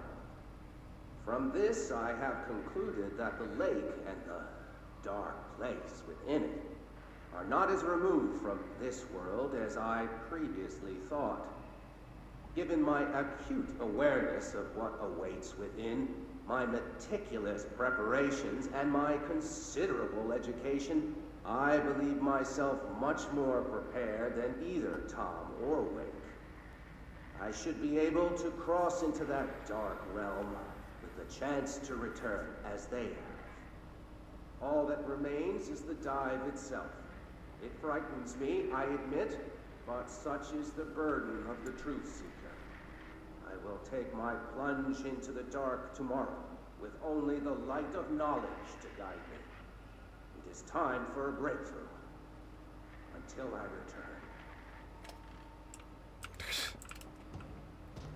return. Ruinous and disgusting to the last. Bright Falls 1976 supplement. Okay. On the day of the flooding, the rock band Old Gods of Asgard was rehearsing in a field outside the Anderson farm, the homestead of band members Odin and Tor Anderson.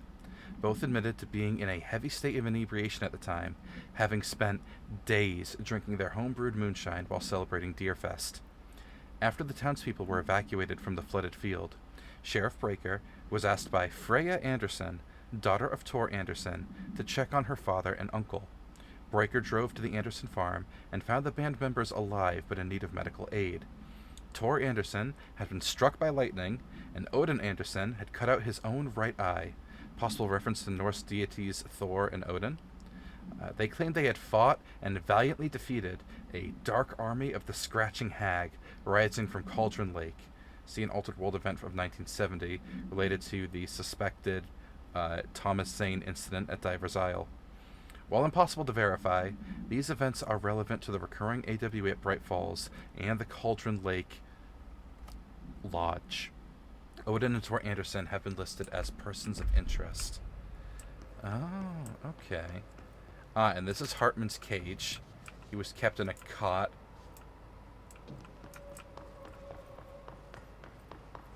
Is there anything under? There is. Okay. The box.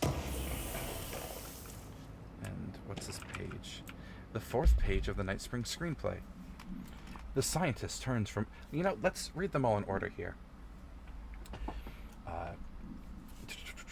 As an application to become a show writer. Over the threshold darkly. It is only human nature to wish to control the forces of... My throat.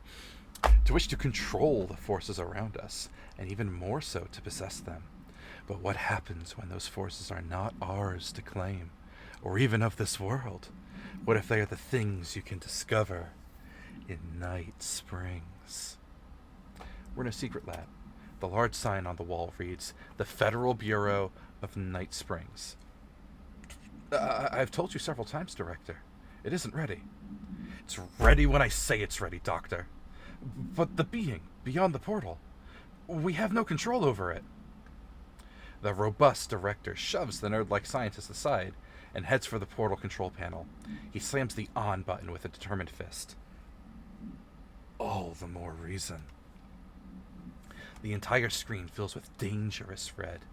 Then it fades away, and we see that the two men are in another dimension. The air ripples around them, as if they were a 1983 Pontiac Firebird Trans Am sitting in the Texas sun after a 5-day road trip. What have you done? You've doomed us. Control yourself, Doctor. Where's this beast of yours? Right there, sir. A horrible, shapeless, shifting entity fills the horizon. Can't be described. That's how horrible it is. What a thing of beauty you've been keeping from me. The director steps closer to the horrible entity. He reaches out with a steady hand. You are mine now, creature. I will return you to my facility and control your power. Sir, we don't know. The entity instead rushes forward and engulfs the director. He screams in pain as the scientist looks on and does nothing, like the coward that he is. I am not the one being examined. I am not the one locked inside a prison. Gradually, the director emerges from the entity. His once sparkling eyes are now empty and dull. The scientist rushes to him. Sir, we have to escape. We cannot. They are in control now. I got what I wanted.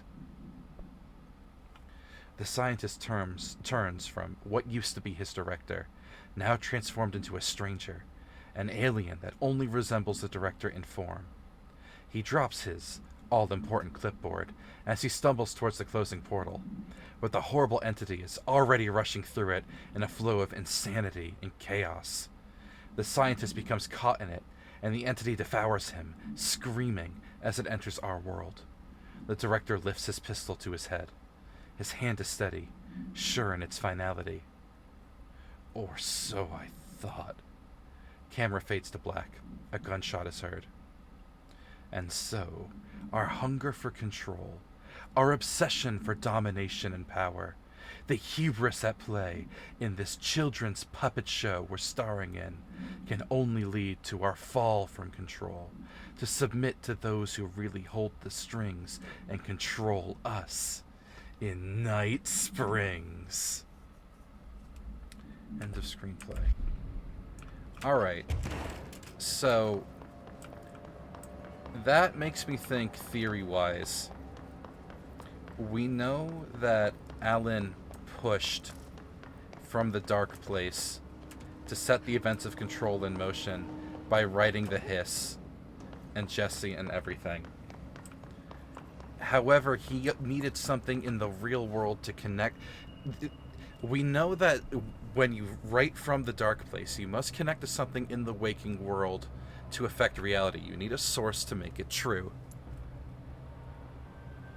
So, it really feels like Alan reached out to his old screenplay he wrote for Night Springs.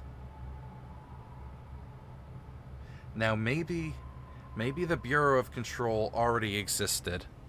Maybe it and the board were already there because due to the Foundation DLC having nothing to do with Alan Wake. But the Federal Bureau of Night Springs, I think when Alan pushed from the dark place, he used that manuscript to hijack the Bureau of Control and make the inciting incident of the hiss. Infect Trench, write the hiss incantation. But he needed a hero, and the hero needed a guide. So when he wrote from the dark place, he changed the story a little bit, so the scientist, Darling, survived a little bit. Enough to have Hedron, at least. But I believe that's Remedy telling us, oh, son of a bitch, I'm still reading things! There's monkeys here, hang on. Bash him to death real quick.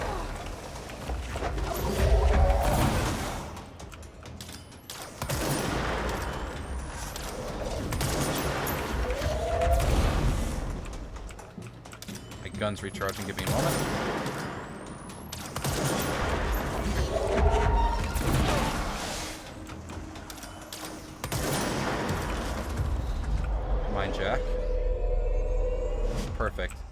defend me from any other... Okay, it was just the two guys. Alright. Cool. We got... Wake evidence. A photograph of Alan Wake captured by Alice Wake during an event in her home. Alice Wake, former wife of Alan Wake, has recently been visited at night by her ex-husband or an entity resembling him. Being a professional photographer, Mrs. Wake positioned cameras with motion sensors around the corridor he appears in and managed to capture an image of Mr. Wake on film. During an interview with Mrs. Wake, she mentions that her favorite camera, a something model, was lost in 2010 during the Altered World event. No match has been found among the confiscated evidence from the area. It has been filed as a potential altered item, and research staff stationed at Bright Falls are being contacted to check if they have any knowledge of it. That's right, and the inciting incident to get the whole AWE, this DLC, going was Alan writing Alice into visiting the Bureau of Control to infect Hartman. No, I think he wrote Hartman into infecting himself, and then wrote Alice to visit to incite the dark presence in Hartman. But he made sure that Alice would get away long before Hartman broke free. Evidence. The photograph of Alan Wake. So, every possibility that's Scratch and not Alan.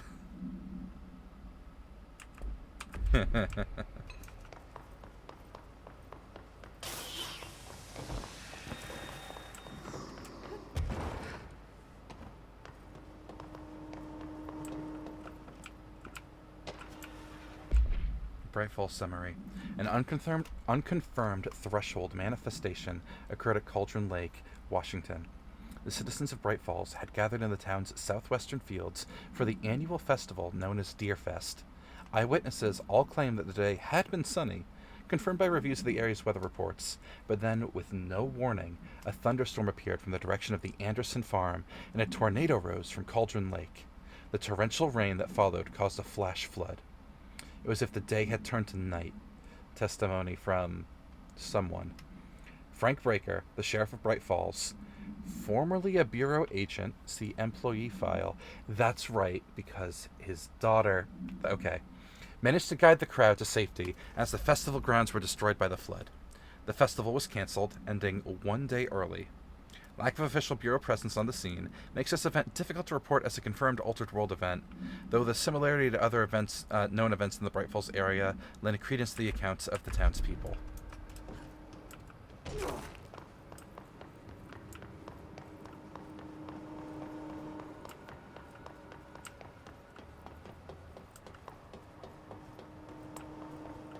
Okay. I think that might be all the lore tabs here. Let's just check the roof of the false therapist lodge here. Oh, there's odd collision. Oh, maybe up on the catwalk. Maybe the reason that Polaris was finally able to get Jesse to the oldest house was because Wake wrote it, because he needed a hero. Maybe his the chant was just him or the darkness or Scratch, because let's face it, we know that Scratch has been screwing with Alan and the manuscript. Yeah, it could be that Scratch definitely wrote or edited parts of Control. There is every reality where that's the case. Ah, there is something up here. Oh, it's a brick. Thought it was like a... something I could read.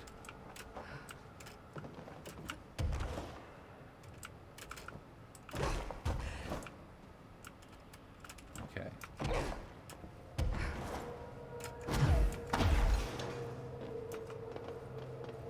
Up on this walkway. You think the HISS, the FBC, the board, the church has been corrupted, and Alan may have just been a nudge? Because we know that he has to have something in the waking world to be sympathetic to. So yeah, I think all he did was he pushed from the other side And it was just enough to set things in motion. Alright, I think that's all. One more encounter, I guess.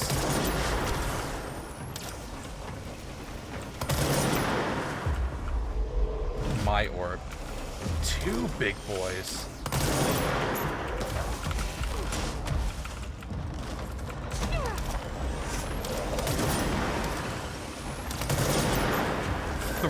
Big boys and a healing orb. Wow, that's a fucking encounter. I would be dead in this time if it not for my healing orb. My healing orb allows me to play extremely aggressively.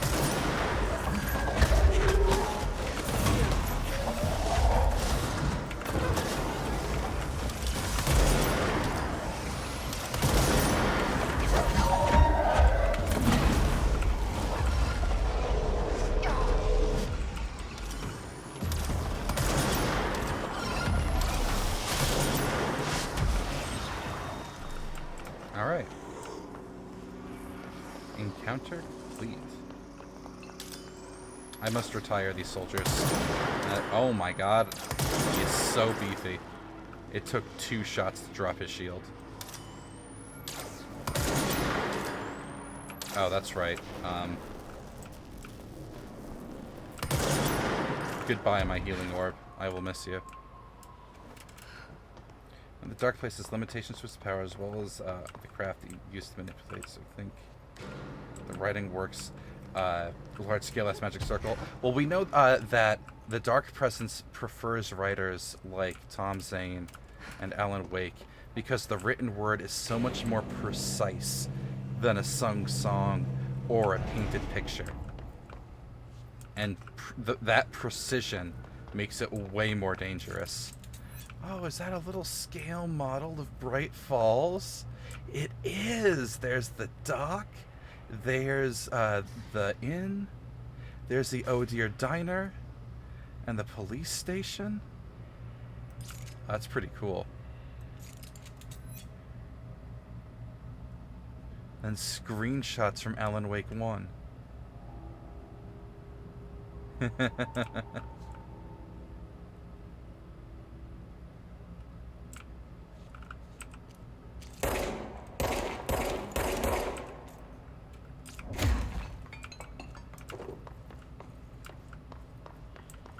Yeah, it's just to summon a guy. Well, that's it. That's a completed everything. I got 3 points. You know what? Let's finally buy rank 2 of health. We deserve it. Let's just go back to Central Executive. To the beginning. And, yeah, that wraps Control. Our second run. I think I may do a little bit of achievement hunting on the side because I realize that I'm like maybe 4 achievements away from 100% in Control. And it's just piddly things like run over 30 more people with Shield Bash, find all of the silly cat statues in the Foundation, find 1 more secret place in Investigations. So, it shouldn't be that bad. Get ready to YouTube a lot of stuff. Yeah, I'm probably going to have to find a guide for all the cats, because I've only found 4 of them, and I think there's like, I don't know, 8. But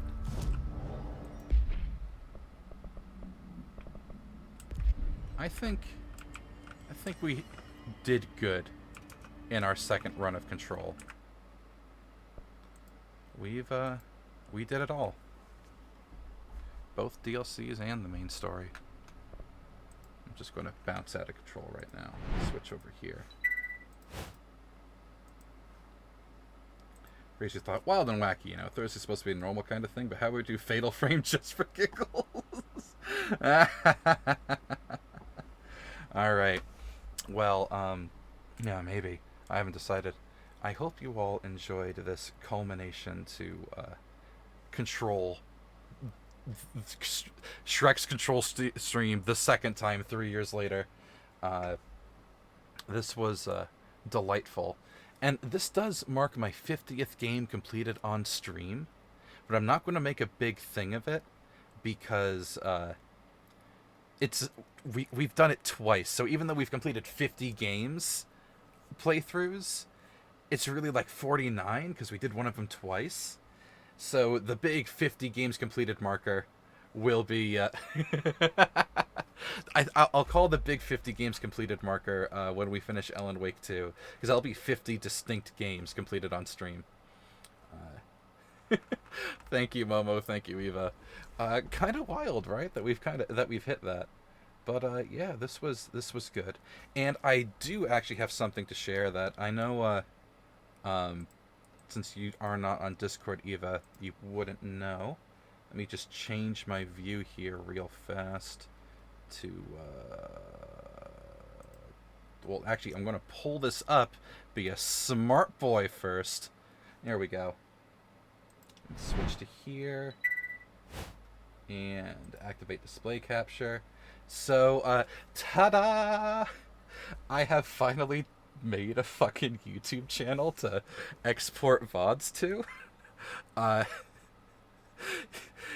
It's been 4 years coming, but yeah, it's very bare bones and whatnot, and I still need to figure out how to export from Twitch to YouTube at a aspect ratio better than the dog water it's been exporting, which is a pain, because some of these are like extremely pixelated, but I've organized everything into playlists of like I've been exporting everything that Twitch has still kept, but videos that VODs that I save specifically, like the last stream of Breath of the Wild Master Mode 3 Heart Challenge / a little bit of Tears of the Kingdom because it was an overlap, I put up there. Random Helldivers and Deep Rock Galactic things with funds in the Casual Variety Hour. All of the Control streams from the second run of Control, I'll be adding this one right now to the bottom as soon as Twitch lets me export it. I think there's like a 24-hour holding period before I can do so. As many of the Alan Wake streams as I was able to save, so both bonus duck spits from Alan Wake 1, all of American Nightmare, and all of my Alan Wake 2 streams so far. Oh, like, all of that, we can just ignore that. Don't worry about it. Armored Core 6, I was only able to salvage a few of these, so, like, the last few streams of it, as well as the goofing around with a multiplayer mod with Mobius and Spoon. And then special events and collabs. This is a cute one. This is just a playlist of as much like fun stuff playing with other streamers as I could. So like I have some old ass videos from like 4 years ago of doing Spire of Stars Prestige with my clan back when Destiny was fun, back when there was the 12-man raid glitches. I have saved the VOD of doing 12-man Last Wish and 12-man Deepstone Crypt, so I got those up. That stick fight stream with Bad Irish Luck, the escape room puzzle stream with Champion, the fucking Deep Rock one with Scorp where I traumatized him with a shitload of things, both of the D&D one-shots, Moo's latest anniversary stream, that fucking clowning around bit so yeah, like I'll be putting the Mario Kart from yesterday with Vintage in here, and yeah, it's there if you want it. It's nice to properly have an archive now, and I figured I would announce it because I just really put this live in like the last day or two. Yeah, I wish I had saved more of them, but like they're big, and I don't want to buy a hard drive dedicated to just holding the videos when, like, I don't know, the fucking double 12-man raid videos is like 14 gigs or something. I'm actually going to check real quick how big it is. Videos, captures. How big is this fucking thing?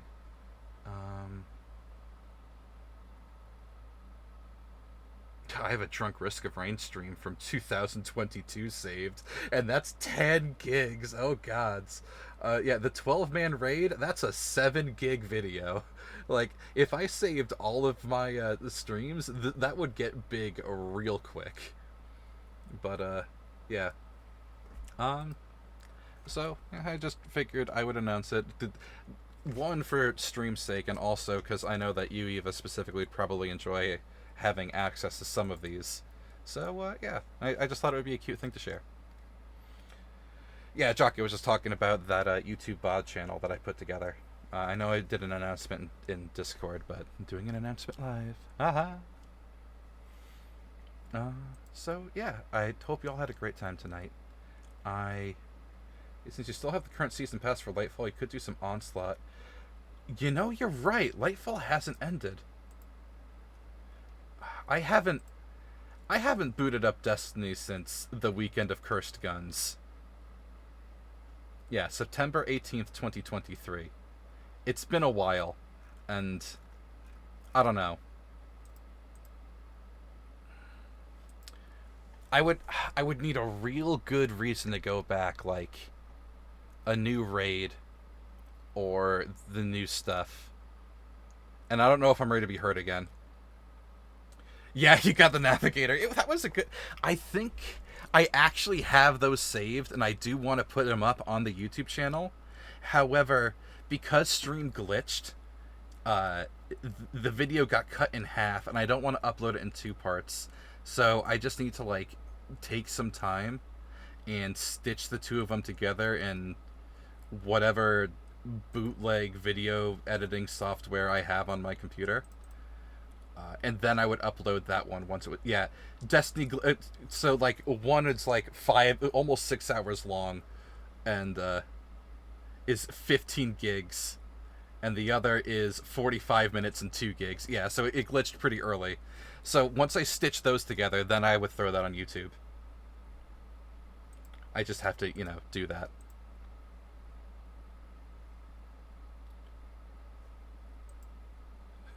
What should we call it? A lucky first Navigator try? Oh, well, the draw is definitely the wild shotgun auto rifles. Love to those things. So sad they're gone. I would have stayed in Destiny longer if I could have used those more. Just give us a mode where we could use the cursed guns. Anyway, it's almost 2 in the morning. My brother's probably pissed at me. Gonna call it for the night. According to my handy dandy calendar, I'm going on call this week, which does blow, but it do be that way. I don't have any plans to stream tomorrow. I'm going to be cooking a bunch instead. Saturday we'll pick up with more Alan Wake 2. We are in Saga's endgame, so we're going to be playing as Alan, and maybe we'll get to Alan's endgame. And what do I got? Oh, then there's D&D on Sunday, and I got a few movies to go to. Okay, so I don't have any collabs planned for the next week, so it'll just be regularly scheduled programming. As for next Thursday, I don't know what I'm going to be playing. We will be doing Tales of the Abyss, but I need to do a break between Control and another big RPG. What that break will be, that's the thing. I want it to be something short and sweet. And, I'm toying between maybe doing a run of, Cadence of Hyrule on my Switch, because that's a fun short guy, or maybe just a few casual runs of something that, that's, endlessly repeatable, like Helldivers or Crypt of the Necrodancer, or 20 Minutes Until Dawn, see if I can actually last the 20 minutes. I don't know, I got to think on maybe I'll finally play Shantae Half Genie. Oh, Shantae and the Seven Sirens. That's the one I've picked up. I haven't done yet. It has been... When was the last time I played a fucking Shantae game? 2019. It's been a while. You know about the Nintendo reward points when you get physical games? Yeah. Steve Stars, you can't claim the points yet? Oh man, I'm sorry, dude. I don't know why. I've mostly used those points to get Well, actually, I did spend some of my Nintendo points for a cute little, like, Zelda keychain and these little Animal Crossing coasters of the coffee bird from Animal Crossing, Brewster. They're cute little coasters. I like them. They're adorable. Anyway, I'm rambling. I'm going to go to bed. We're going to raid Alina because she's the only person I know online right now. So, let's do that real fast. I'm gonna use the sub because you're only interested in glittering gold, jewels, and baubles, paid for in blood. Yeah, so, hope y'all have a great night, and I will catch you for some Alan Wake on Saturday. Maybe we'll do something else next week, maybe not, who knows, but whatever we do on Thursday, it'll be a surprise to all of us, especially me, man who will be playing it. That's a comment. You've been up too long. Yeah. Have a good night, everybody.